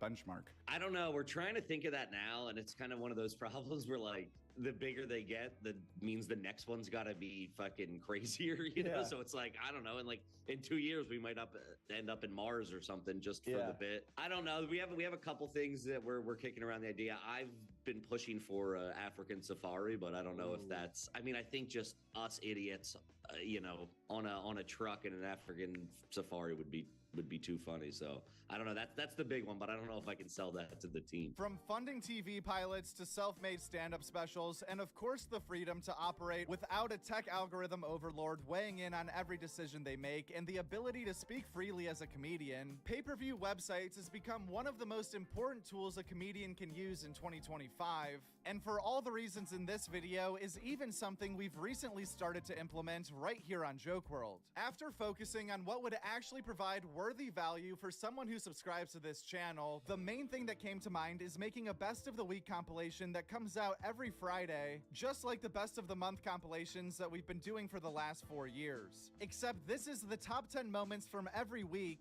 just like the SportsCenter top 10, but for comedy. Every Sunday, there's also a weekly bonus video that gets uploaded from our vault of unreleased interviews. The top 10 moments from every weekly bonus video that the SportsCenter top 10, but for comedy. Every Sunday, there's also a weekly bonus video that gets uploaded from our vault of unreleased interview footage featuring most of the comedians we mentioned today. And we have the emergency press conference series on Patreon, where I react live and unscripted to all the major breaking comedy news stories as they happen, from Shane Gillis hosting the ESPYs to the premiere of Bad Thoughts, and even sharing personal tales from the shows I attend here in Austin during the week. Basically, just like the video you're watching right now, except for it's all unedited, unscripted, hot gut takes. There's already over 400 posts over there, and actually a lot more than what I just mentioned. But I do want to leave some stuff still up for surprise. The current subscribers will know what I'm talking about. And in taking a page straight out of the Are You Garbage Patreon playbook, once we reach our goal of 3,000 members, one lucky investor will be flown out for free right here to Austin, Texas to experience a full weekend of stand-up comedy in this major growing hub at clubs like the Creek and the Cave, the Comedy Mothership, the Sunset Strip, all of the classics, and if it's been your dream to sign up for Kill Tony one day, we can even do it on a Monday. Aside from gaining the freedom from having to rely on the shaky and always changing rules of YouTube to stay afloat, the possibilities of what we could do here at Joke World with a thriving Patreon are literally endless. I've already moved across the country to better report on the comedy news, but there's still so much more to expand on here in Austin. From buying a news van to drive from club to club, conducting nightly interviews, to even creating a Barstool Sports-like office on 6th Street in the heart of the comedy scene, filled with more employees, editors, and hands on deck to create more videos and cover more comedy news. The real long-term goal would also include starting our own Joke World Comedy Festival, as well as producing stand-up specials for the channel, which really doesn't seem too far-fetched, but it all starts with comedy fans who have an extra 50 cents laying around and are willing to invest it in independent comedy journalism, who believe in the larger vision of this channel and in the formation of a legitimate comedy news network. It's usually $5 a month, but anyone still watching this video can join the Joke World Patreon right now for 90% off.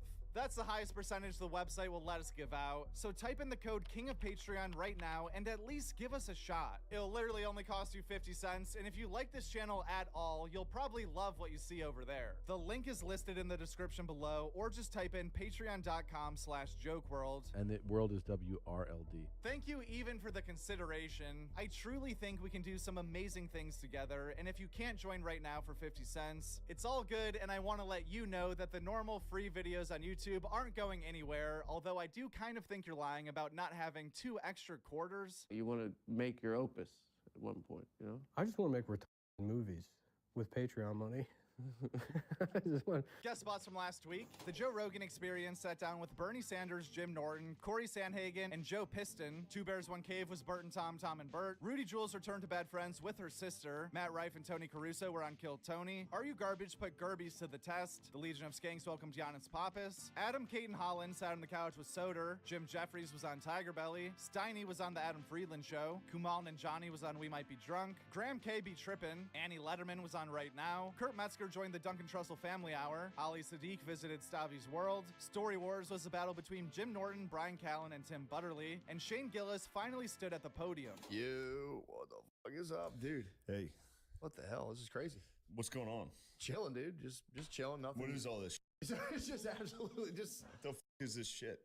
This is my stuff. It was my setup. This was the boat. While you were gone, I had to construct the ark. This is the ark. It's the ark, dude. Shit. Thomas Massey and Kevin Gates visited this past weekend with Theo Vaughn. Kurt Fox took a ride on the Harland Highway. Tom Segura experienced being in with Jordan. Amir K and Brent Morin took their shoes off with Rick Glassman. Rosebud Baker sat in the way back. Steph Tolev stopped by the Honeydew, then broke bread with Tom Papa, and was also on Whiskey Ginger. Next we have, and did stuff with Howie Mandel. You Know What Dude featured Yakov Smirnoff. Saturday Pod had a Mike Racine. Rob's Barber was a guest on Durag and the Deer Tag. The Tim Barley Show featured Kim Congdon, Ari Maddie, and Young Jamie. Nick Jonas was on No Bad Lies. Christina Mariani was on Jim Norton Can't Save You. Jeremiah Watkins rode on the Dynamite Rocket Ship. Giannis Pappas went on First Date. Patrick Scott Armstrong was on Burbs Bros. Jordan Jensen applied for co-host Wanted. And Chrissy Chaos, Camp Gagnon, Son of a Boy Dad, History Hyenas, The Church of What's Happening Now, Solid Show, Chubby Behemoth, YMH, Stuff Island, Flagrant, and Rough Week all did not have guests. As far as new stand-up comedy specials that are either out right now or coming out soon, there aren't too many new projects this week, but we do have Steph Tola, Filth Queen out on Netflix, Drew Lynch, the Stuttering Comedian on YouTube, Jeffrey Asmus put out 63 minutes of great comedy on his channel, and Mike Vecchione, Low Income White, is out right now on the Nateland YouTube channel. There's also a few projects set to come out next month, starting off on July 8th with Nate Jackson, Super Funny, which comes out on Netflix. On July 21st, Joe DeRosa, I Never Promised You a Rose Garden will debut on YouTube. And July 29th, Dusty Slay, Wet Heat will premiere on Netflix as well. Also, Jordan Jensen has officially filmed her next stand-up special, though there's no word on a release date yet. Oh yeah, I did a special. Yeah, at the Gramercy. Yeah, pretty MVP good, dude. Stavros Halkias Why? How's so? Showed up floating out of the sky like a little cherub, emerged after my first show. What? And said, not really. Oh, I thought you had him on a pulley or something. Could you imagine? It felt like that. Because after the first show is scary, tight, way too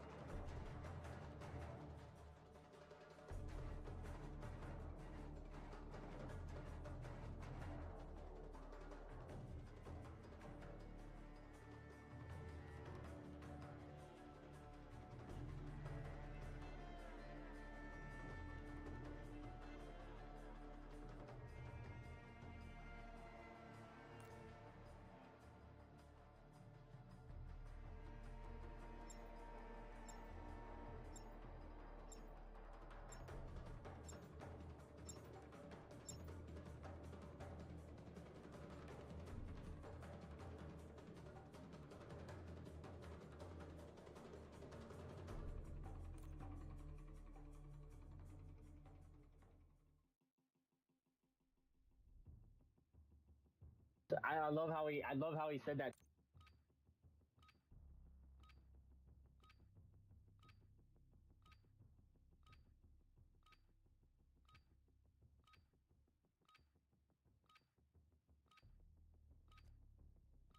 We're headed to the war zone. Get geared up. Stand by.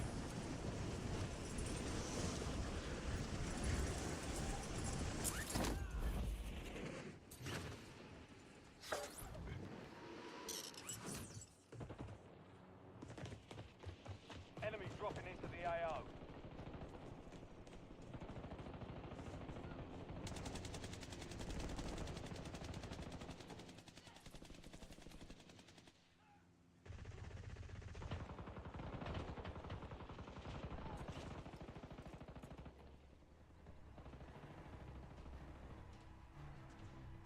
Prep time's over. Now you deploy to the war zone.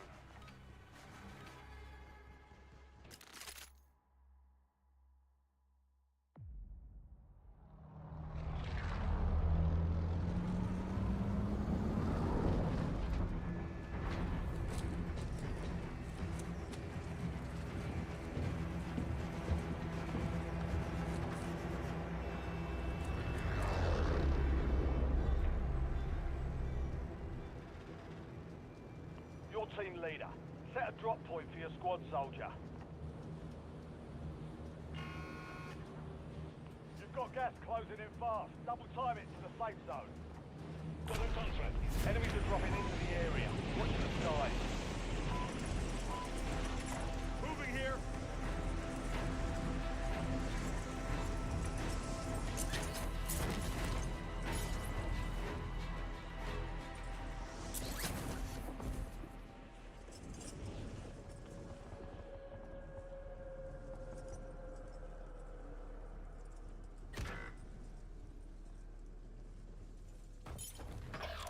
Targets are up. Go take them down.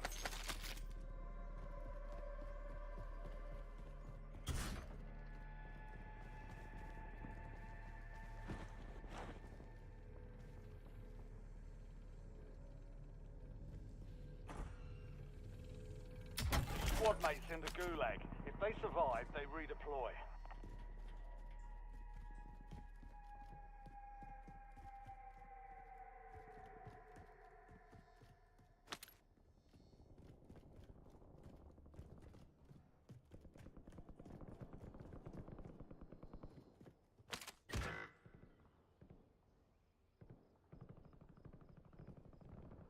Your squad mate lost the fight. They're RTB at this time.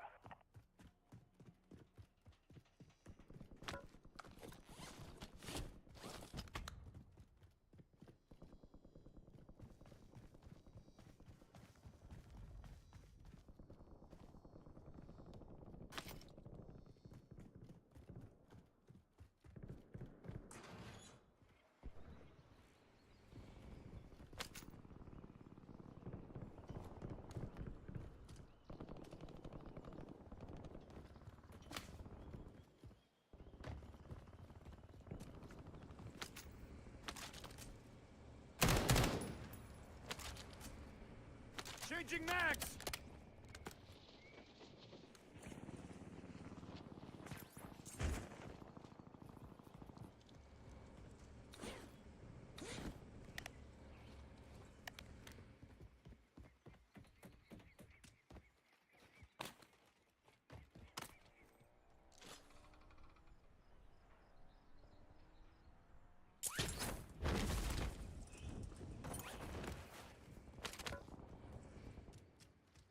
Can someone buy me back in?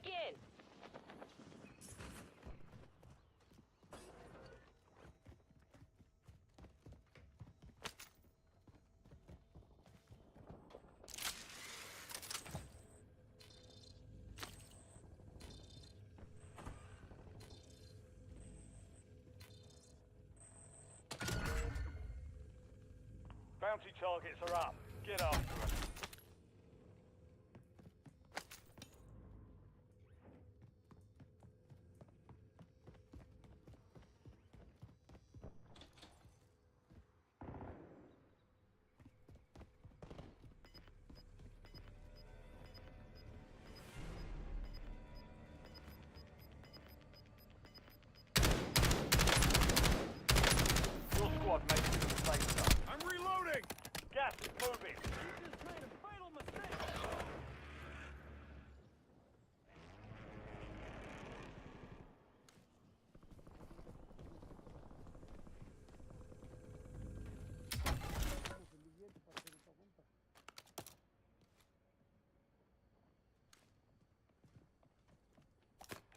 mates in the Gulag.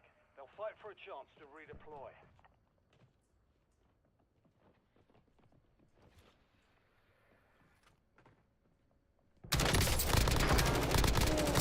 Reloading!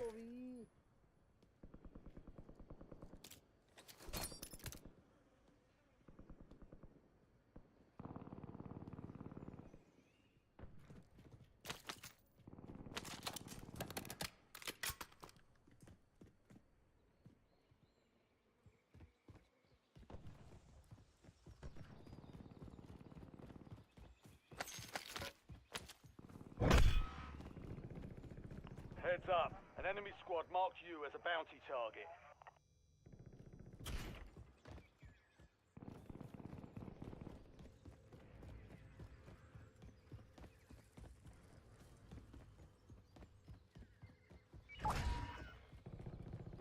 Squad mate redeploying to the AO.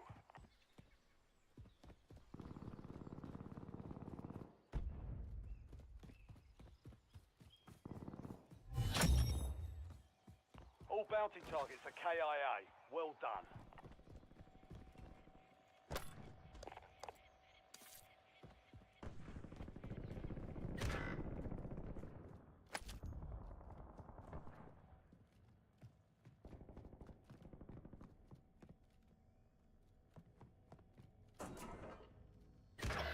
Can someone buy me back in?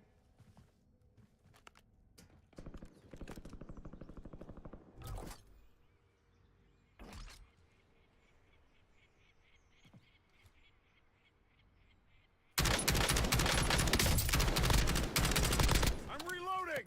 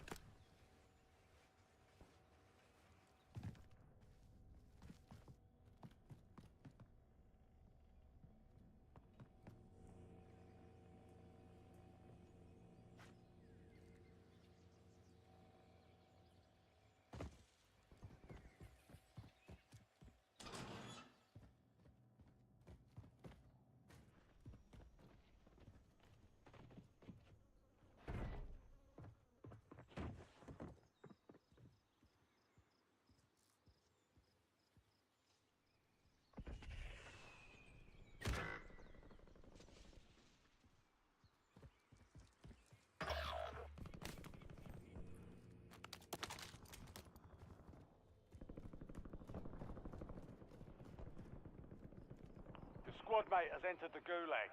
They'll need to survive to redeploy.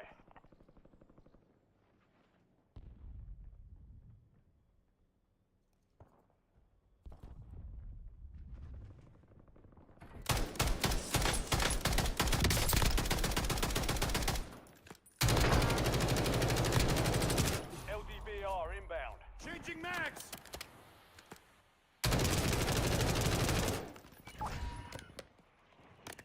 Squad mate won the fight.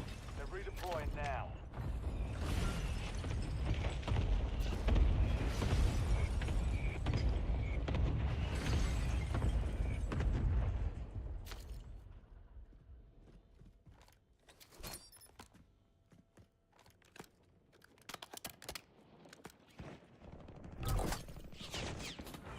Loadout drop headed your way.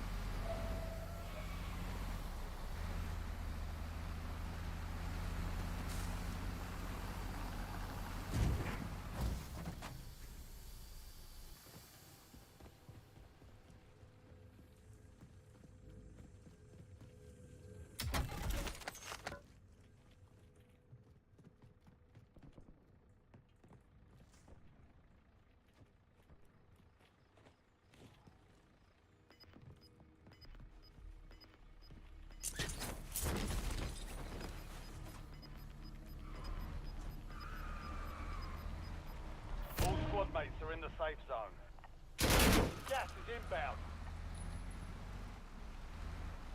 Changing back.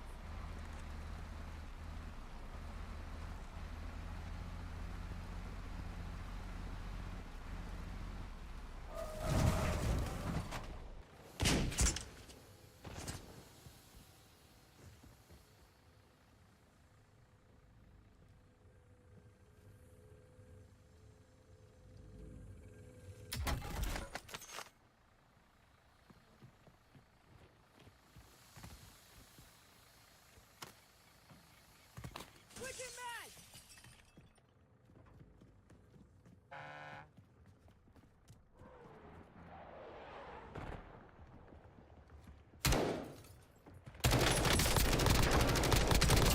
Reloading.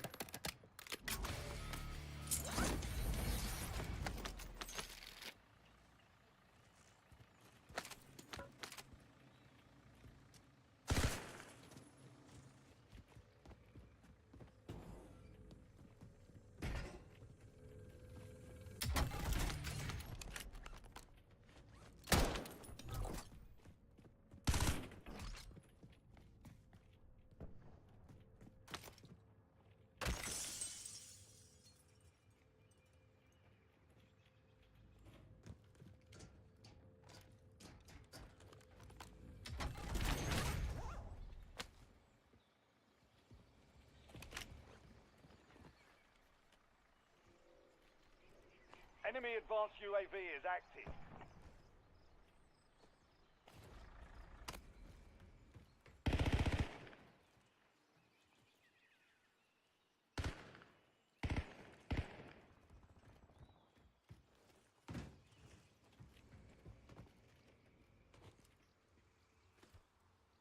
Changing mags!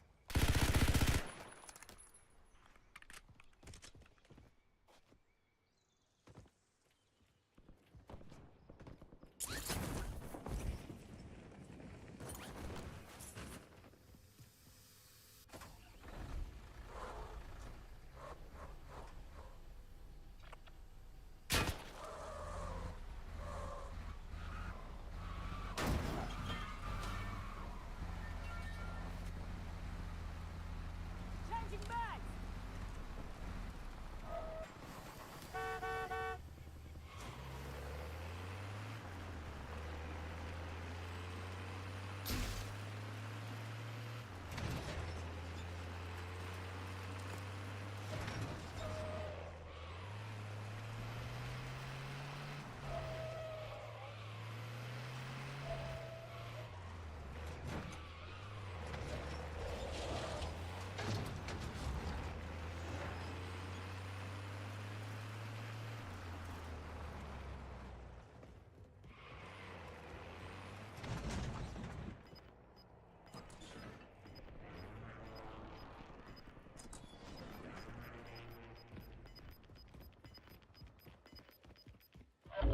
You've got gas inbound. Safe zone relocated.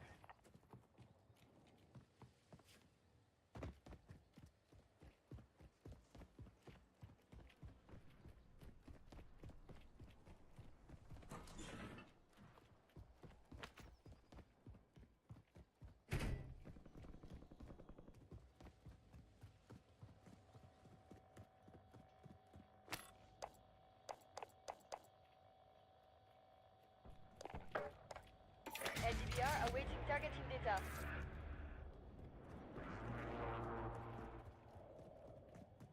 Can someone buy me back in?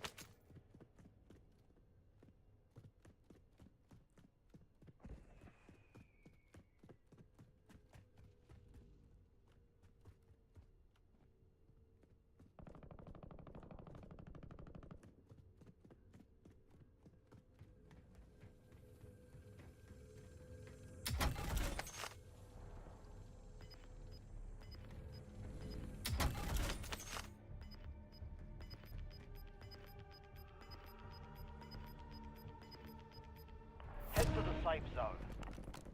You're losing ground. Moving.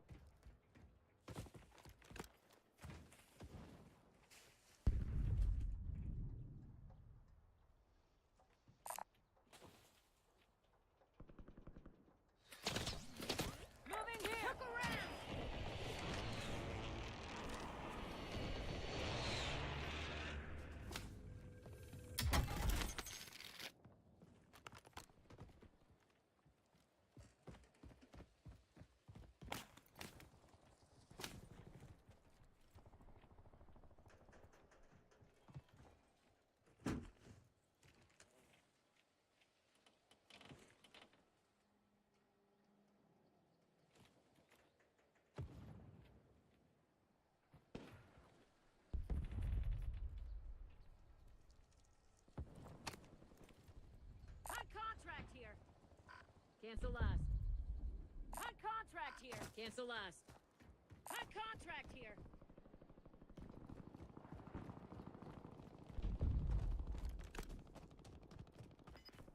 Cancel last.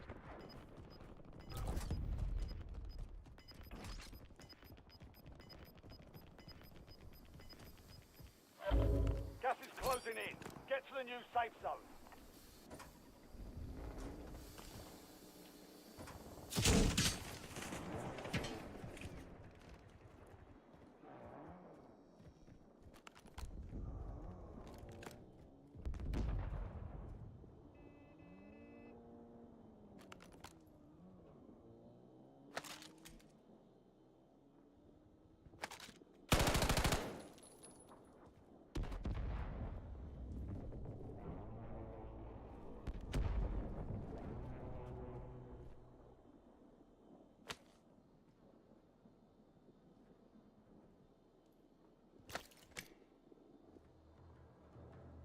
Reloading!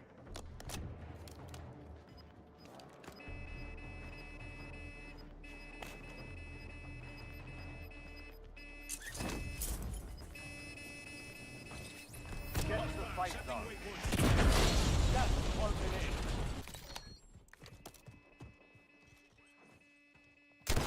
Vehicle destroyed. That is of no concern to me. Welcome to the Gulag. Fight to win redeployment.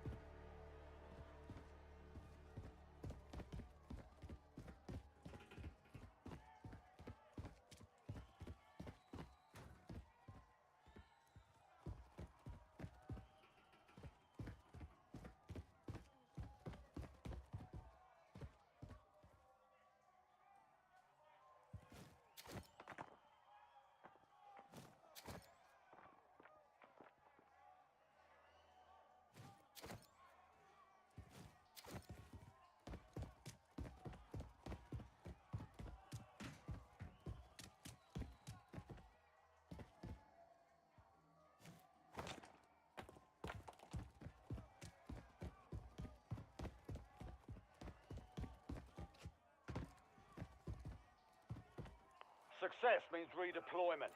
Failure means elimination.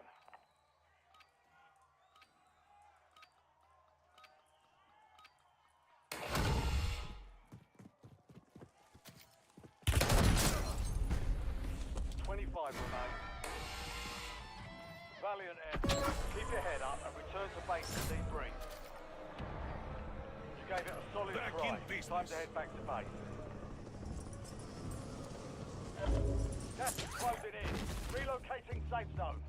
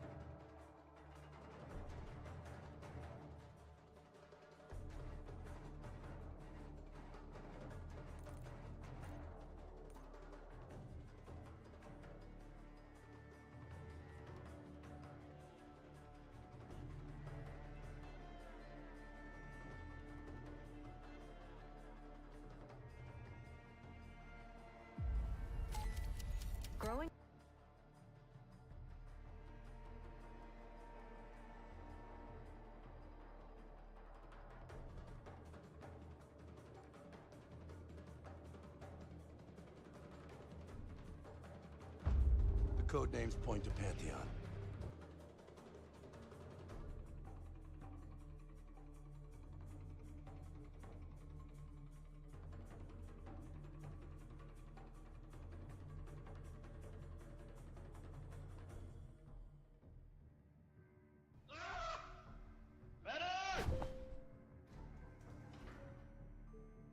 I don't know if they're gonna let you on the plane with no shoes on. Okay, ready? I'm ready.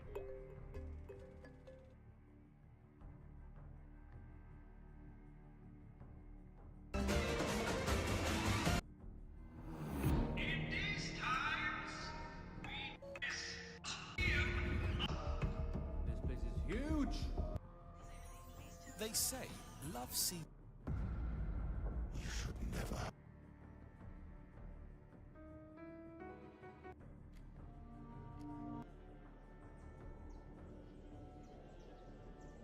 I was born a...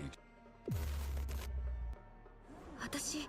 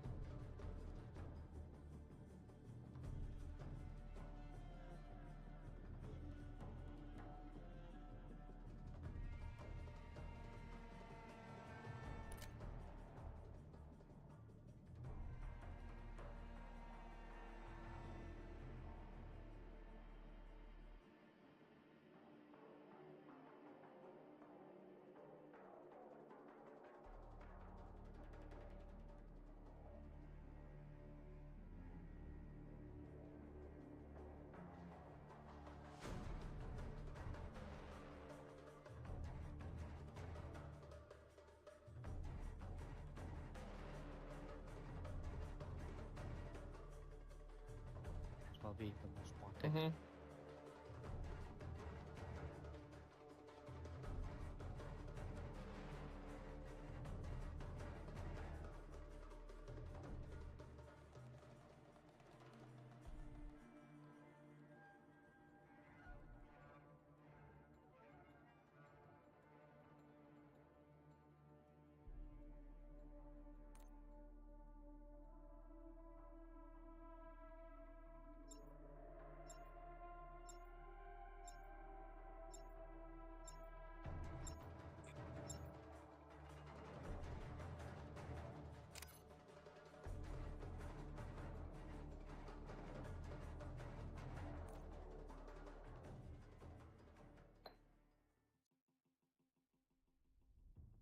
Alright.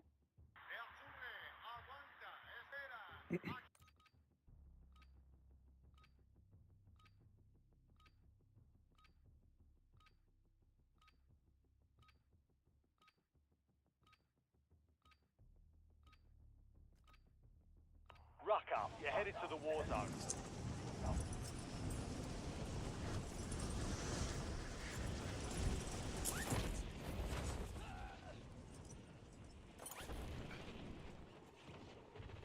Enemy soldier incoming.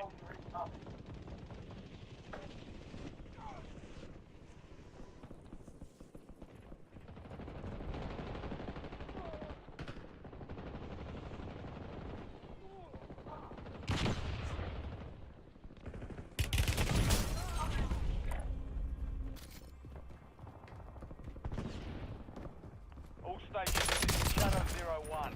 Deployment to the war zone has been authorized.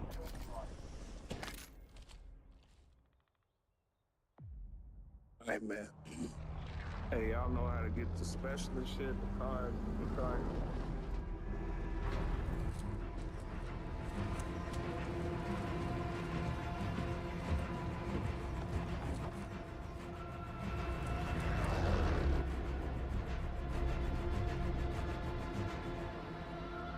Battle Royale.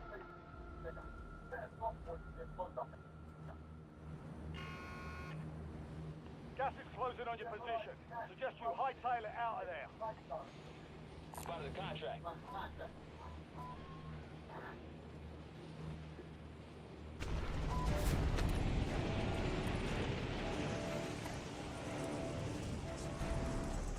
Moving here.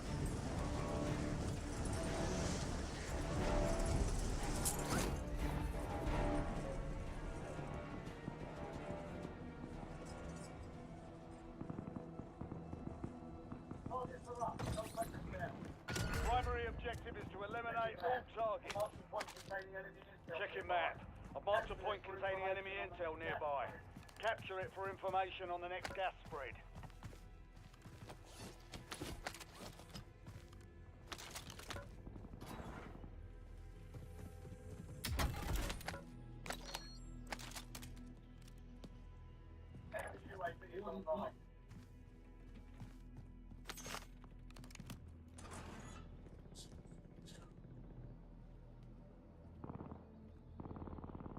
Enemy movement.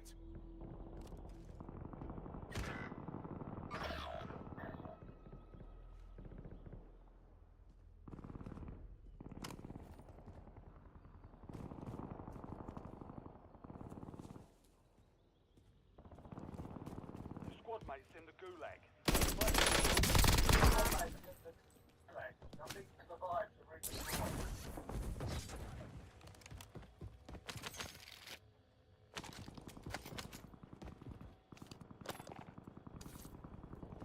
I'm reloading.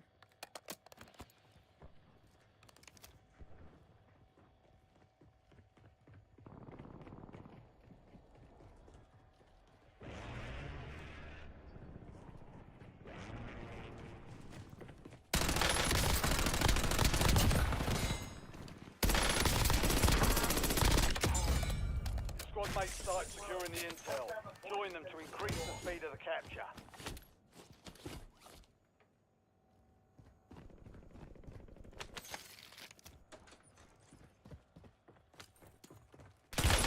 Changing mags.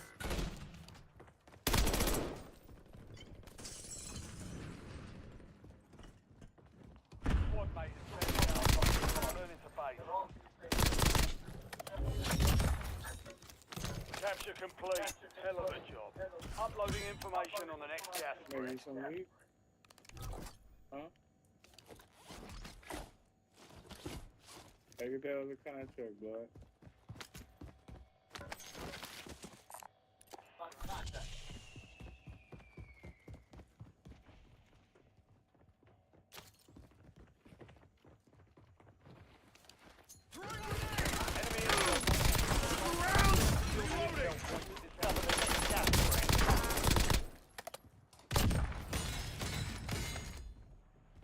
I saw the light there.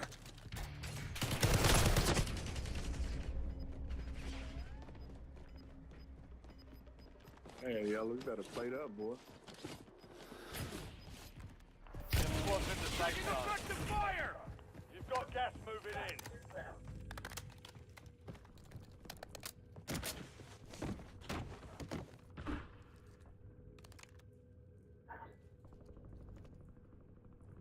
Help your squad mate secure the intel. Join them in the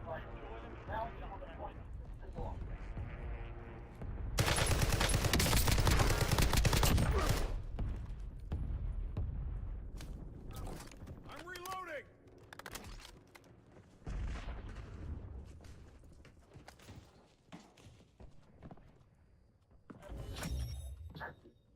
Well done, soldier. Check your map for the next gas spread location. Alright, we need one more.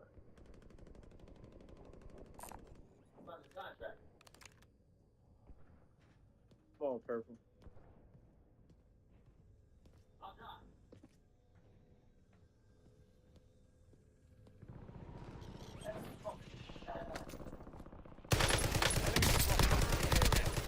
Guys. Reloading.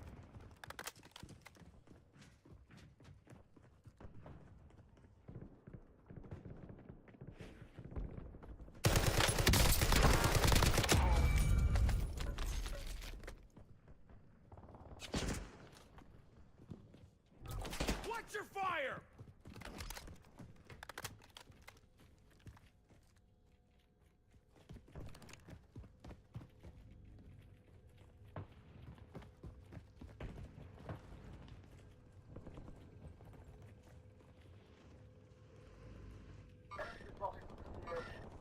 Man, better kill.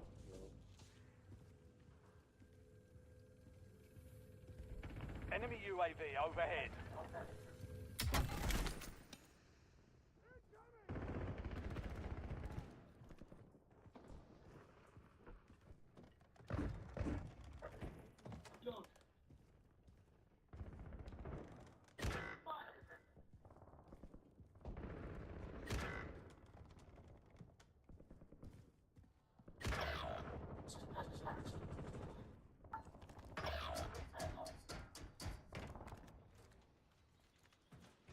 Squad mate has entered the gulag. They'll need to survive to redeploy. Changing mags.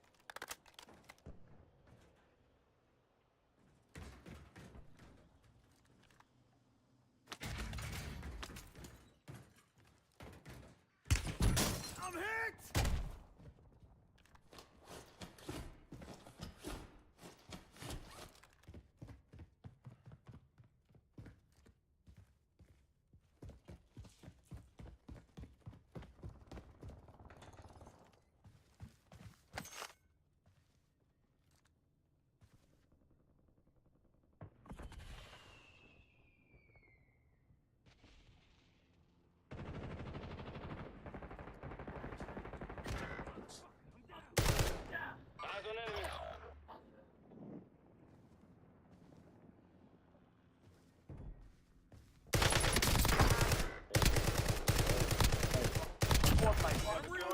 If they survive, they redeploy. Your squad mate failed their mission.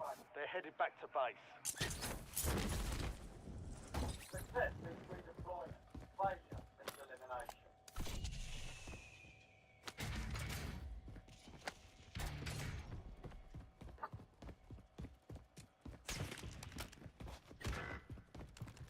Are you fucking kidding me?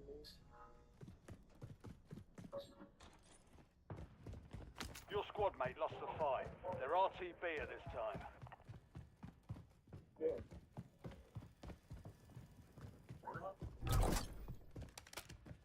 Friendly loadout drops on the way.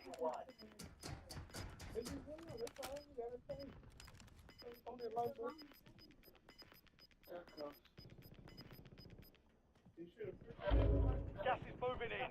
New safe zone located. Buy station marked.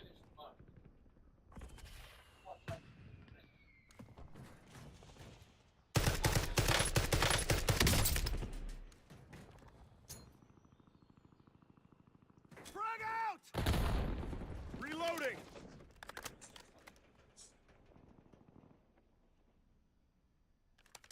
Enemy UAV is online.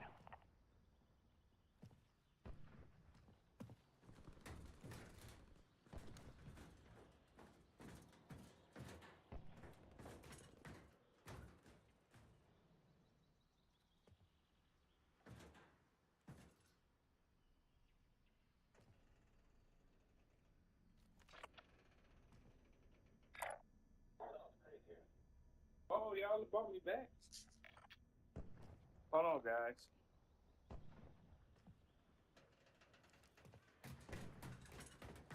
Adding on. Hey, buy a loadout. Let's buy a loadout.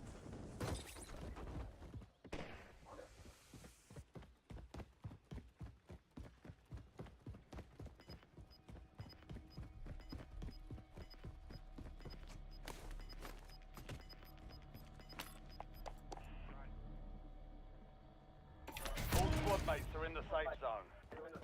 UAV available for tasking. Gas is closing in.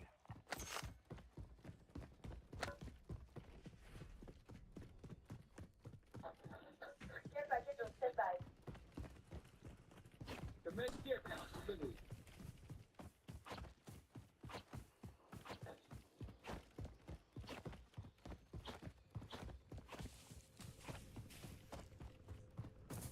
Marking field upgrade.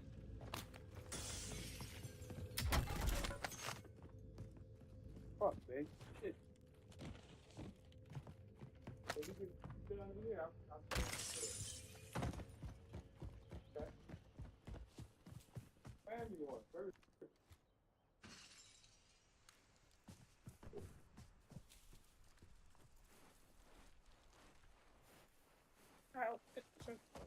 Moving here.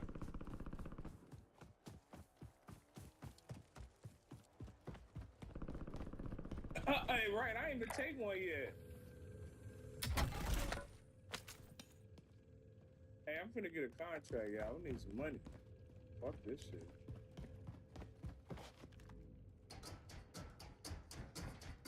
Hostile UAV in the area. Enemy UAV overhead.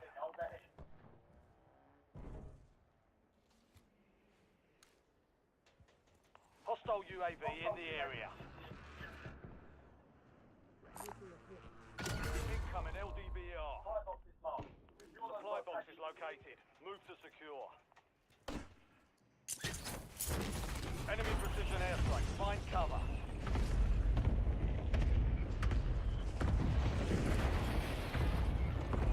One requesting recon at this time. One supply box down. 2 remain.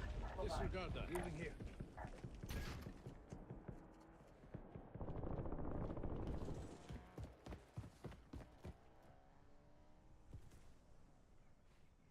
Moving here.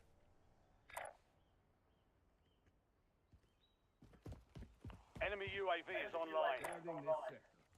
UAV is bingo fuel, returning to base. LDBR inbound. 2 supply boxes down. 1 to go. Changing mags!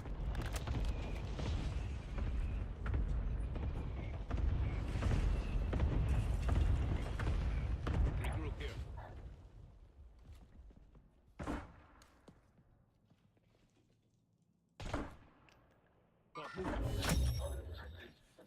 All supply boxes secure. Contract complete.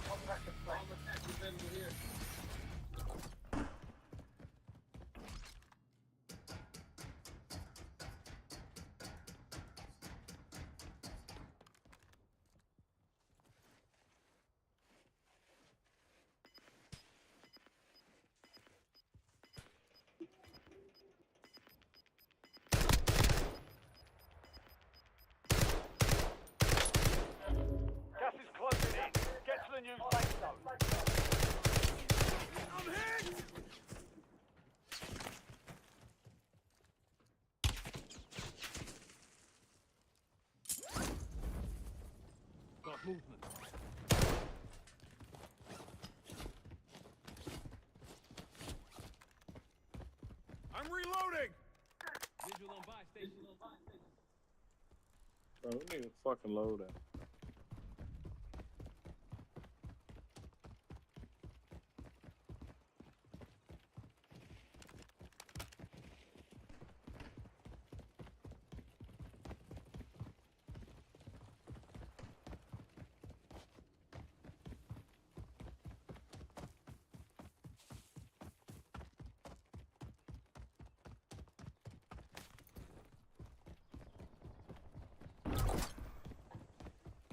You've got a loadout drop inbound.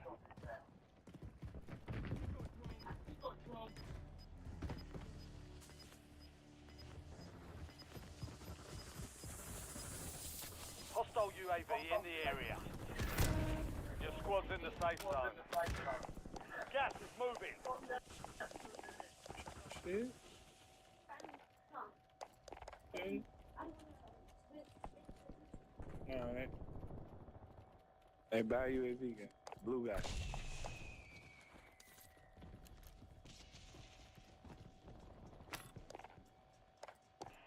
LDBR, ready for launch. Hostile shooter.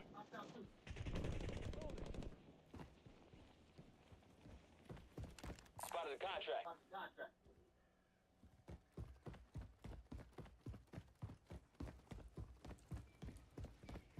Eyes on enemy. Top on that roof.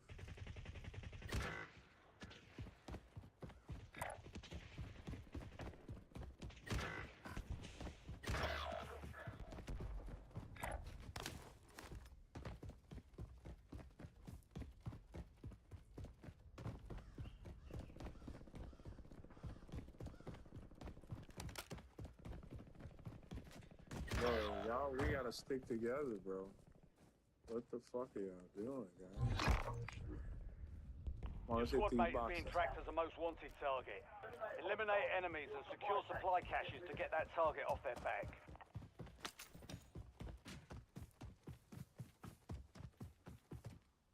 Hostile shooter.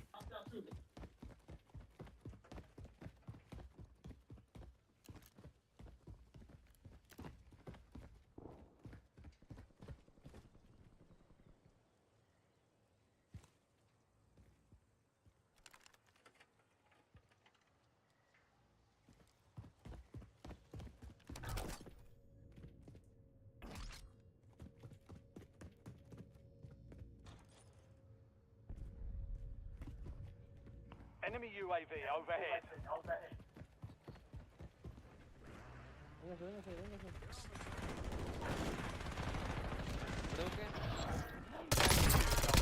Bring the win home. Be advised.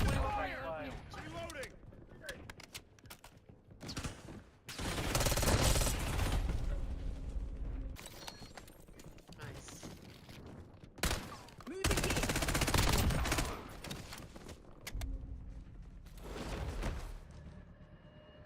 Earn redeployment or die trying.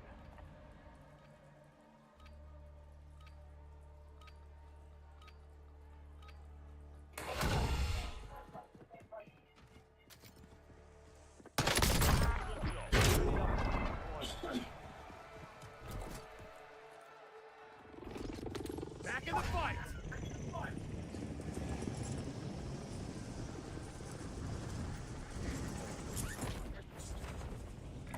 Can someone buy me back in?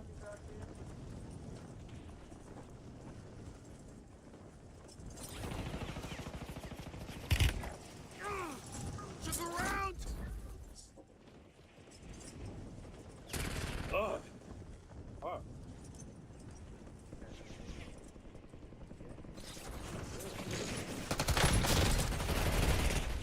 Sector 25 was still standing. They hit us hard that time. They can get back out there. You're losing ground. Move it.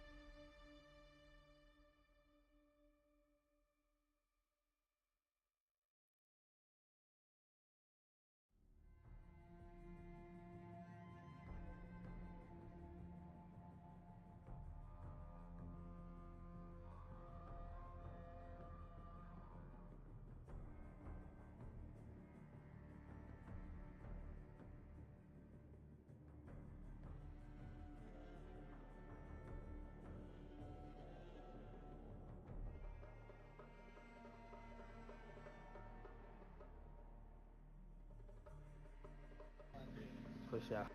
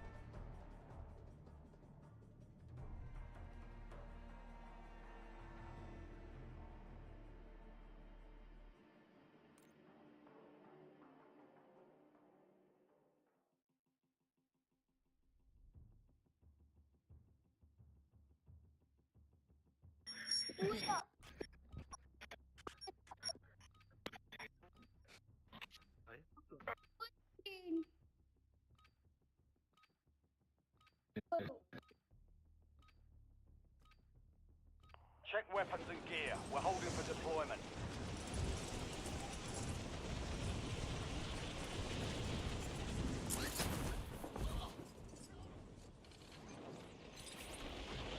Enemy soldier incoming.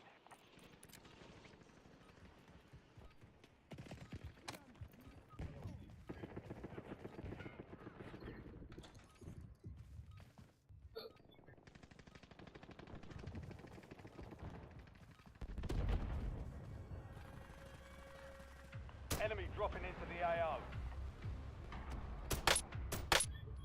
All stations, we are green to go. Stand by for deployment. I'm reloading!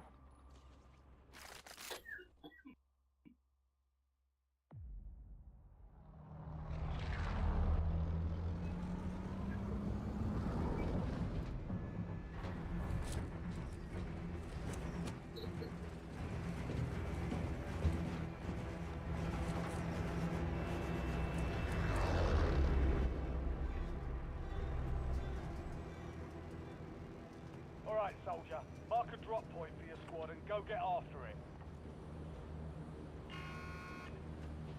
Gas is approaching your position. Move to the safe zone.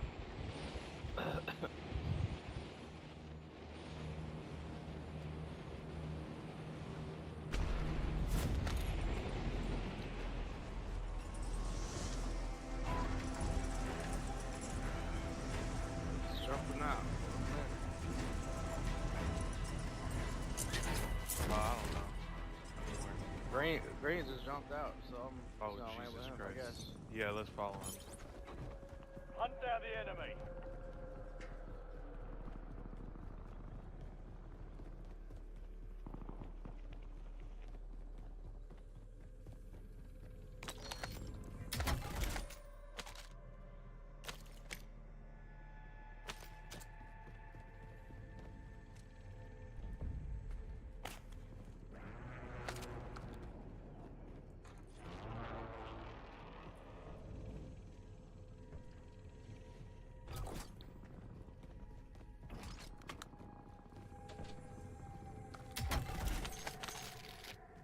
Someone's just landing here. On me, I'm pink.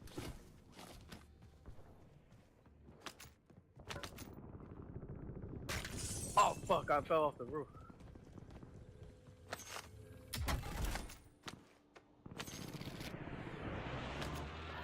Come up here, motherfucker. Ah, he broke his legs. Oh, I got another one landing. Where y'all at? Hold on, I'm getting guns. Alright. Oh shit, it's a whole team that just landed over here. It's like two teams, what the fuck? I'm getting out of here, yo. I'm getting out of here. Yeah, get out of there. Green, they're like in between us. Oh shit, I got some right here too. What the fuck is going on, man? Oh. The first game, we landed like close over here. SDR awaiting targeting data. The squad mate has entered the gulag. Hey, all They'll need upstairs? to survive to redeploy. There's people everywhere. Of course. What is it with these guys fucking camping? buildings, bro.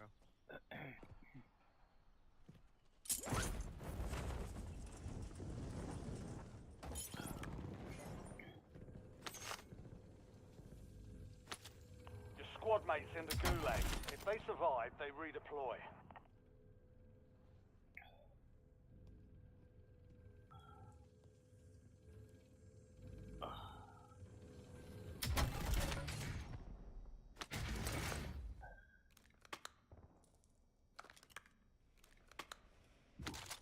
These guys just had the longest gulag ever. What the hell? Changing mags!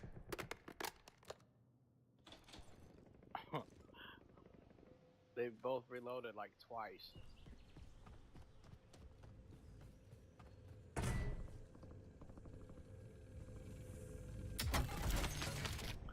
Somehow Green's still alive, so.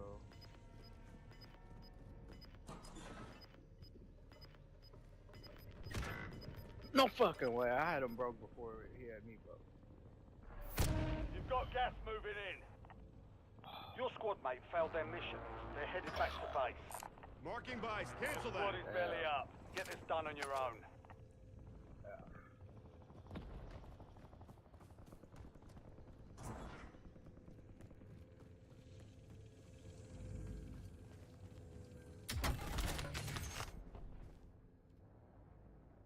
UAV standing by. 1-1 requesting recon at this time.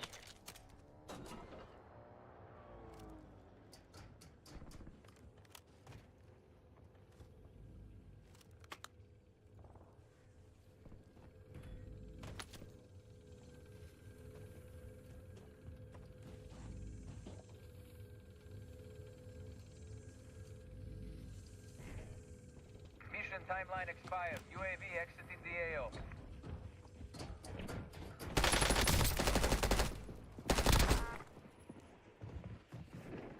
Reloading.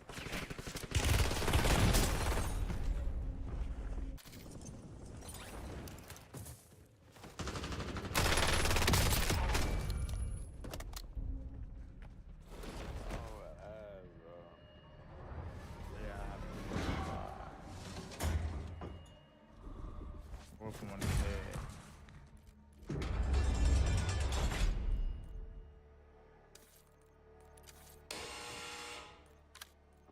It's fight time. Be ready. You're next.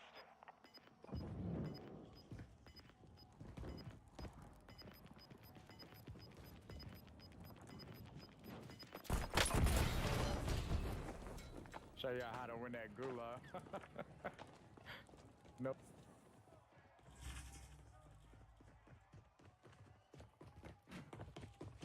Success means redeployment. Failure means elimination.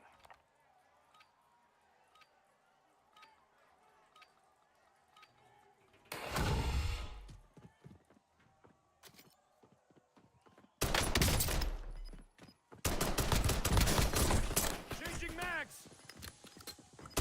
Enemy eliminated. Prepare for redeployment. I'm back on station.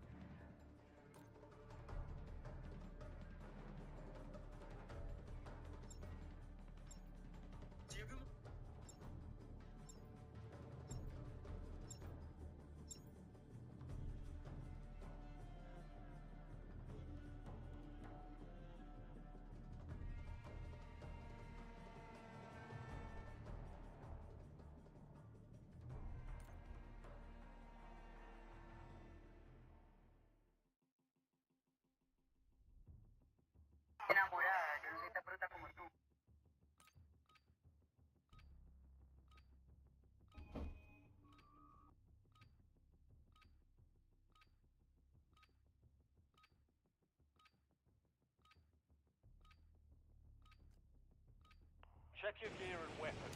We'll be deploying shortly.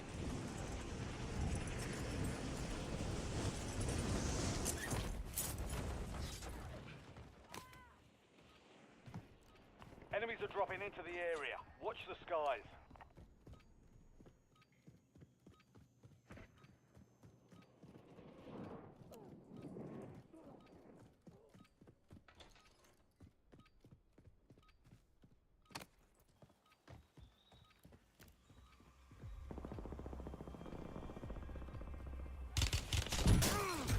To the round!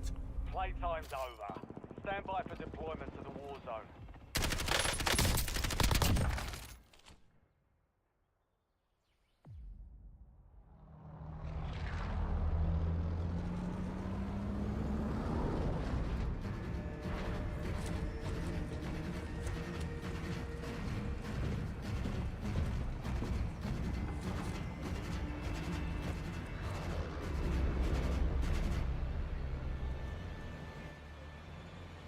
Mark a drop point for your squad and hit the silk.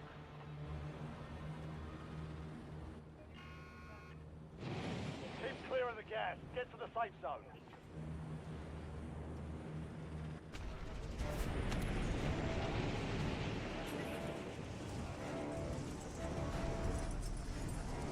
Moving here.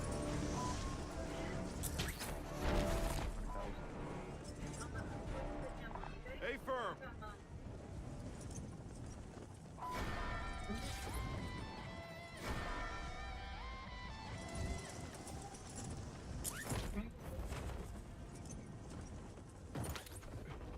You're clear to engage all hostiles.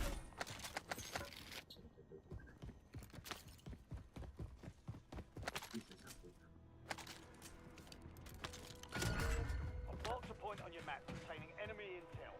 Capture and secure it to get ahead of the next gas spread.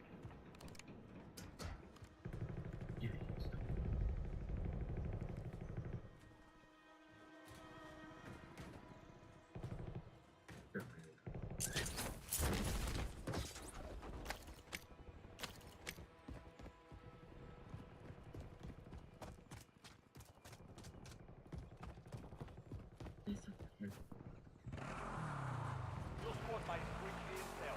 Joining them will speed up the process.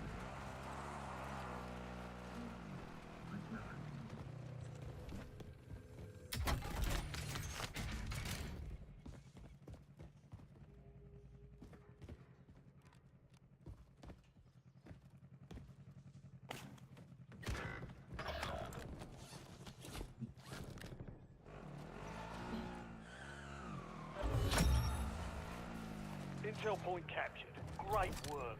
You've earned a peek at the next gas spread.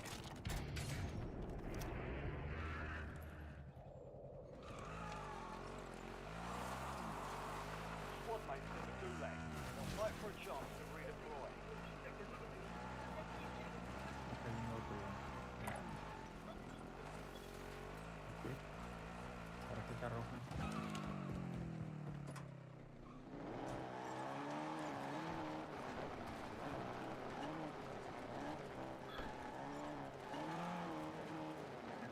Enemy UAV is online.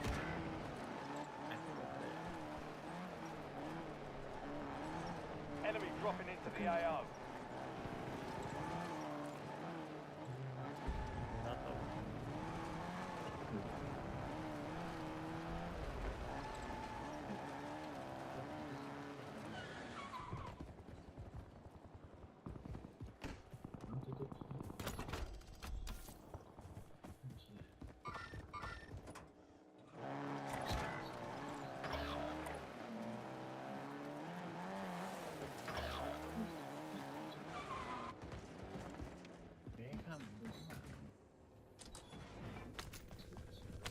Squad mate has entered the gulag.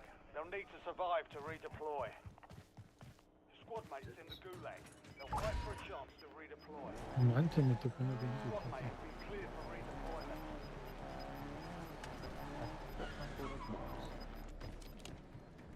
Your squad made it to the safe zone. Gas is inbound. I'm hit! Iba a ir con el compa, pero ya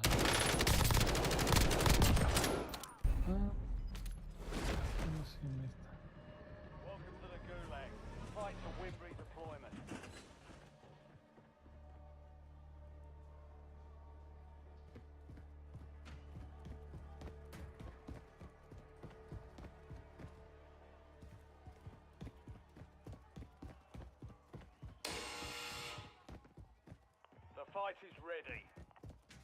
Almost your turn, soldier. Stand by.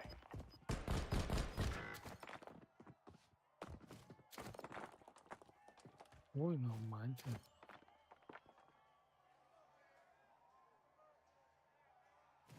Success means redeployment. Failure means elimination. Your squad mate is belly up. They're returning to base.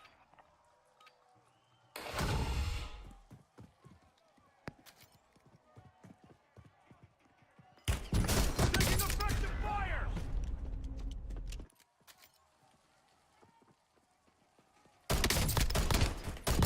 Reloading.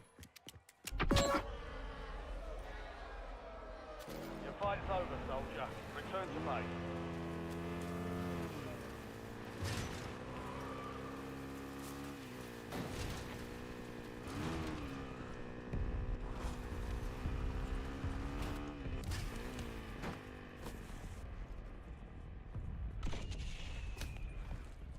Your squad is getting you out of here. Stand by. Back in the fight!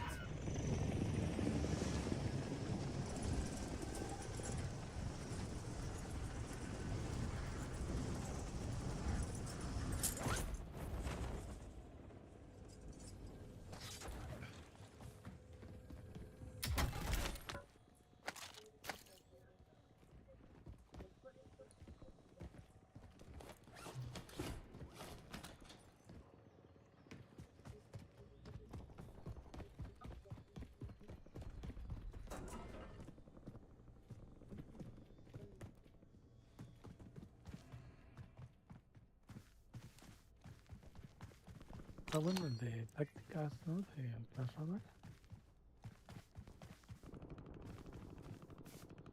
¿Cuál? El de tácticas del Clash Royale. Ah, no lo puedo. Sí. En los modos, ahí hay. Que Iván se puso las pilas con las copas. Yo no tengo mi modo que me gusta, el de 2 contra 2. Es que esa madre no... Por favor, de vez en cuando, porque como no tengo otra cosa que jugar, me puse a subir copas.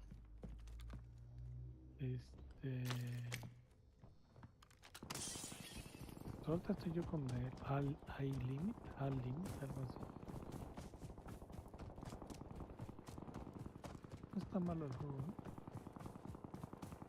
Ese que es como el de Kazan. Your squad mates started securing the intel. Join them to increase the speed of the capture.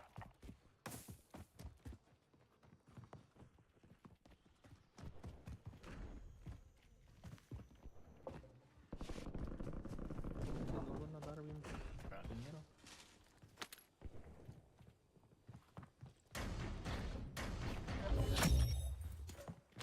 Well done, soldier. Check your map for the next gas spread location. Bueno, vamos por la otra, ¿no? Ya para saber dónde. Ahí hay gente en la tienda. Pues mejor nos vamos. Friendly loadout drops on the way. Uy, qué bueno que no me I'm reloading!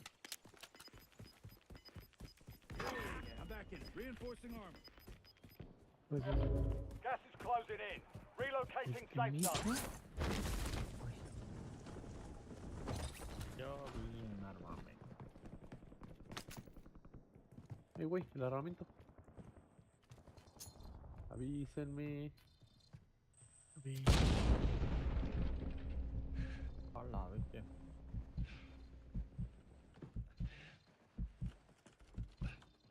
I'm not leaving you behind. ¿Qué te pasó, bro? Thanks. Check your map. I've marked a point containing enemy intel nearby. Capture it for information on the next gas spread. No tiene escudo. Got some armor here. No los quieren.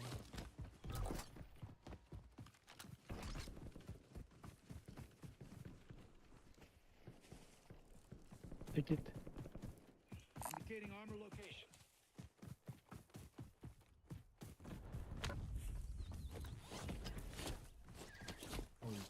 squadmate has reached the intel. Joining them will speed up the process.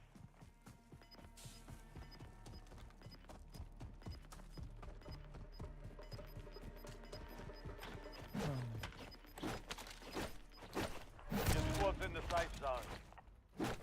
Losing ground, moving. Intel point captured. Great work. You've earned a peek at the next gas spread.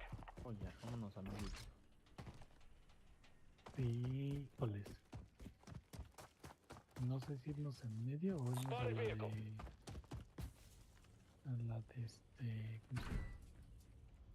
Buy station right here. A la de bomberos. Aquí no, gente. Enemy movement in the AO. Tiene también gente más hacia el centro, ¿eh? Hacia Marking acá target tiene- location.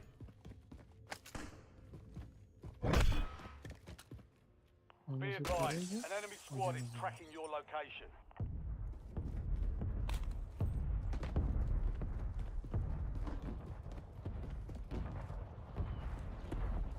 Son dos equipos.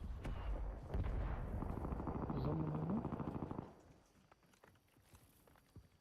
Voy por el carro. Acá hay uno.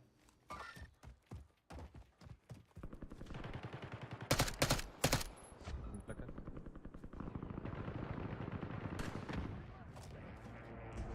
Eliminado. Enemy movement. Moving here. Cancel that. Ya Reloading. tengo el carro. Vámonos. Look around. De acá están disparando.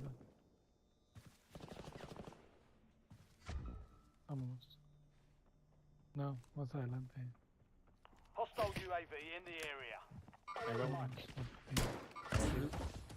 Buena, te lo gusta. Le quita el escudo si eres lo remata. Bien. Le subió uno por acá. Para arriba.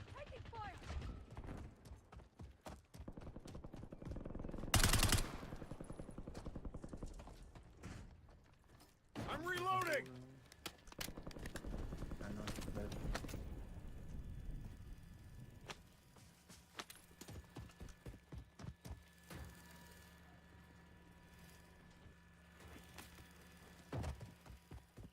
Debe de haber uno aquí arriba, ¿no? Moving to my mark.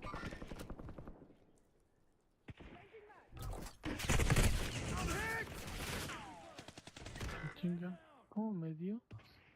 Si apenas iba llegando.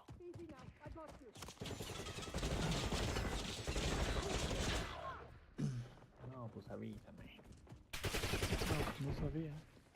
Marquitina atrás, por favor. Enemy UAV. Contract failed. Stand down.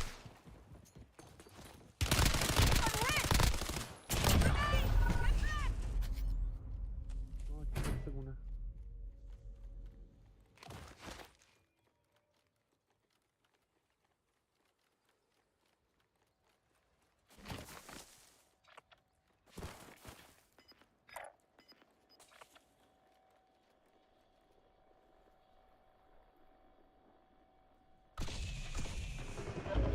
Gas is moving in.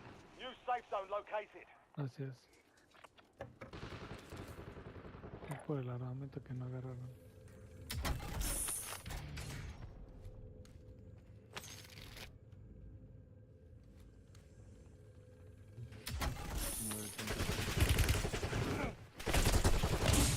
Ah, aquí está un pinche estúpido de mierda.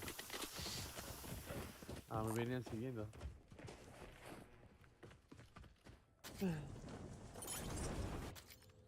Te recuperamos acá. Dame una tarjetita roja. Y... Coordinates marked. Vamos en auto.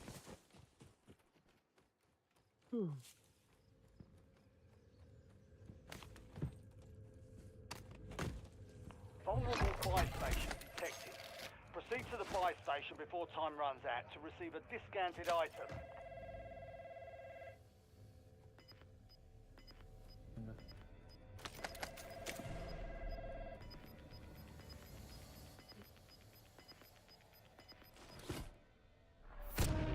Gas moving in. Está bien lejos. Aquí tienes la tienda. Buy station right here.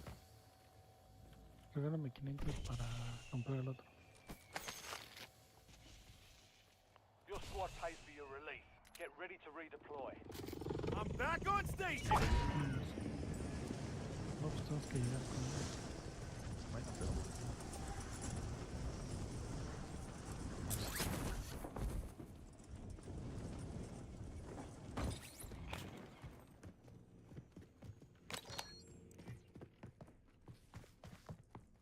Tengo gente. No, quítate ahí, pinche. Ah.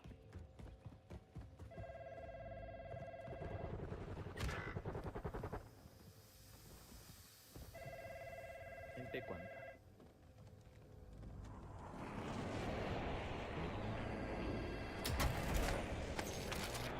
Corre, Iván, corre. Taking effective fire. I need medical.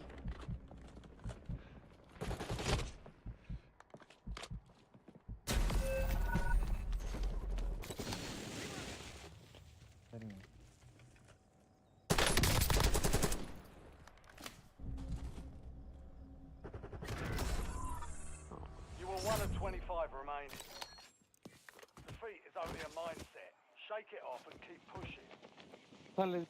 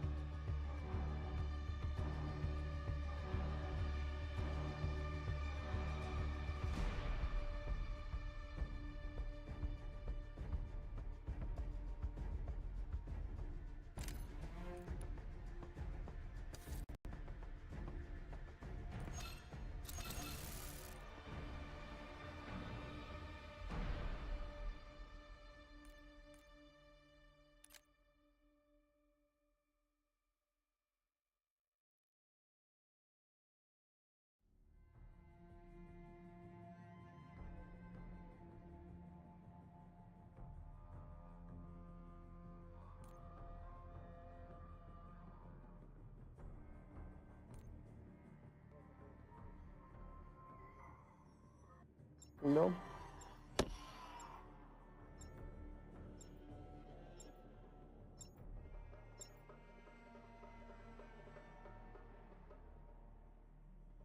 Sexo anal.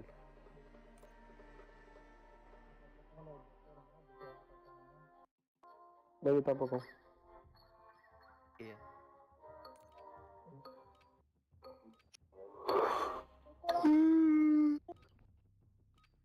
Que yo la... Yes. Pero este modo sí me gustó. Use this time for some target practice. The real thing's coming soon.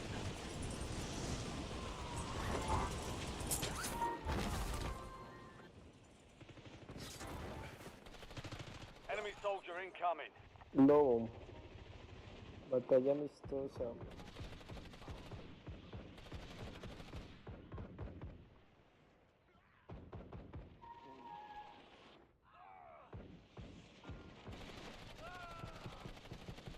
Vamos a echarnos una pelea, Yanes. All stations, green light. We're deploying to the war zone. Ah, pero no, ya empezó. Ahorita.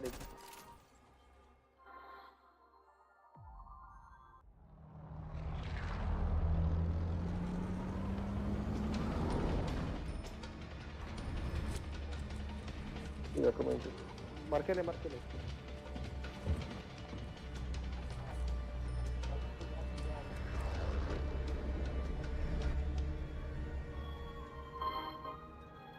Battle Royale.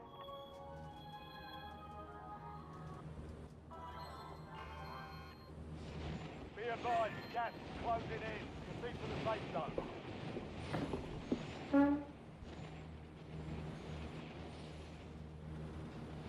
Vamos hagamos esta... No caigamos en carpas. De siempre, weón. Ah, güey. Estamos con... ¿Qué pasa, Verbo? Listo. Cuéntanos el problema. ¿Se reventaron en 4 letras? Eliminate all targets in the AO. ¿Se comieron la torta chocolatosa? Lucurator. ¿Se comieron la torta chocolatosa? Uy, marica, que me mato. ¿Hay alguien a pasar o no? Que no ni me fijé. No. Estamos un poquito aislados. Tengo 2 francos. Bounty targets marked. Kill them all. Tiki tiki. Tiki tiki. Tiki tiki. Oiga, entonces ya no se quería detonar a la Juanita. Pero está cajonando el perro ahí. Pero Está recajonero ya. El piro Mira, más cajonero. Vos vas a ir con tu novia. Launcher here. Sí, Pues yo no creo. sé, parce, todavía. No me está hablando a mí, weón. Ah, Ve, sí. ¿vos conoces a la que fue novia mía? ¿A su exnovia? No sé quién es. ¿A la mona? No, mío. Va a ir. Pues parce, yo le dije a ella que fuera, ella que quería ir. Pero pues, obviamente Ah, ella tiene que pagar sus cositas, ¿no? Hombre, Claro, pues marica, ella porque gana- eso está ella caro. gana como Yo médico estaba, general, perro. yo estaba mirando con mi novia, marica, y no, marica. ¿Cuánto? ¿Cuánto más o Hoy menos? toca que se meta la mano al bolsillo también. ¿Cuánto más o menos para ver si puedo ir? No, Parce, yo le creo que calculé no. yo solo por ahí 4 millones, 4 millones y medio. All bounty targets Pero no es caro destroyed. porque Hell of a job. la verdad lo caro se me hace son los pasajes y los parques, bro. No sé qué tan cara será la comida por fuera, bro. ¿Cuánto están los pasajes? Ah, no, pero es que ustedes van a ir a comer por fuera. Tienen mucha plata. No, No, pues que vamos a normal, quedar Airbnb, weón. Es que ¿sabes qué es lo que pasa? Usted en la calle encuentra de todo, marica. Yo pillé que en México hay muchas plazas, weón. Y son comederos así corrientazos, weón. Venden comiditas normales y ya si uno se quiere pegar un día una comidita más perra. Pues la verdad es que Vamos yo por bandera, soy muy vamos por la bandera.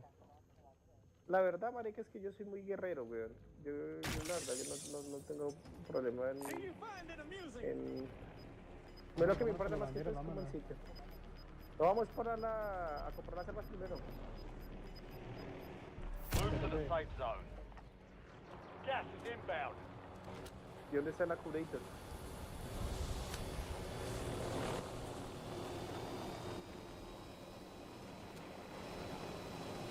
Vamos por las armas.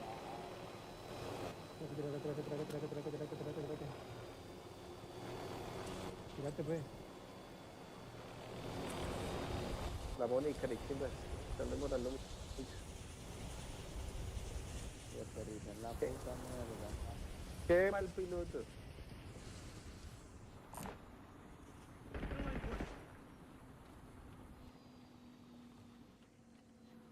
Y la plata de la Pues la curator, puta weón. plata, el parido. Falta echar la curator. ¿El quién? La plata. De money, weón. Money, money, money, cash. La cash, perro. Bien, bien. Puta demora, perro. Tiki, marica, estamos en You've un got a bicho, uno loadout va drop inbound. a caernos de una, weón. De una, mis perros y políticas. An enemy squad is hunting you. Stay sharp. No. Mayday, Mayday. Mayday, va a ser reconocimiento del área, muchachos. ¿Sabes Mayday, que nos Mayday. vayamos, perro? Mayday. Sí, Mare. Mayday. Pues. Me impactaron, muchachos. Estoy perdiendo el control del avión. Vamos Marica, por la estoy perdiendo bandera, el control del avión. weón. Se está cayendo. Muchachos, me impactaron. Vámonos.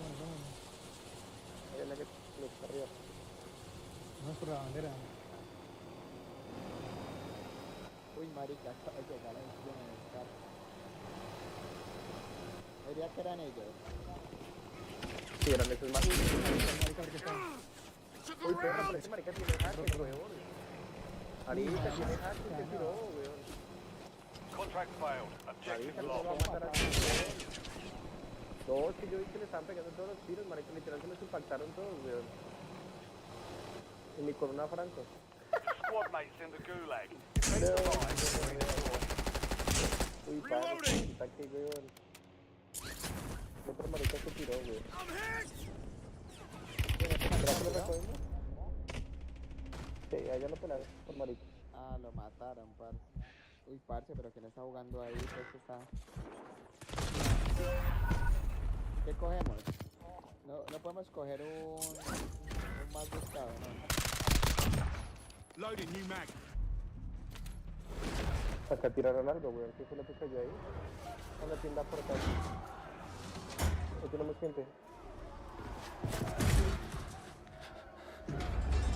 No, hagamos un contrato de lupa, puede ser, weón. Mire, por acá hay un poco de lupa. O más buscado también, no hay más buscado, es que no veo ninguno. Uno de más buscado, no veo, marica. Success hay, means Corona, no hay. redeployment. Failure means elimination. No hay, parce, hay puras lupas. No hay ni lupas. Sí, aquí hay una. ¿Por qué? ¿Por lupa o por...? Ah, sí, porque... Marica, me está sangrando esta mierda. Dale. Marica, igual este helicóptero está en la mierda. De salud. Sí, hágale. ¿Ahora te una repetición? Sí, claro, marica. ¿Se veía raro? Back in the fight. No, era más con una crick. Era más con una crick y... Marica, pero eso Load that drop headed your way. Ahí están, weón, están en el piso. Squad mates in the gulag. They'll fight for a chance to redeploy. Your squad mates in the gulag. If they survive, they Qué bueno, ¿no? redeploy. Ese sí ya se me casé con el pegar.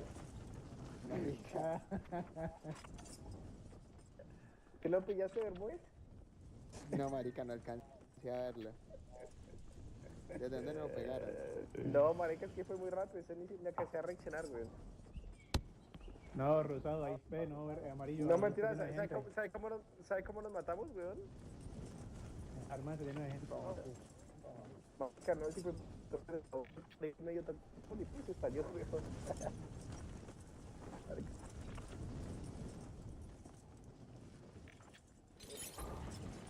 A ver si me contrato.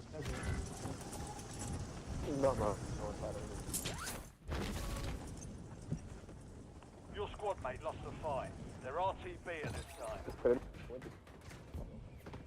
Déjenlo hacer el pinche los cracks. Están franqueando.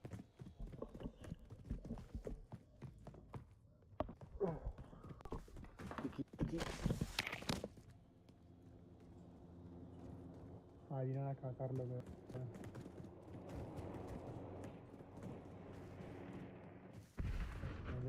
Bien.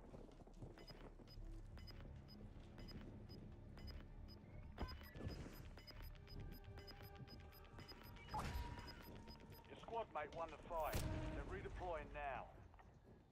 Gas is closing in. Bien, de mentira. Porque no, ahí está ¿No? gente. No. De mentir. Mira que ya lo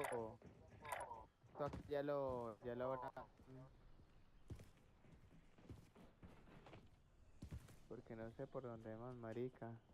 Mire, por acá hay una corona. Por acá hay otra corona. Hay una coronita, pero él cogió... Ah, hay un... Pero mira que caigo ahí, ya no es. Sí.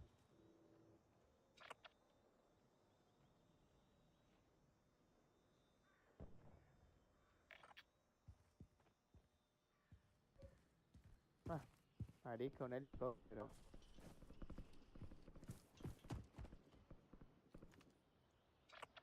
Pero marica, no puedo coger corona porque...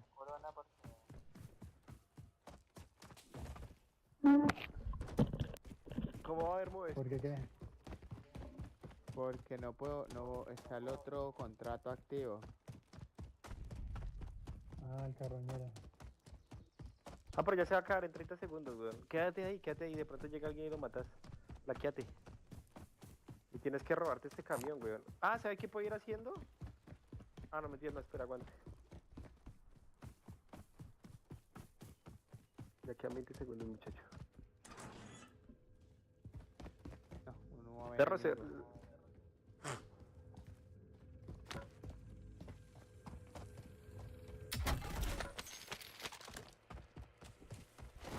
Tú eres mi loba, bomba. Tiki. Ahí llega alguien, espérate, no vayas a coger, todavía no vas a coger. Supply cache locations are resecured. We lost that contract. Dale, cójalo. El amarillo está ¿Cuál? guardado. Parece como un Your bot, ¿no? squad mate is being tracked as a most wanted target. Eliminate enemies El and secure amarillo. supply caches to get that target off their back. Bien. Está todo el mundo por ahí, weón. Eso, para arriba, para el camión. Voy a recoger el amarillo, weón, que el amarillo está ahí. Ah, ahí viene un carro.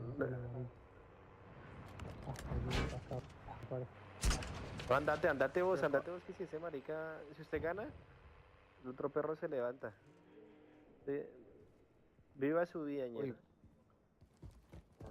Papi, ¿para dónde me voy? Ahí por acá. Va a ser por acá, por ese borde, sí. ¿Por dónde? Para allá, para Punto Rosado. Pero andate y pues. Movete, weón. Este perro es infinitico, no sabe qué es acelerar. Ah, no, si van a empezar a estresar los muteo.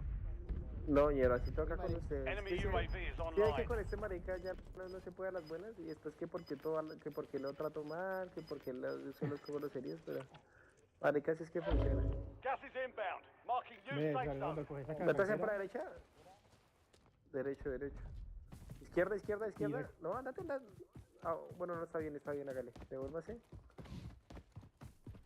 No, marica, está lleno de gente. Izquierda. Amarillo. Izquierda. Mira, coja montaña. Métese por esa montaña. Pero no por la carretera ahí, por montaña. Derecho. Eso, voltea a la derecha un poquito. Voltea a la derecha. Izquierda, coge izquierda. Toda izquierda. Izquierda, más izquierda. Por ahí por la izquierda. Derecho. Ay, marica. Hijo de puta, no sabe que es un volardo, hijo de puta. Derecho. Derecho, váyase hasta el fondo, hasta el extremo del mapa, weón. ¿Cómo este hijo de puta carro este no va a poder contra un... Derecho.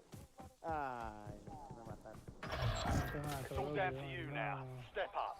Una francaza, me pegaron. Your squad mate was No, pero eliminated. entonces lo pegaron en la porra, Wanted weón. contract failed. Se están tranqueando el amarillo también. Less than 25 still standing. Qué marica. We lost that one, but we'll get a W next. La última, Bermúdez. Hasta la última. No, papi. No, marica, chao. Chao, ahora más. Bueno, acá.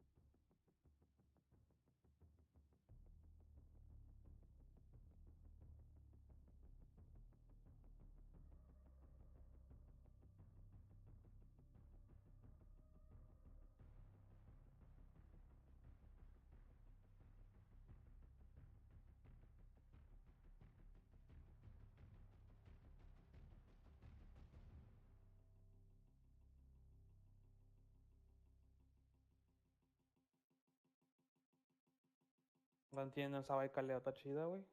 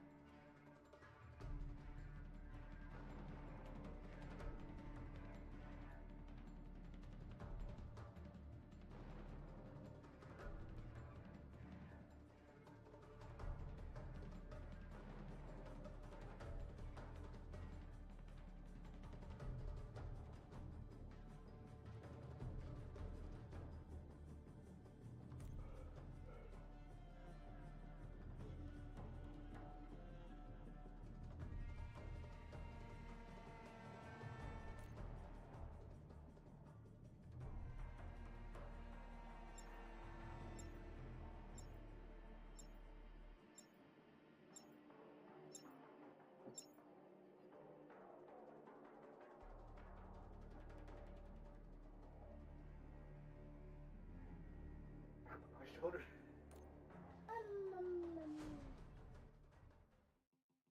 Back one today.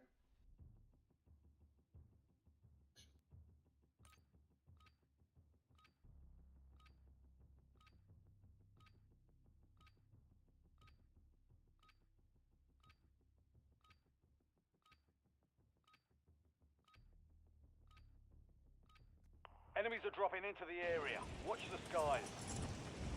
Ruck up. You're headed to the war zone.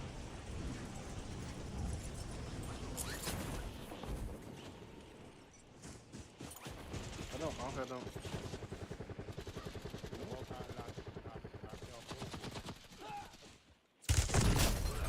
No, I just don't want to talk about it. Broke their armor. Do I look like somebody you'd want to mess with?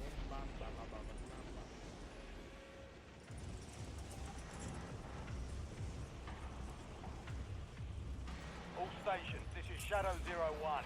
Deployment to the war zone has been authorized.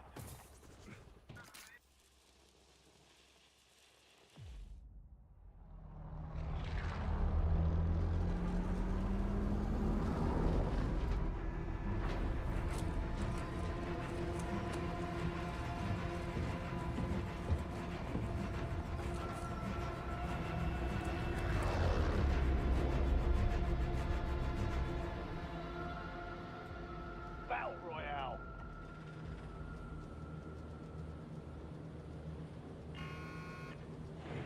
Gas is approaching your position. Move to the safe zone.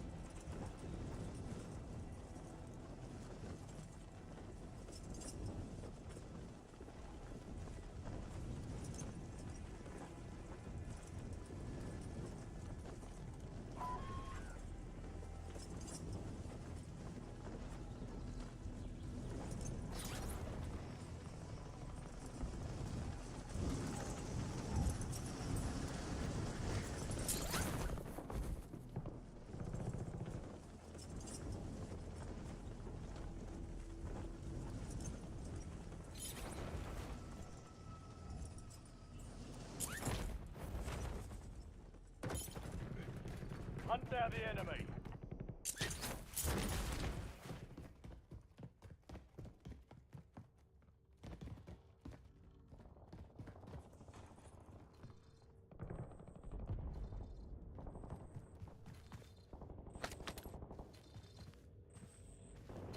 Enemy soldier incoming.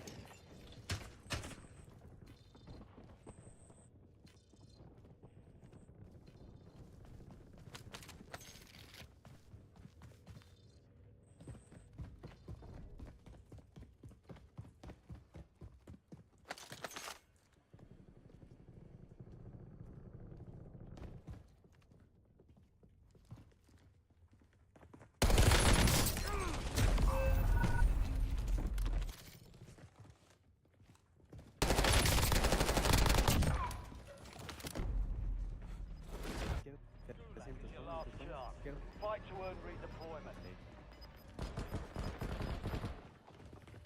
Ah.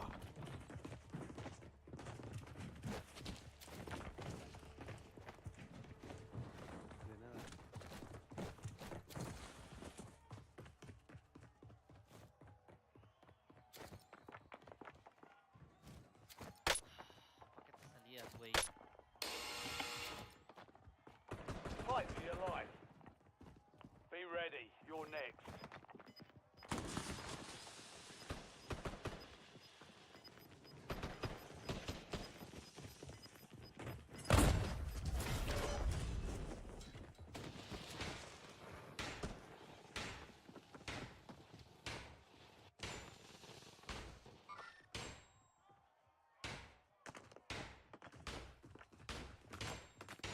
Success means redeployment.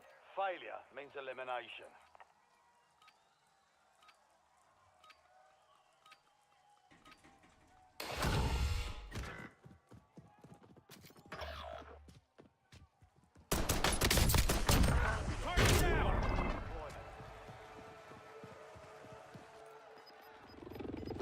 I'm back on station.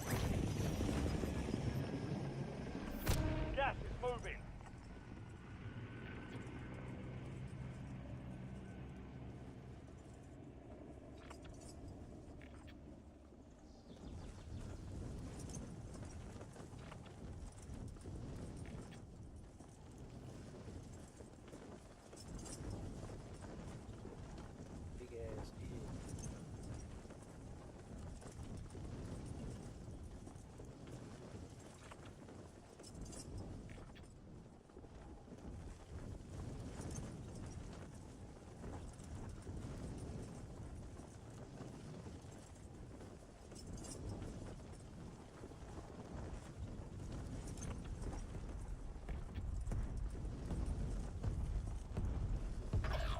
Be advised, your squad is down. It's up to you now.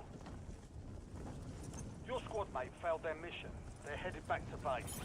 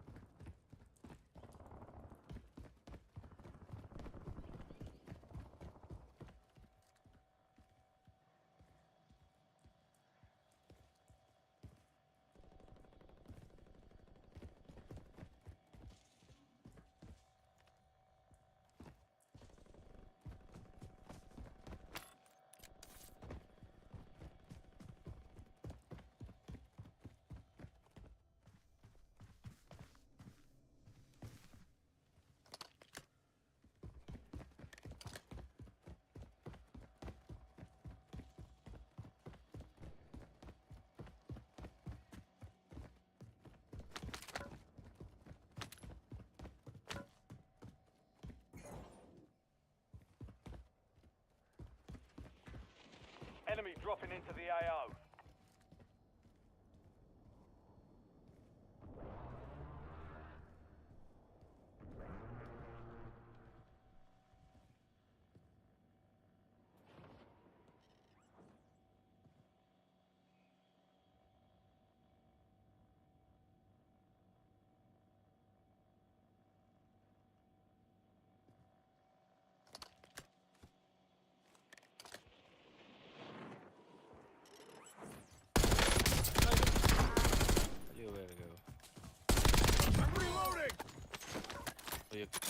estaba tú campeando la tienda, güey.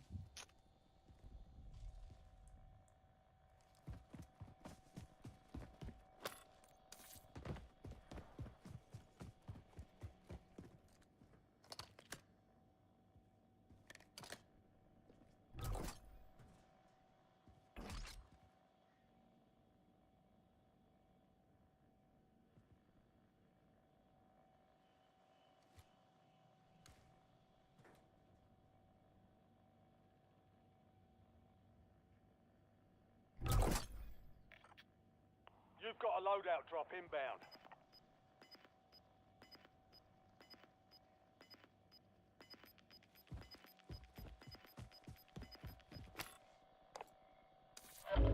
You've got gas inbound. Safe zone relocated. You're being tracked by an enemy squad. Evade and survive.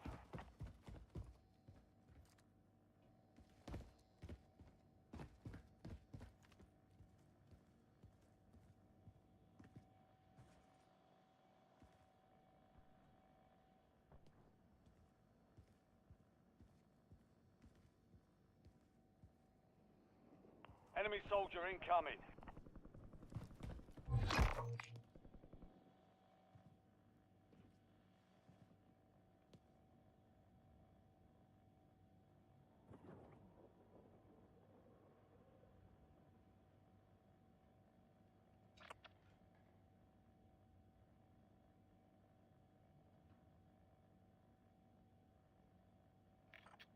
Hostile UAV in the area.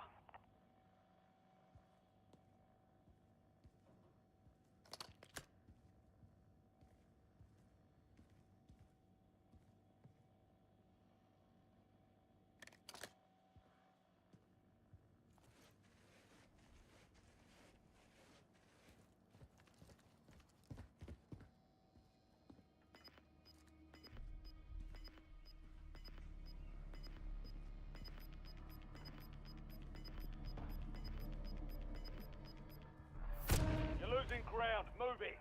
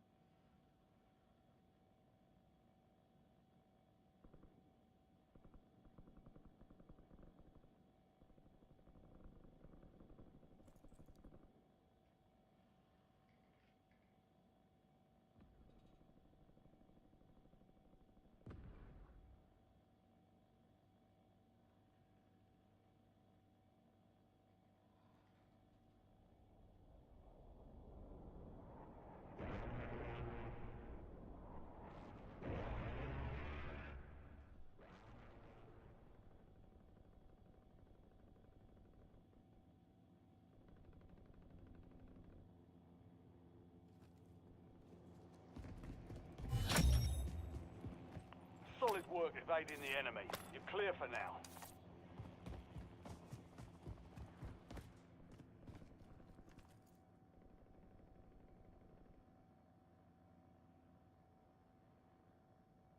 Enemy UAV is online.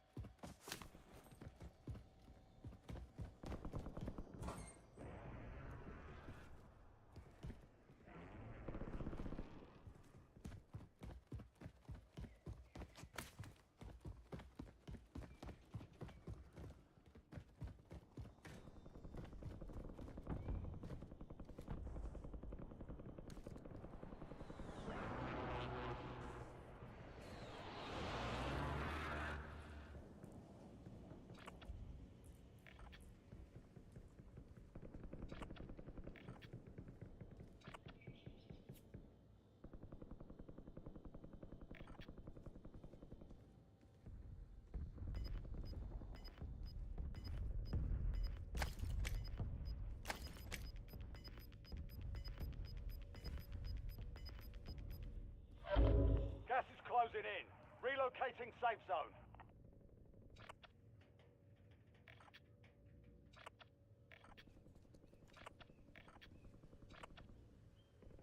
Enemy UAV overhead.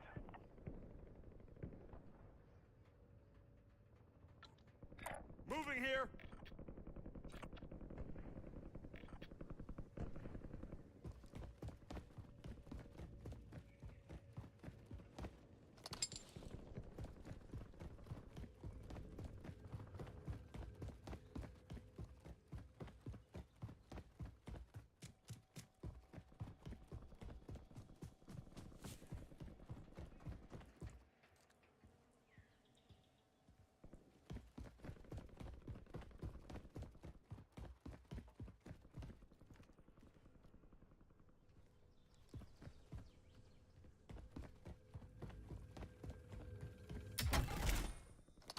Enemy dropping into the AO.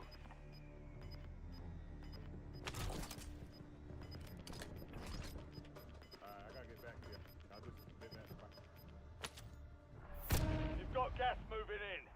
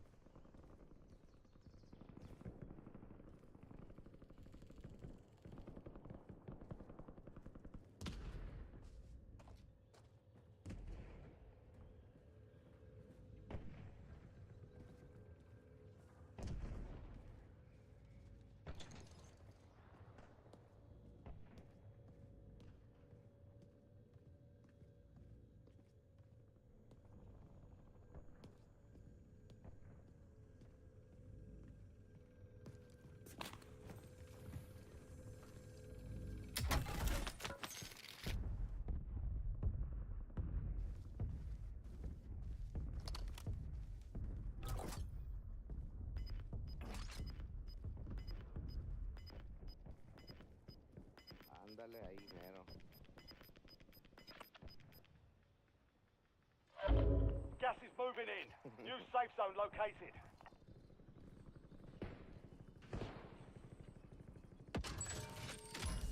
Fire sale is active.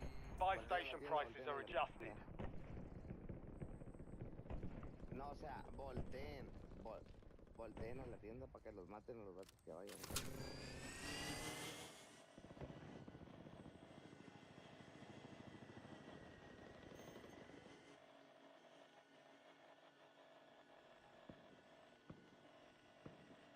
Hostile UAV in the area.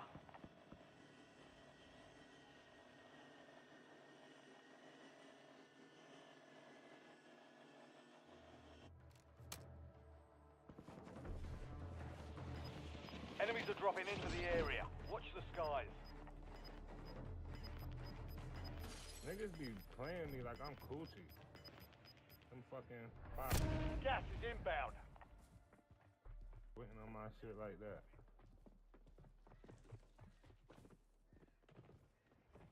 Fuck.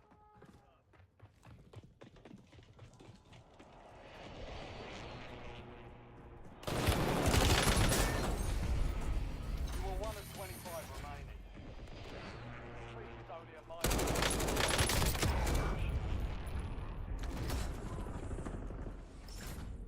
I blanked myself. Get over to me again.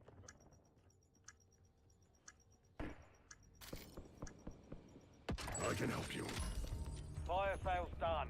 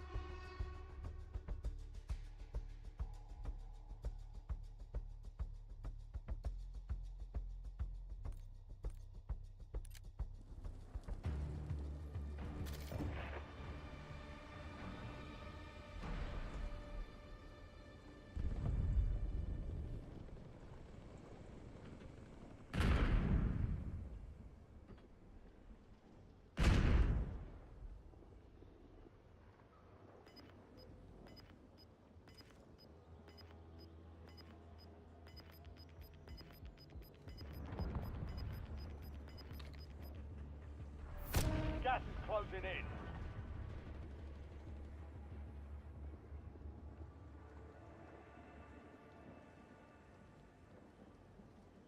Ten remaining. Keep pushing.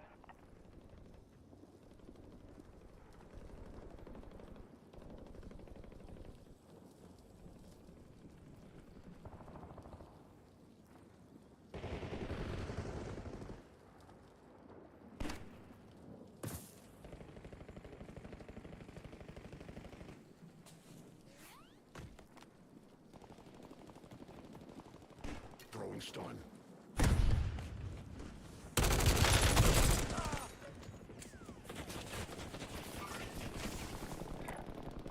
Cancel my last.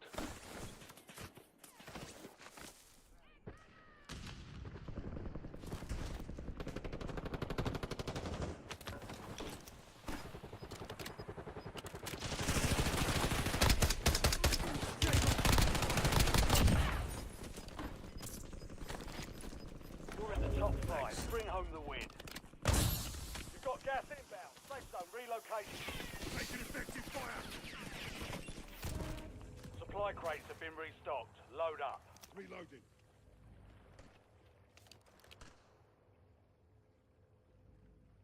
Move it.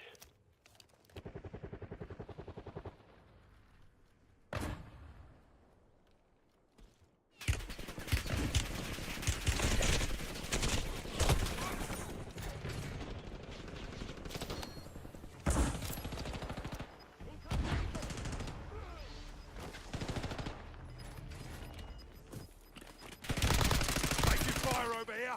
Changing max. Gas is moving. Too close. Hey, wait.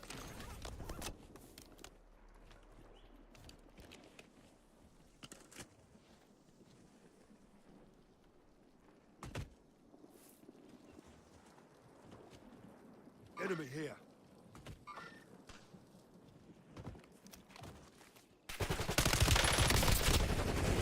A custom weapon here.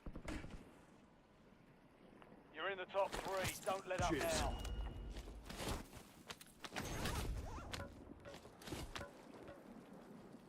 Switching mags.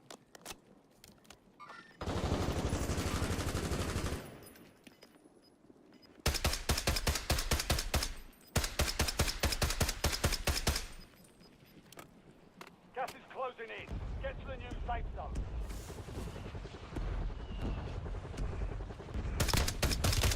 Taking fire.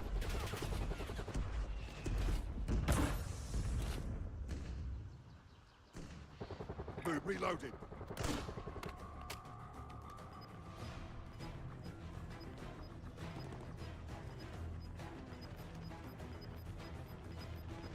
Moving. I'm taking effective fire. Gas is closing in.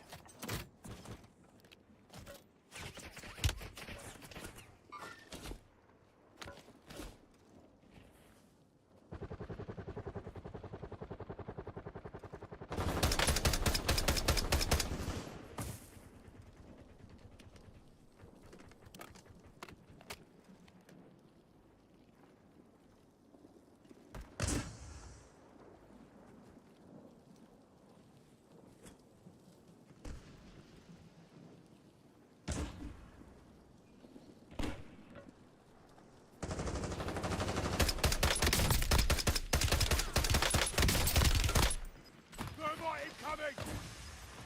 Not dead yet. Only 2 left. You've got gas inbound. Safe zone relocated. I'm all right. Let's go.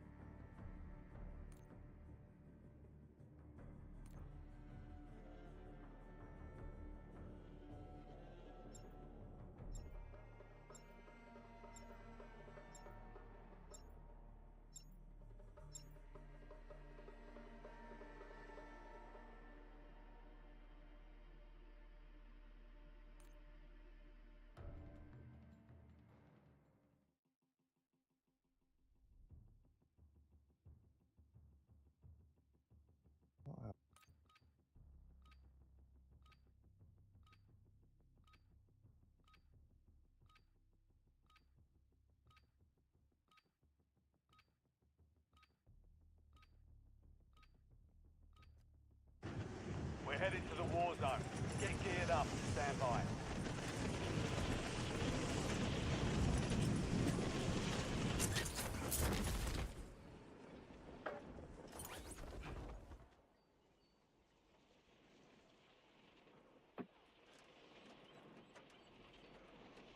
Enemy dropping into the AO.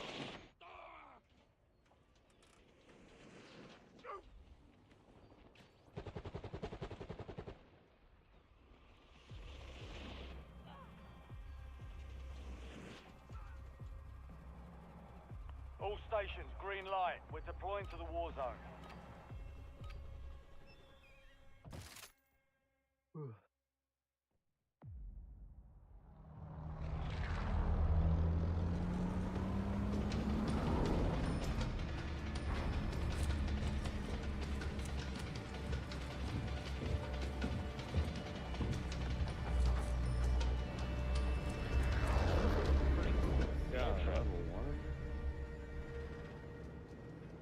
Battle Royale.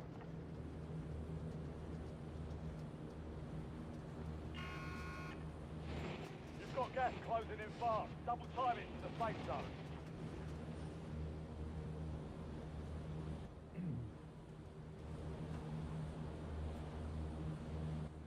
Okay.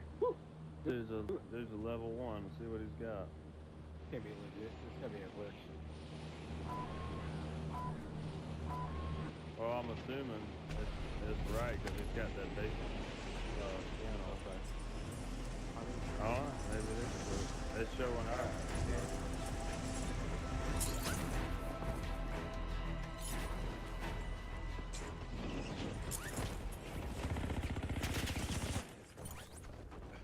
Targets are up. Go take them down. Lower. Ball. I got the key. In the stairs. Let's do it. I got it. Oh, he landed up top, dude. There's a log. I'm friendly, don't shoot! Now let's shred.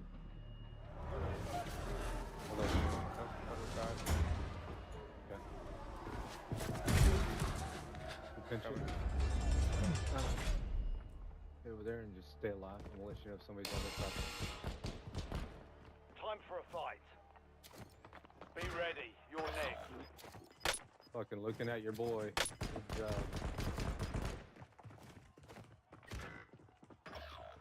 Oh my god. Melted.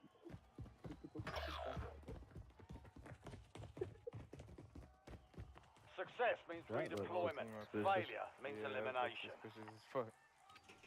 One guy had to go with Kilo. Yeah, the way he was. I couldn't tell if he was mounted or what, but that shit looked like it was locked on.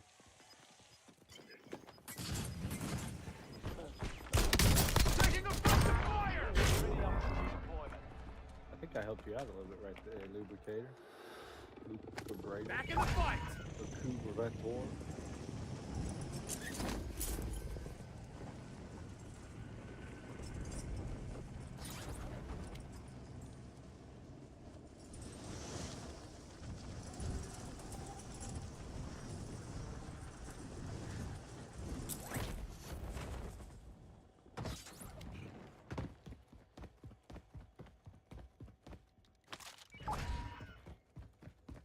Squad mate has been cleared for redeployment. Are you a real boy?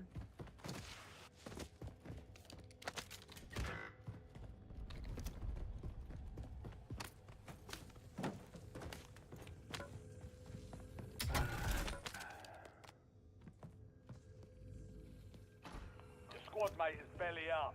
They're returning to base.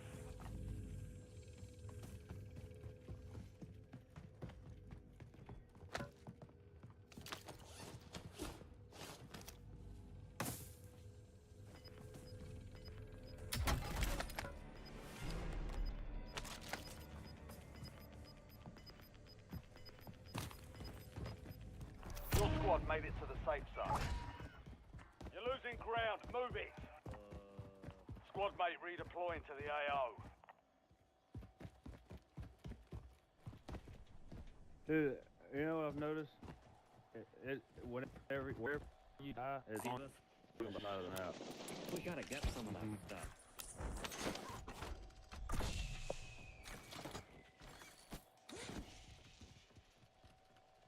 Cash here.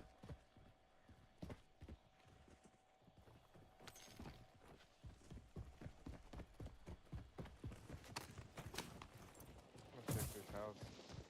Yep. There ain't shit here. We gotta get the fuck out of here. There ain't shit here.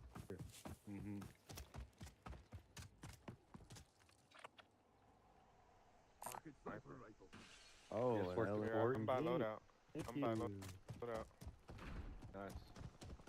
Got an orange box.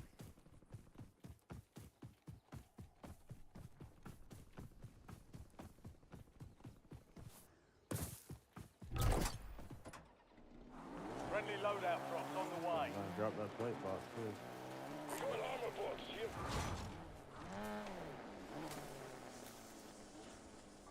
Got the wrong fucking loadout. What do you need? Who's up? I'm good. Fuck it. We gotta get some of that I meant stuff. to get my DM10, but I just made it FFAR class. Where am I going, boys? We got snipers from our far right. We about to get the preload out of this thing. We need to do this recon. Recon contract marked. Someone's in a shit spot. Not the... Yeah.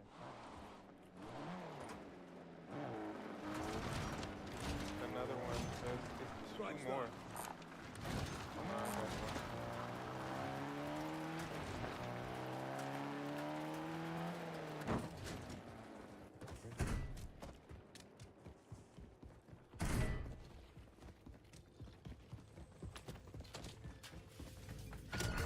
Enemy intel located. Capture and secure the intel point to discover the next gas spread.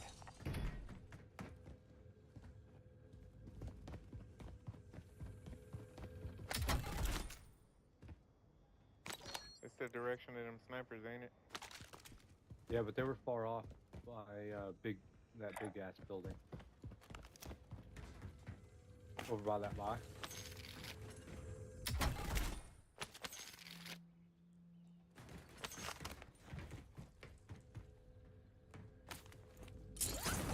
Help your squad mate What the secure fuck the is Pink intel. going to buy If with you join them, you'll $1,500? speed up capture.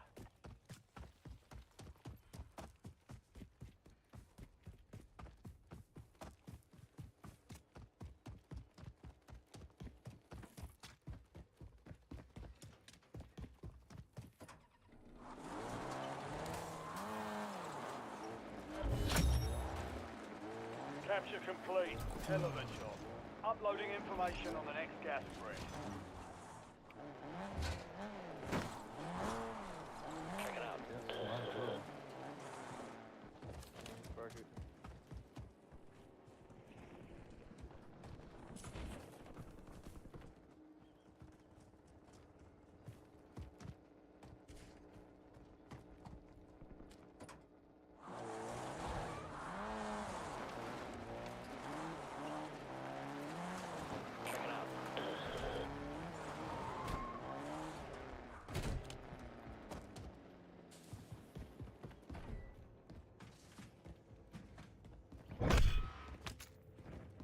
Be advised, there's an enemy squad gunning for you. Loadout drop headed your way. That was close. Marks a point on your map containing enemy intel. Capture and secure it to get ahead of the next gas spread.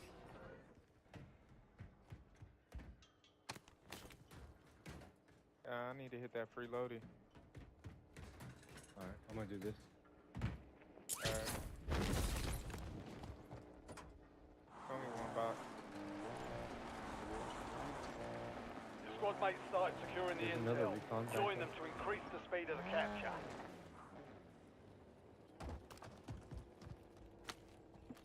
I start working towards this recon.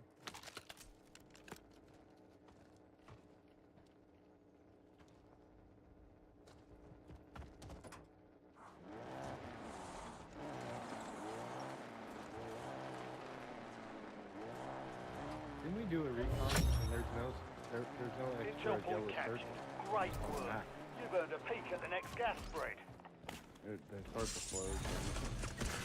Oh shit! Oh shit! They Oh pushed my up god, on I had my map open, bro. He's behind that garage. Yeah, I can buy him. Two sniping. Enemy intel located. Capture and secure the intel point to discover the next gas spread. I I got came you. right to that recon. Yeah. Button mine. We're not pushing though. All squad mates are in the Swing safe around. zone. Please flank this. Gas is inbound. That was close. Just laying back loading. Yep.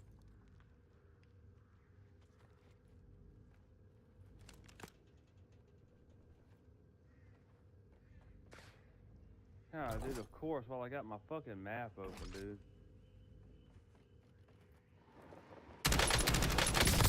Changing max. Yeah, I'm getting sniped from behind.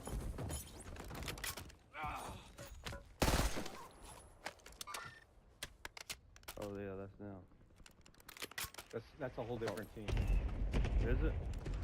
Yeah.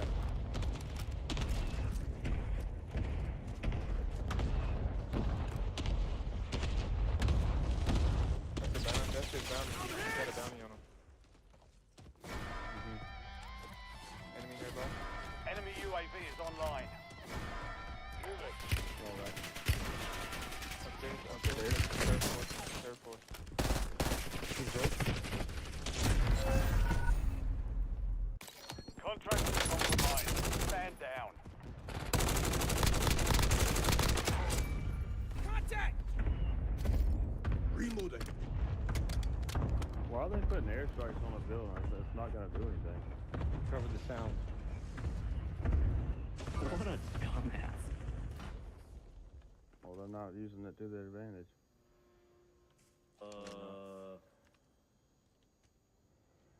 They're out on, yeah, they're out towards the loadout.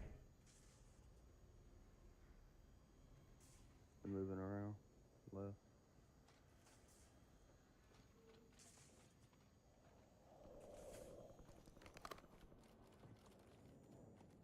They're right here. I'm gonna put this recon up.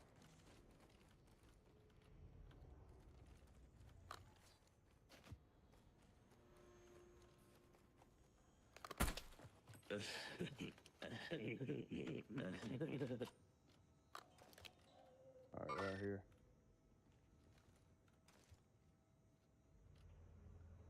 They fucking went away.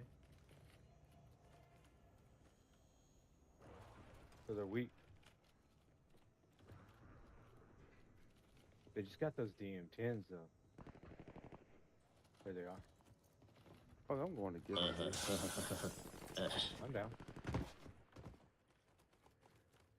They're up top. Mm-hmm. To the second floor roof. I can't tell.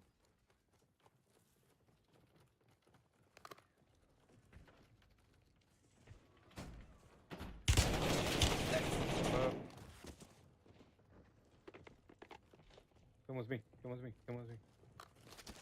Right here. Yep. Don't wait.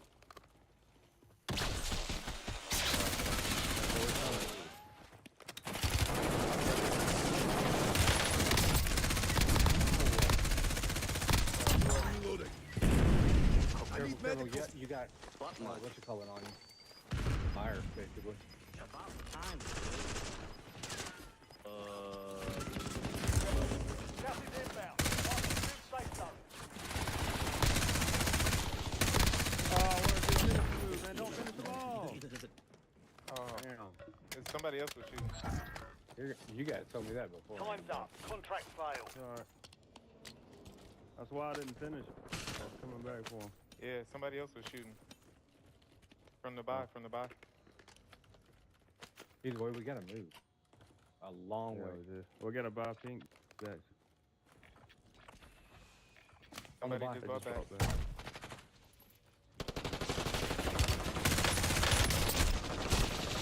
Broke. He's one shot.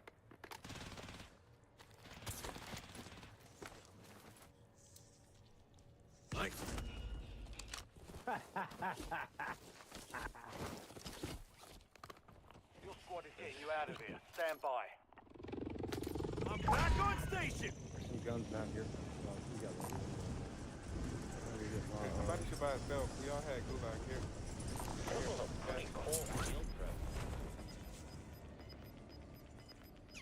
Somebody Homie, send me where the fuck is this Head guy? to the safe zone. Gas is moving. I'll be on your fucking toes 24/7 right now. He was laying Buddy. down right there. Fucking a I don't. For what?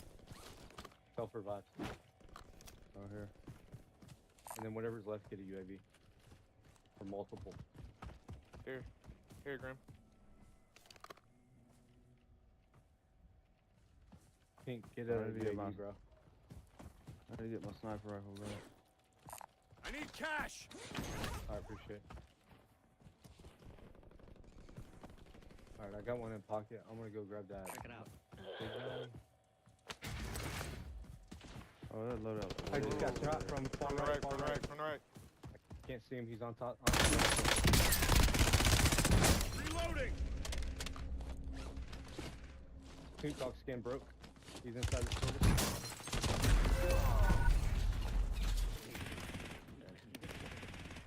Your squad mate's located Dude in over here about This this. one's high risk, high reward. Keep your eyes He up. ran backwards. He ran into this building. He's running our right. There's one right here. Switching mics. Yeah, boy. Another one, Alright, another get one. Pink- Enemy nearby Get still. Pink back. He just res. See you, buddy. Get Pink back. Oh, we ain't We got don't enough. got enough. Sniping straight ahead, sniper straight ahead, far up.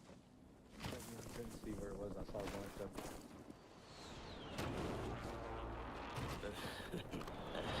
On top of my unit. Yes. Fuck that. To our left. Car coming? Yep.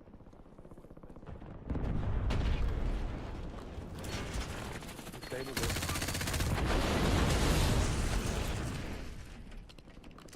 We gotta move.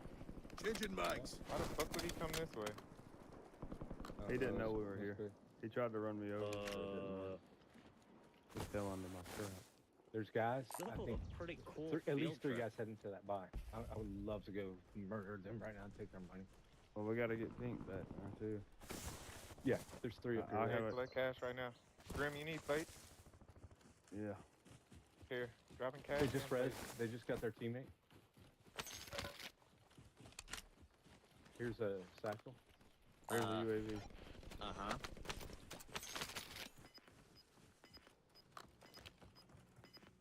Roof. He was Moving just right here. here. Another one low. Gas All is in that moving building. in. New safe zone located. Same fight Pretty as last cool game. field trip. Hey, one's on the roof. Grim just landed. Broke one on the roof. Your squad paid for your release. Get ready to redeploy. Back in the fight. Down one. One's down. That's right. In That's here. right. That's Oh, right. bitch. Let me crawl in.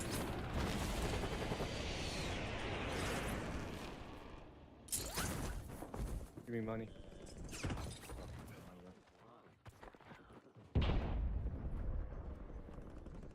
One inside on you. He selfed on the second floor. Man, as soon as I turned my back, he came up. Dude.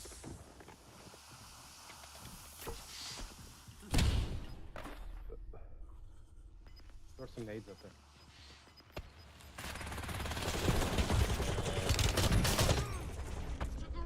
Get to the safe zone. Primary objective complete. All targets eliminated.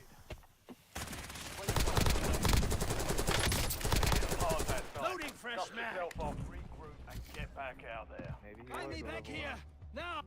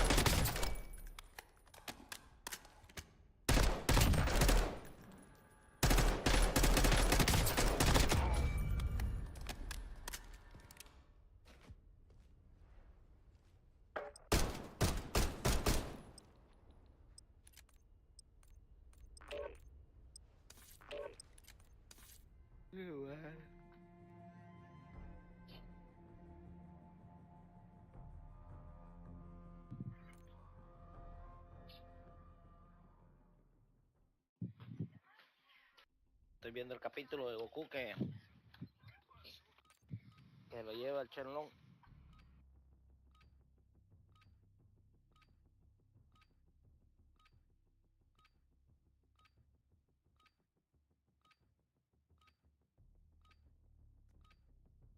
Use this time for some target practice. The real thing's coming soon.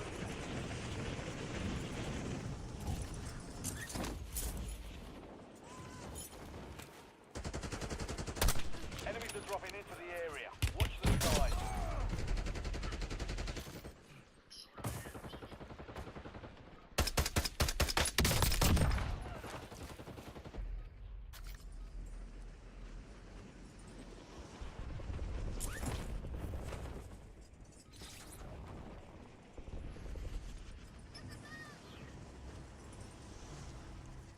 All stations, we are green to go. Stand by for deployment.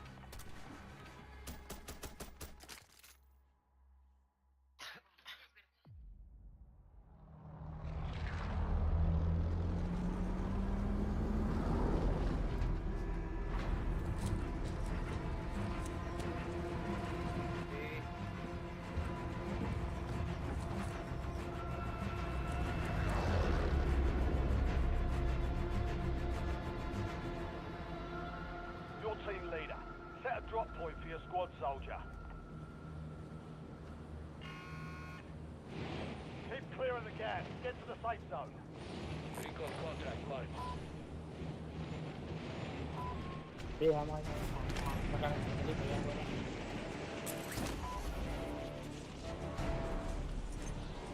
Buena última.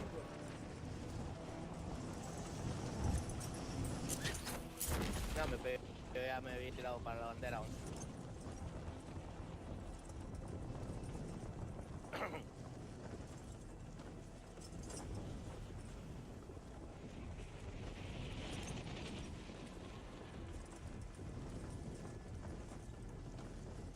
Arriba cayeron todos, mirá. Arriba cayeron todos.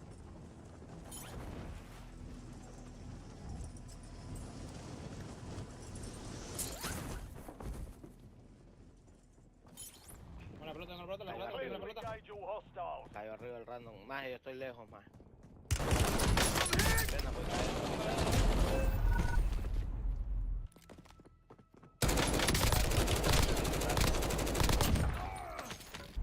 Voy a buscar la tarjeta. ¿Tenés una? No, no, todavía no. Están arriba, más. Tengo. Tengo una tarjeta. Success means redeployment.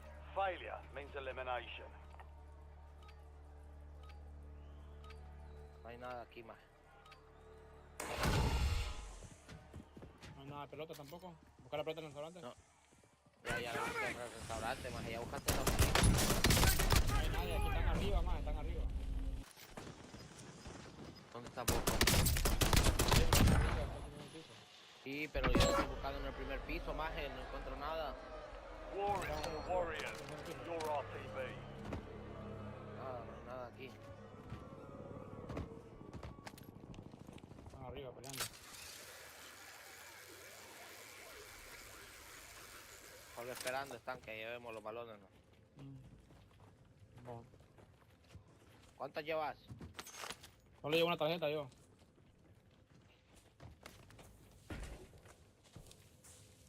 Ok, tengo un balón. Ya.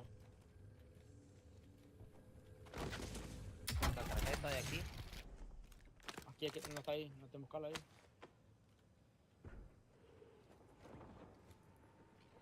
Acá uno arriba. Joder, aquí están los tres. ¿Arriba o abajo? Abajo, ahí donde estábamos, más. Ahí donde estábamos. Loading fresh mag.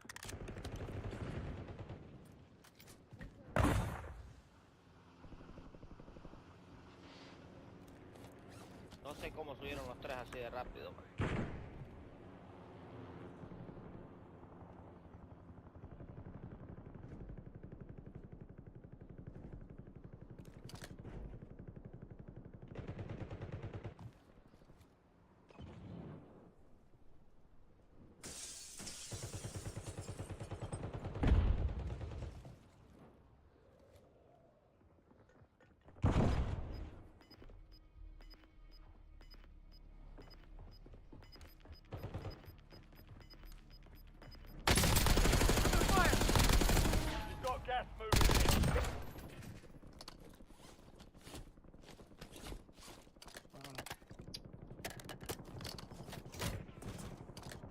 an armor box here.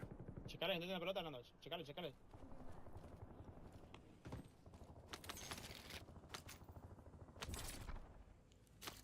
Una bola azul es.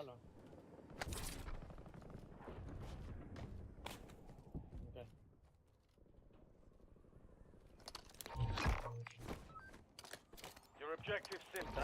Eliminate all bounty targets.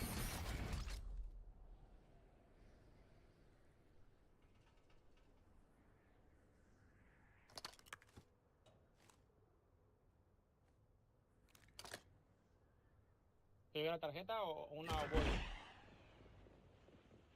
Vale, dos pijamas.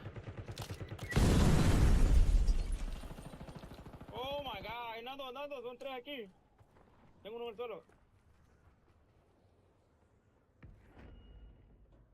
No, don't go there, don't go there.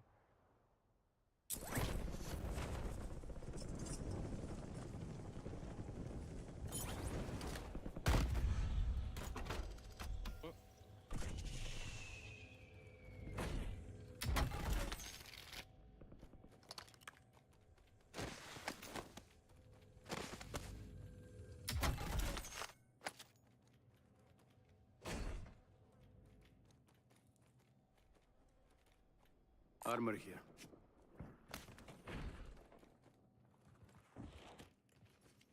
Dinero. No way. El dinero para No, get the fuck out of here, bro.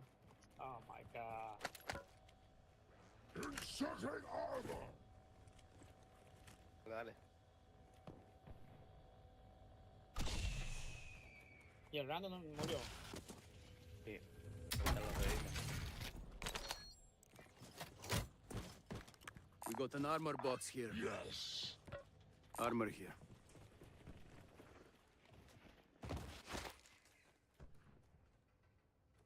Your squad is getting you out of here. Stand by. Back on station. Heads up. Squad mark you as a bounty target.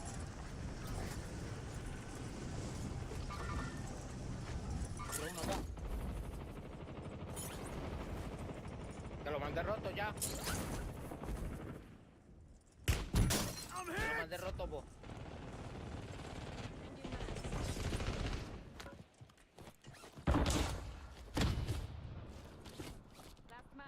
Enemy UAV overhead.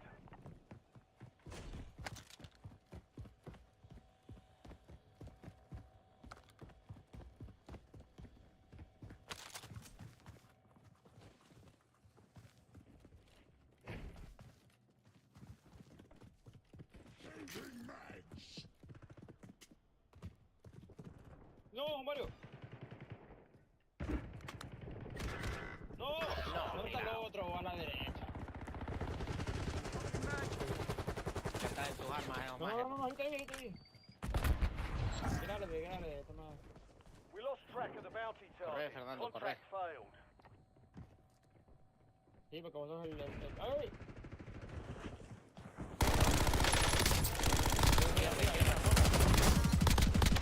Arriba, no. No, de arriba.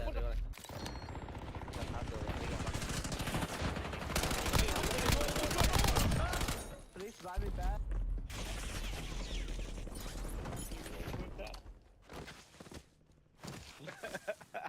Capo de pura guata, ¿verdad?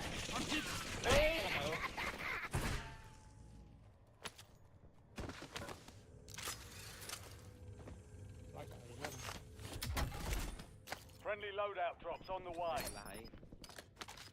Changing mag. Esta, ya me lo han cambiado. Arriba están solo, ¿verdad? Gas is closing in. Relocating safe zone. Abajo estaba la... Arriba y abajo. Ahora está bien.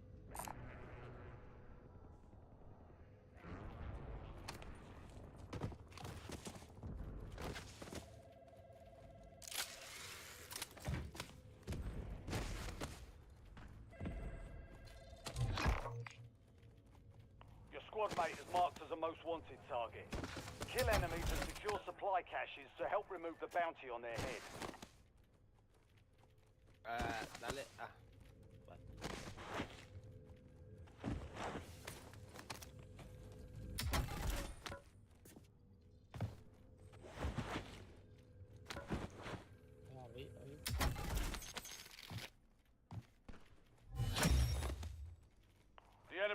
longer tracking you. You lost them.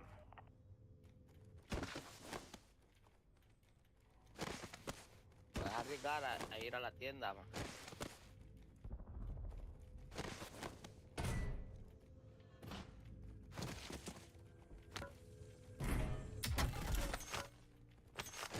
Bueno, que por ahí.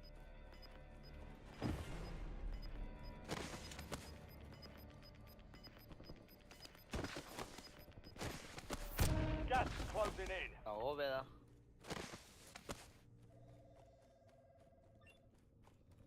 Ahí se regeneró, mira. No, la de abajo.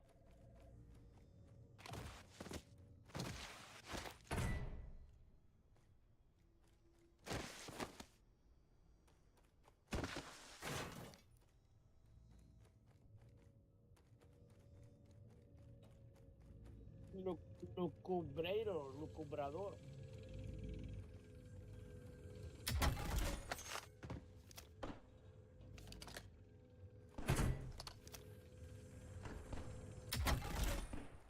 Vente otra vez, Fernando.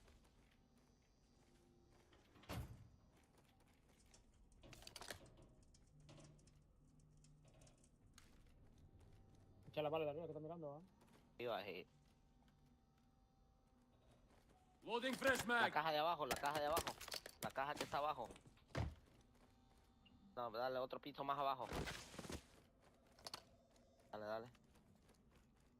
Esa ya se va a regenerar, esa. Ya es una rayita, le hace falta. Ahí atrás. Ahí viene. Sí. Sí, por eso. Ahí en la caja. Está, 26 segundos.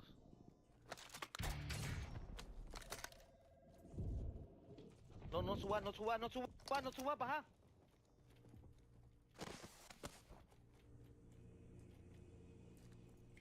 No te quedes en una esquina porque te van a ver al move one de la corona. Tienes que te estés moviendo. La puerta.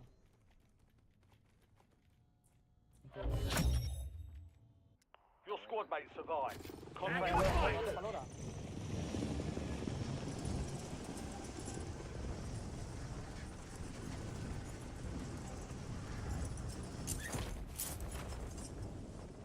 Dejaron mina acá.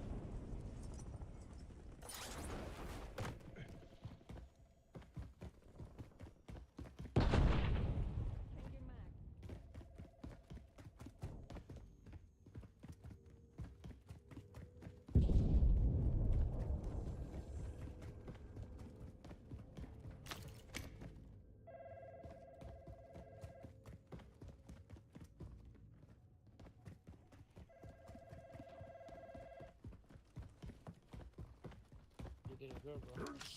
Porque se niegan, niegan.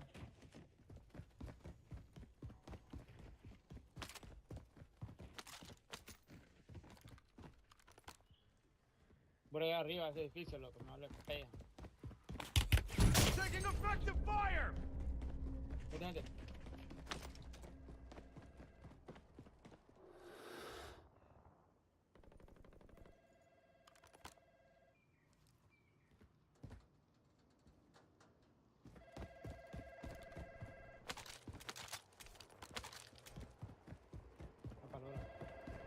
Viene por el hora.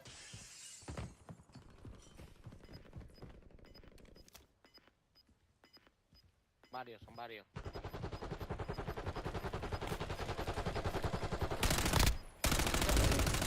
Closing in. Get to the new safe zone. Hay gente arriba. Supply crates are restocked. Advise you to load up now.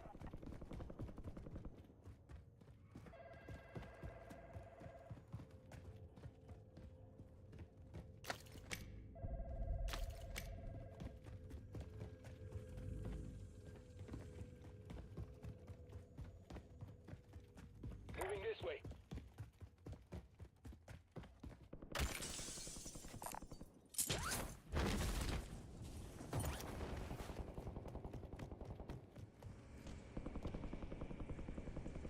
Y luego tiene gente ahí, vos. Casi lo mato, vení, ahora te pagas de placa. Aquí abajo. Where you go over there, bro? Aquí estoy abajo, aquí te voy a meter por abajo.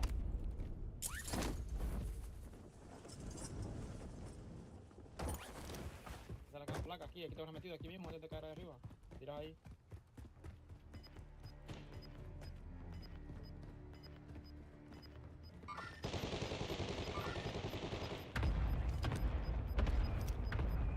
Move to the safe zone.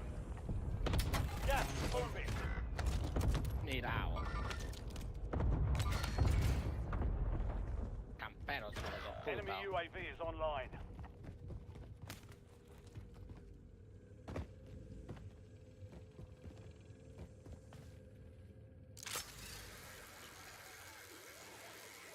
Está súper donde están ustedes.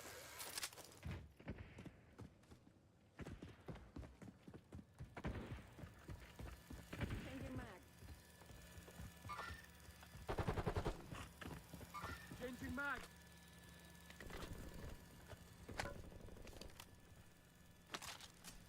Mucho. Go to the bike. Can someone buy me back in? ¡Ay! Pero no me niego. Qué cagada. No, sin bella arriba de nosotros, está. Esa mierda. Pide el dinero al random, Tiene pide el fucking dinero. especialista, estos perros, ni de arriba. Chao, bro.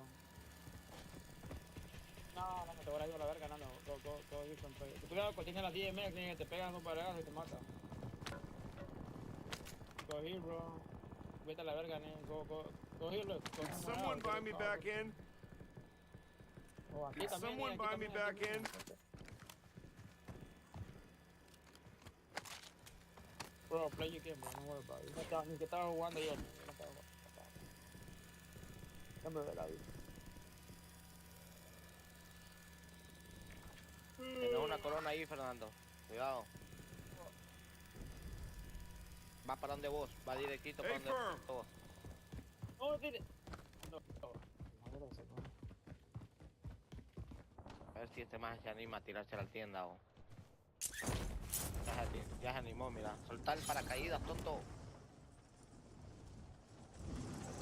Mi mano tiene Mira, ahí plata, se quebró las patas. Ay, es que este es un random. un vaca, no, they living. Si es un box, ya te no es paja.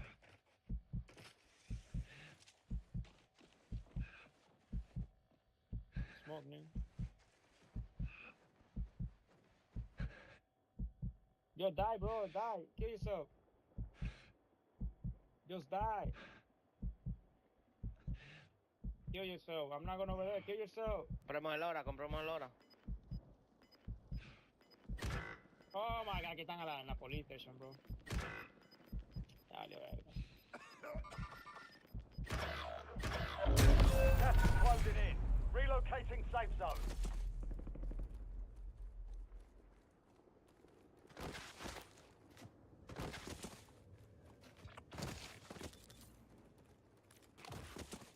Hay gente ahí.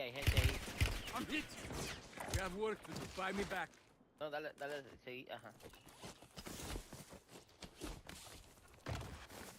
Tienes máscara, puedes ser que la hagas. Sí, la está por ahí.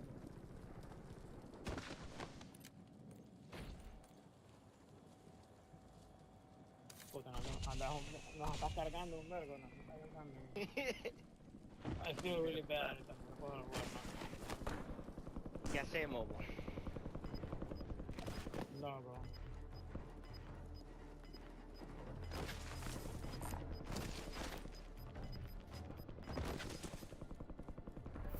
You're losing ground. Moving. ¿Va a caer ahí en la marca, Leo? Sí, fuck it.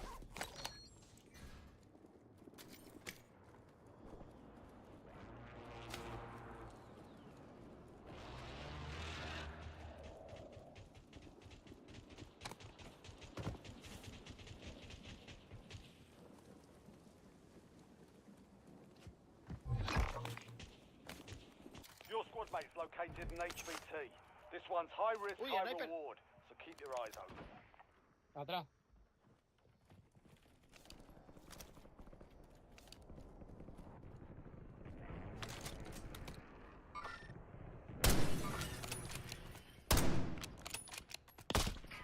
Oh my god. No, esta es la conexión, la verdad. Lo tumbé. pero me tomó a mí, tu puta. Acércate, que te vas a temblar. Ahí está tumbado, man. La conexión, la verdad, no sirve. I owe you. Tengo retraso yo.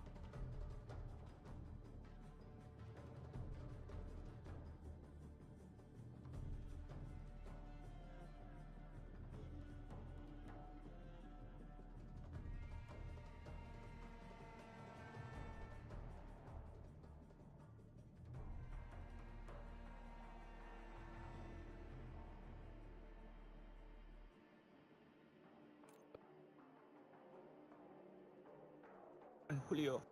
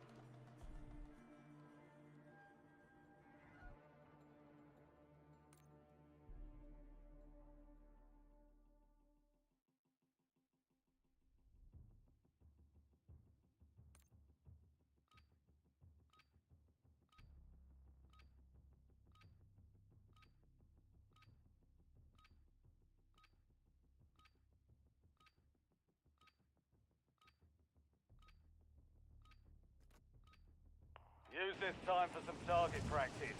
The real thing's coming soon.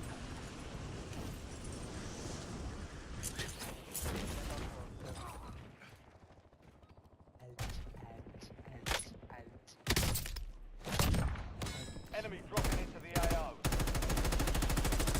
I'm reloading!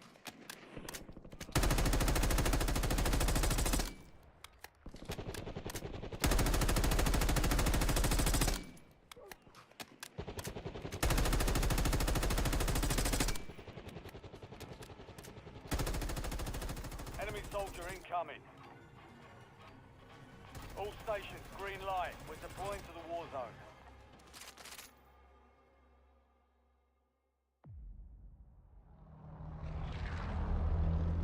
What's up, blood?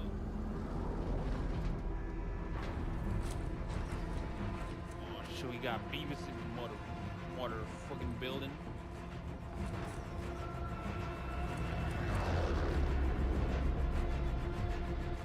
Beavis? That's funny, bro. Battle Royale. We should put Ren and Stimpy next. Keep clear of the gas. Get to the safe zone.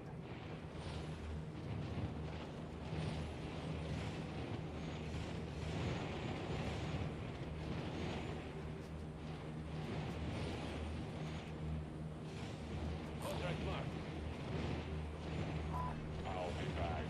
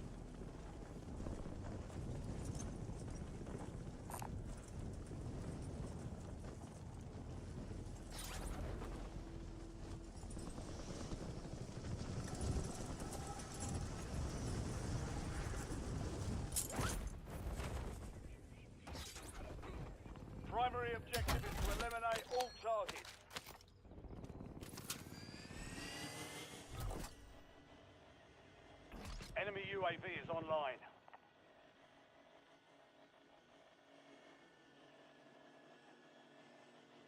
Moving here. Enemy movement. Supply box is marked. Secure those locations. Cancel that.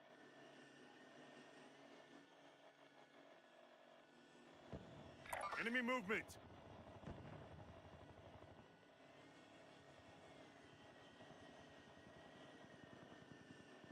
Enemy movement.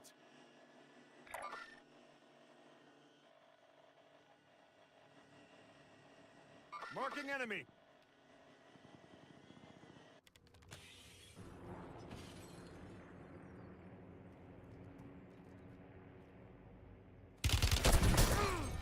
To the ground!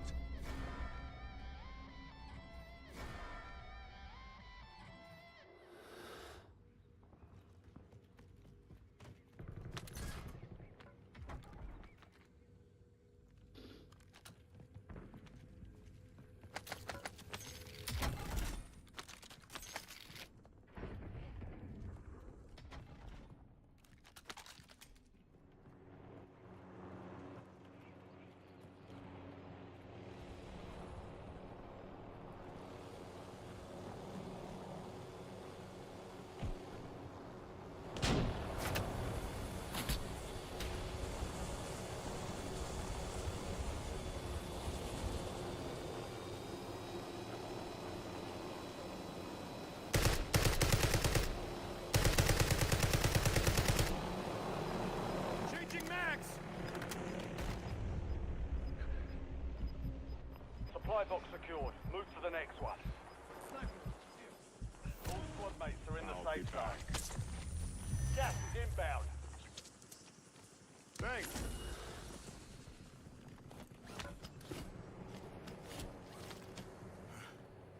That was close.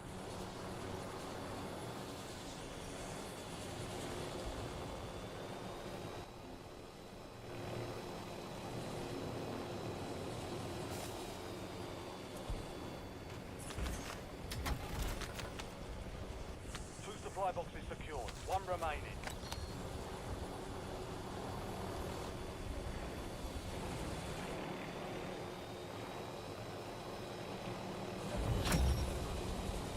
Contract complete. All supply boxes found. Be advised, there's an enemy squad gunning for you.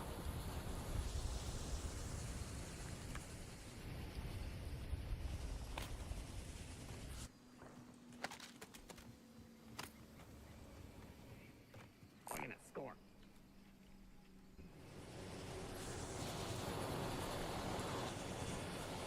People landed out here, I think. Right.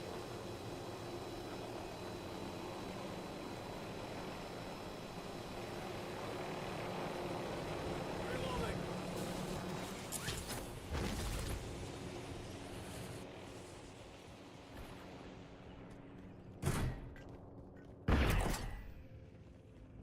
You've got a loadout drop inbound.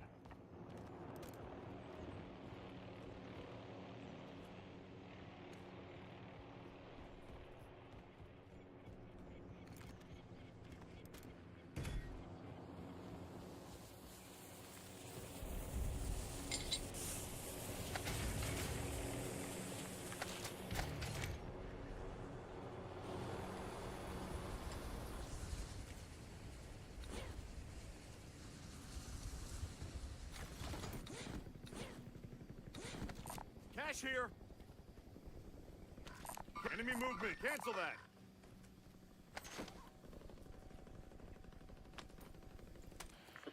Really?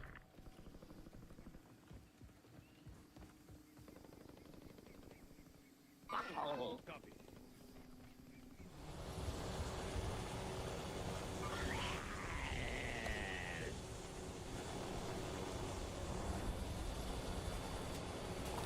Cancel that.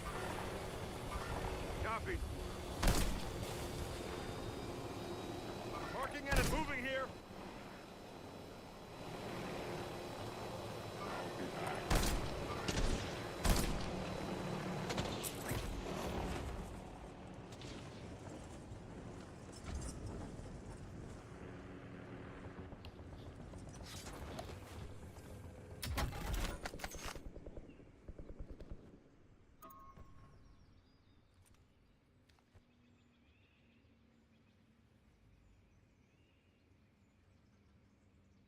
Enemy movement.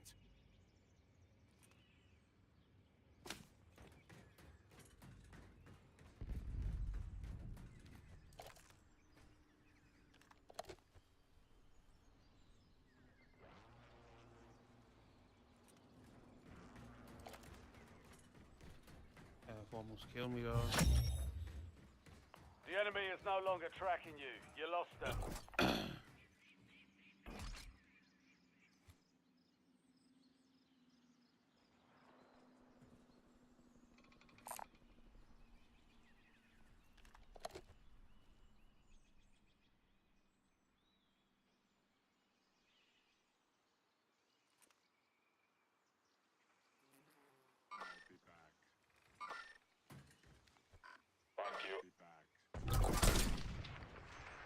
Friendly loadout drops on the way.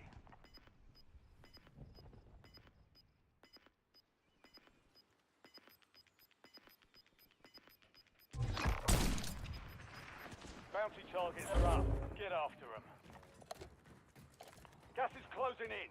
Get to the new safe zone.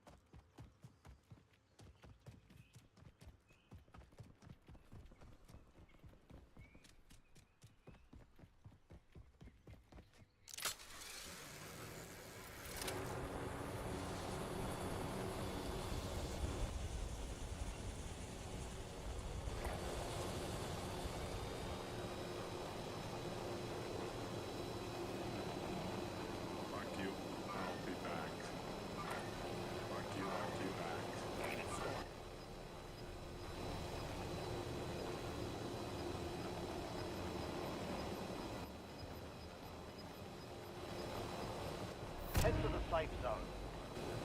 Gas is moving. Reloading. I'm hit.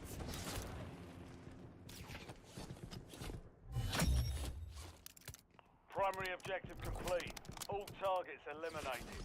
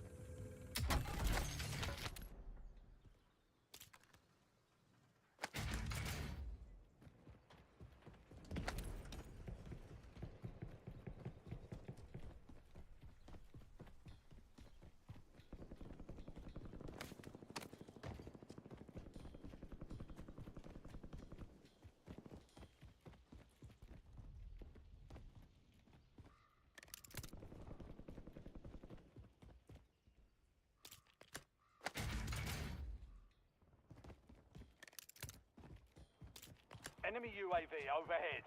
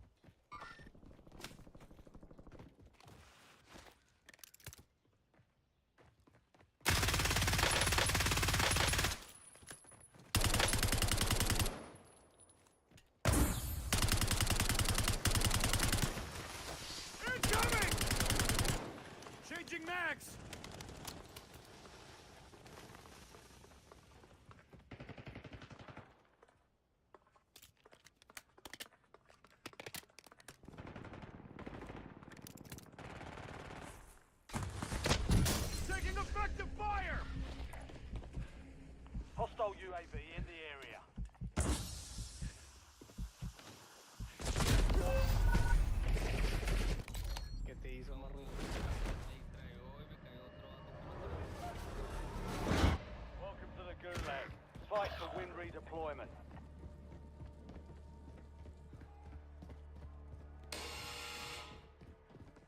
The fight is ready. Almost your turn, soldier. Stand by.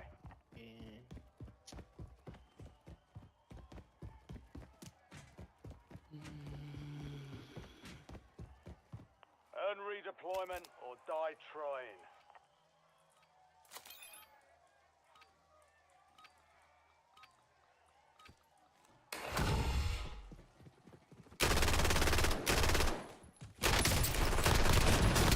Enemy eliminated. Prepare for redeployment. Back in the fight!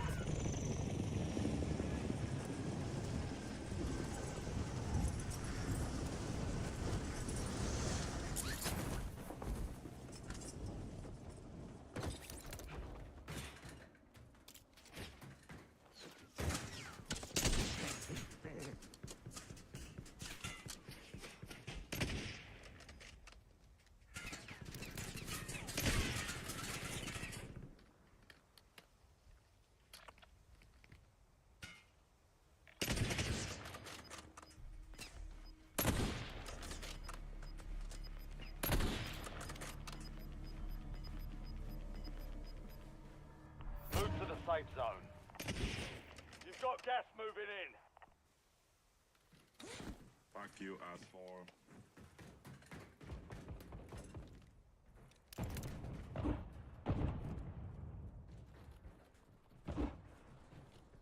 ¿Qué hay, gente?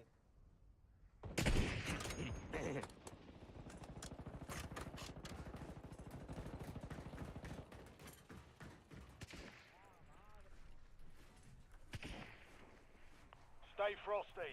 We picked up an enemy armed with a hand cannon in the AO. Enemy movement! Marking enemy! Enemy movement!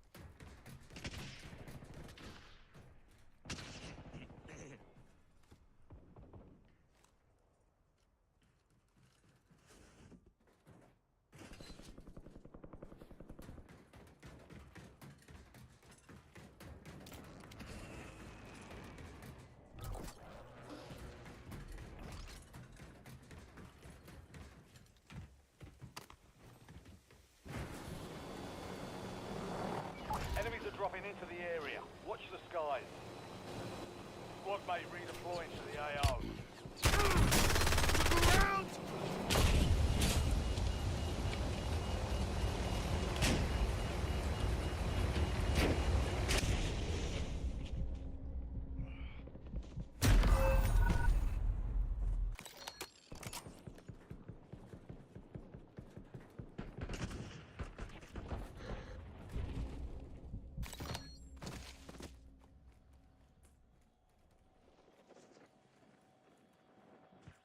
Your squad pays for your release.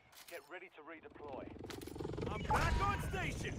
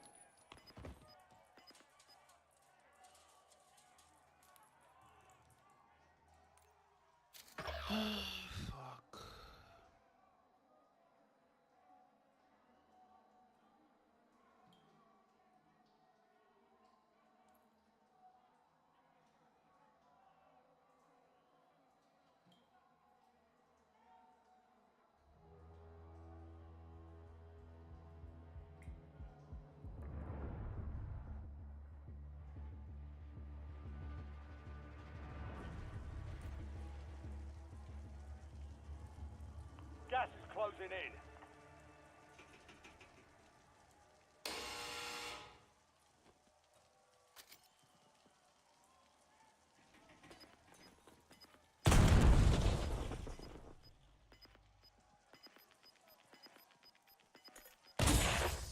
I'll be back.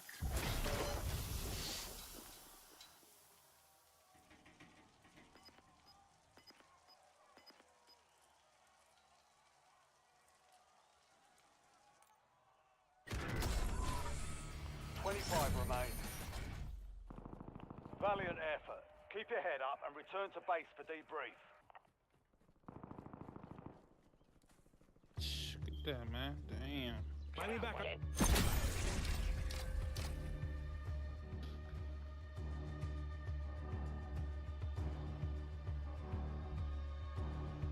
Switch guns.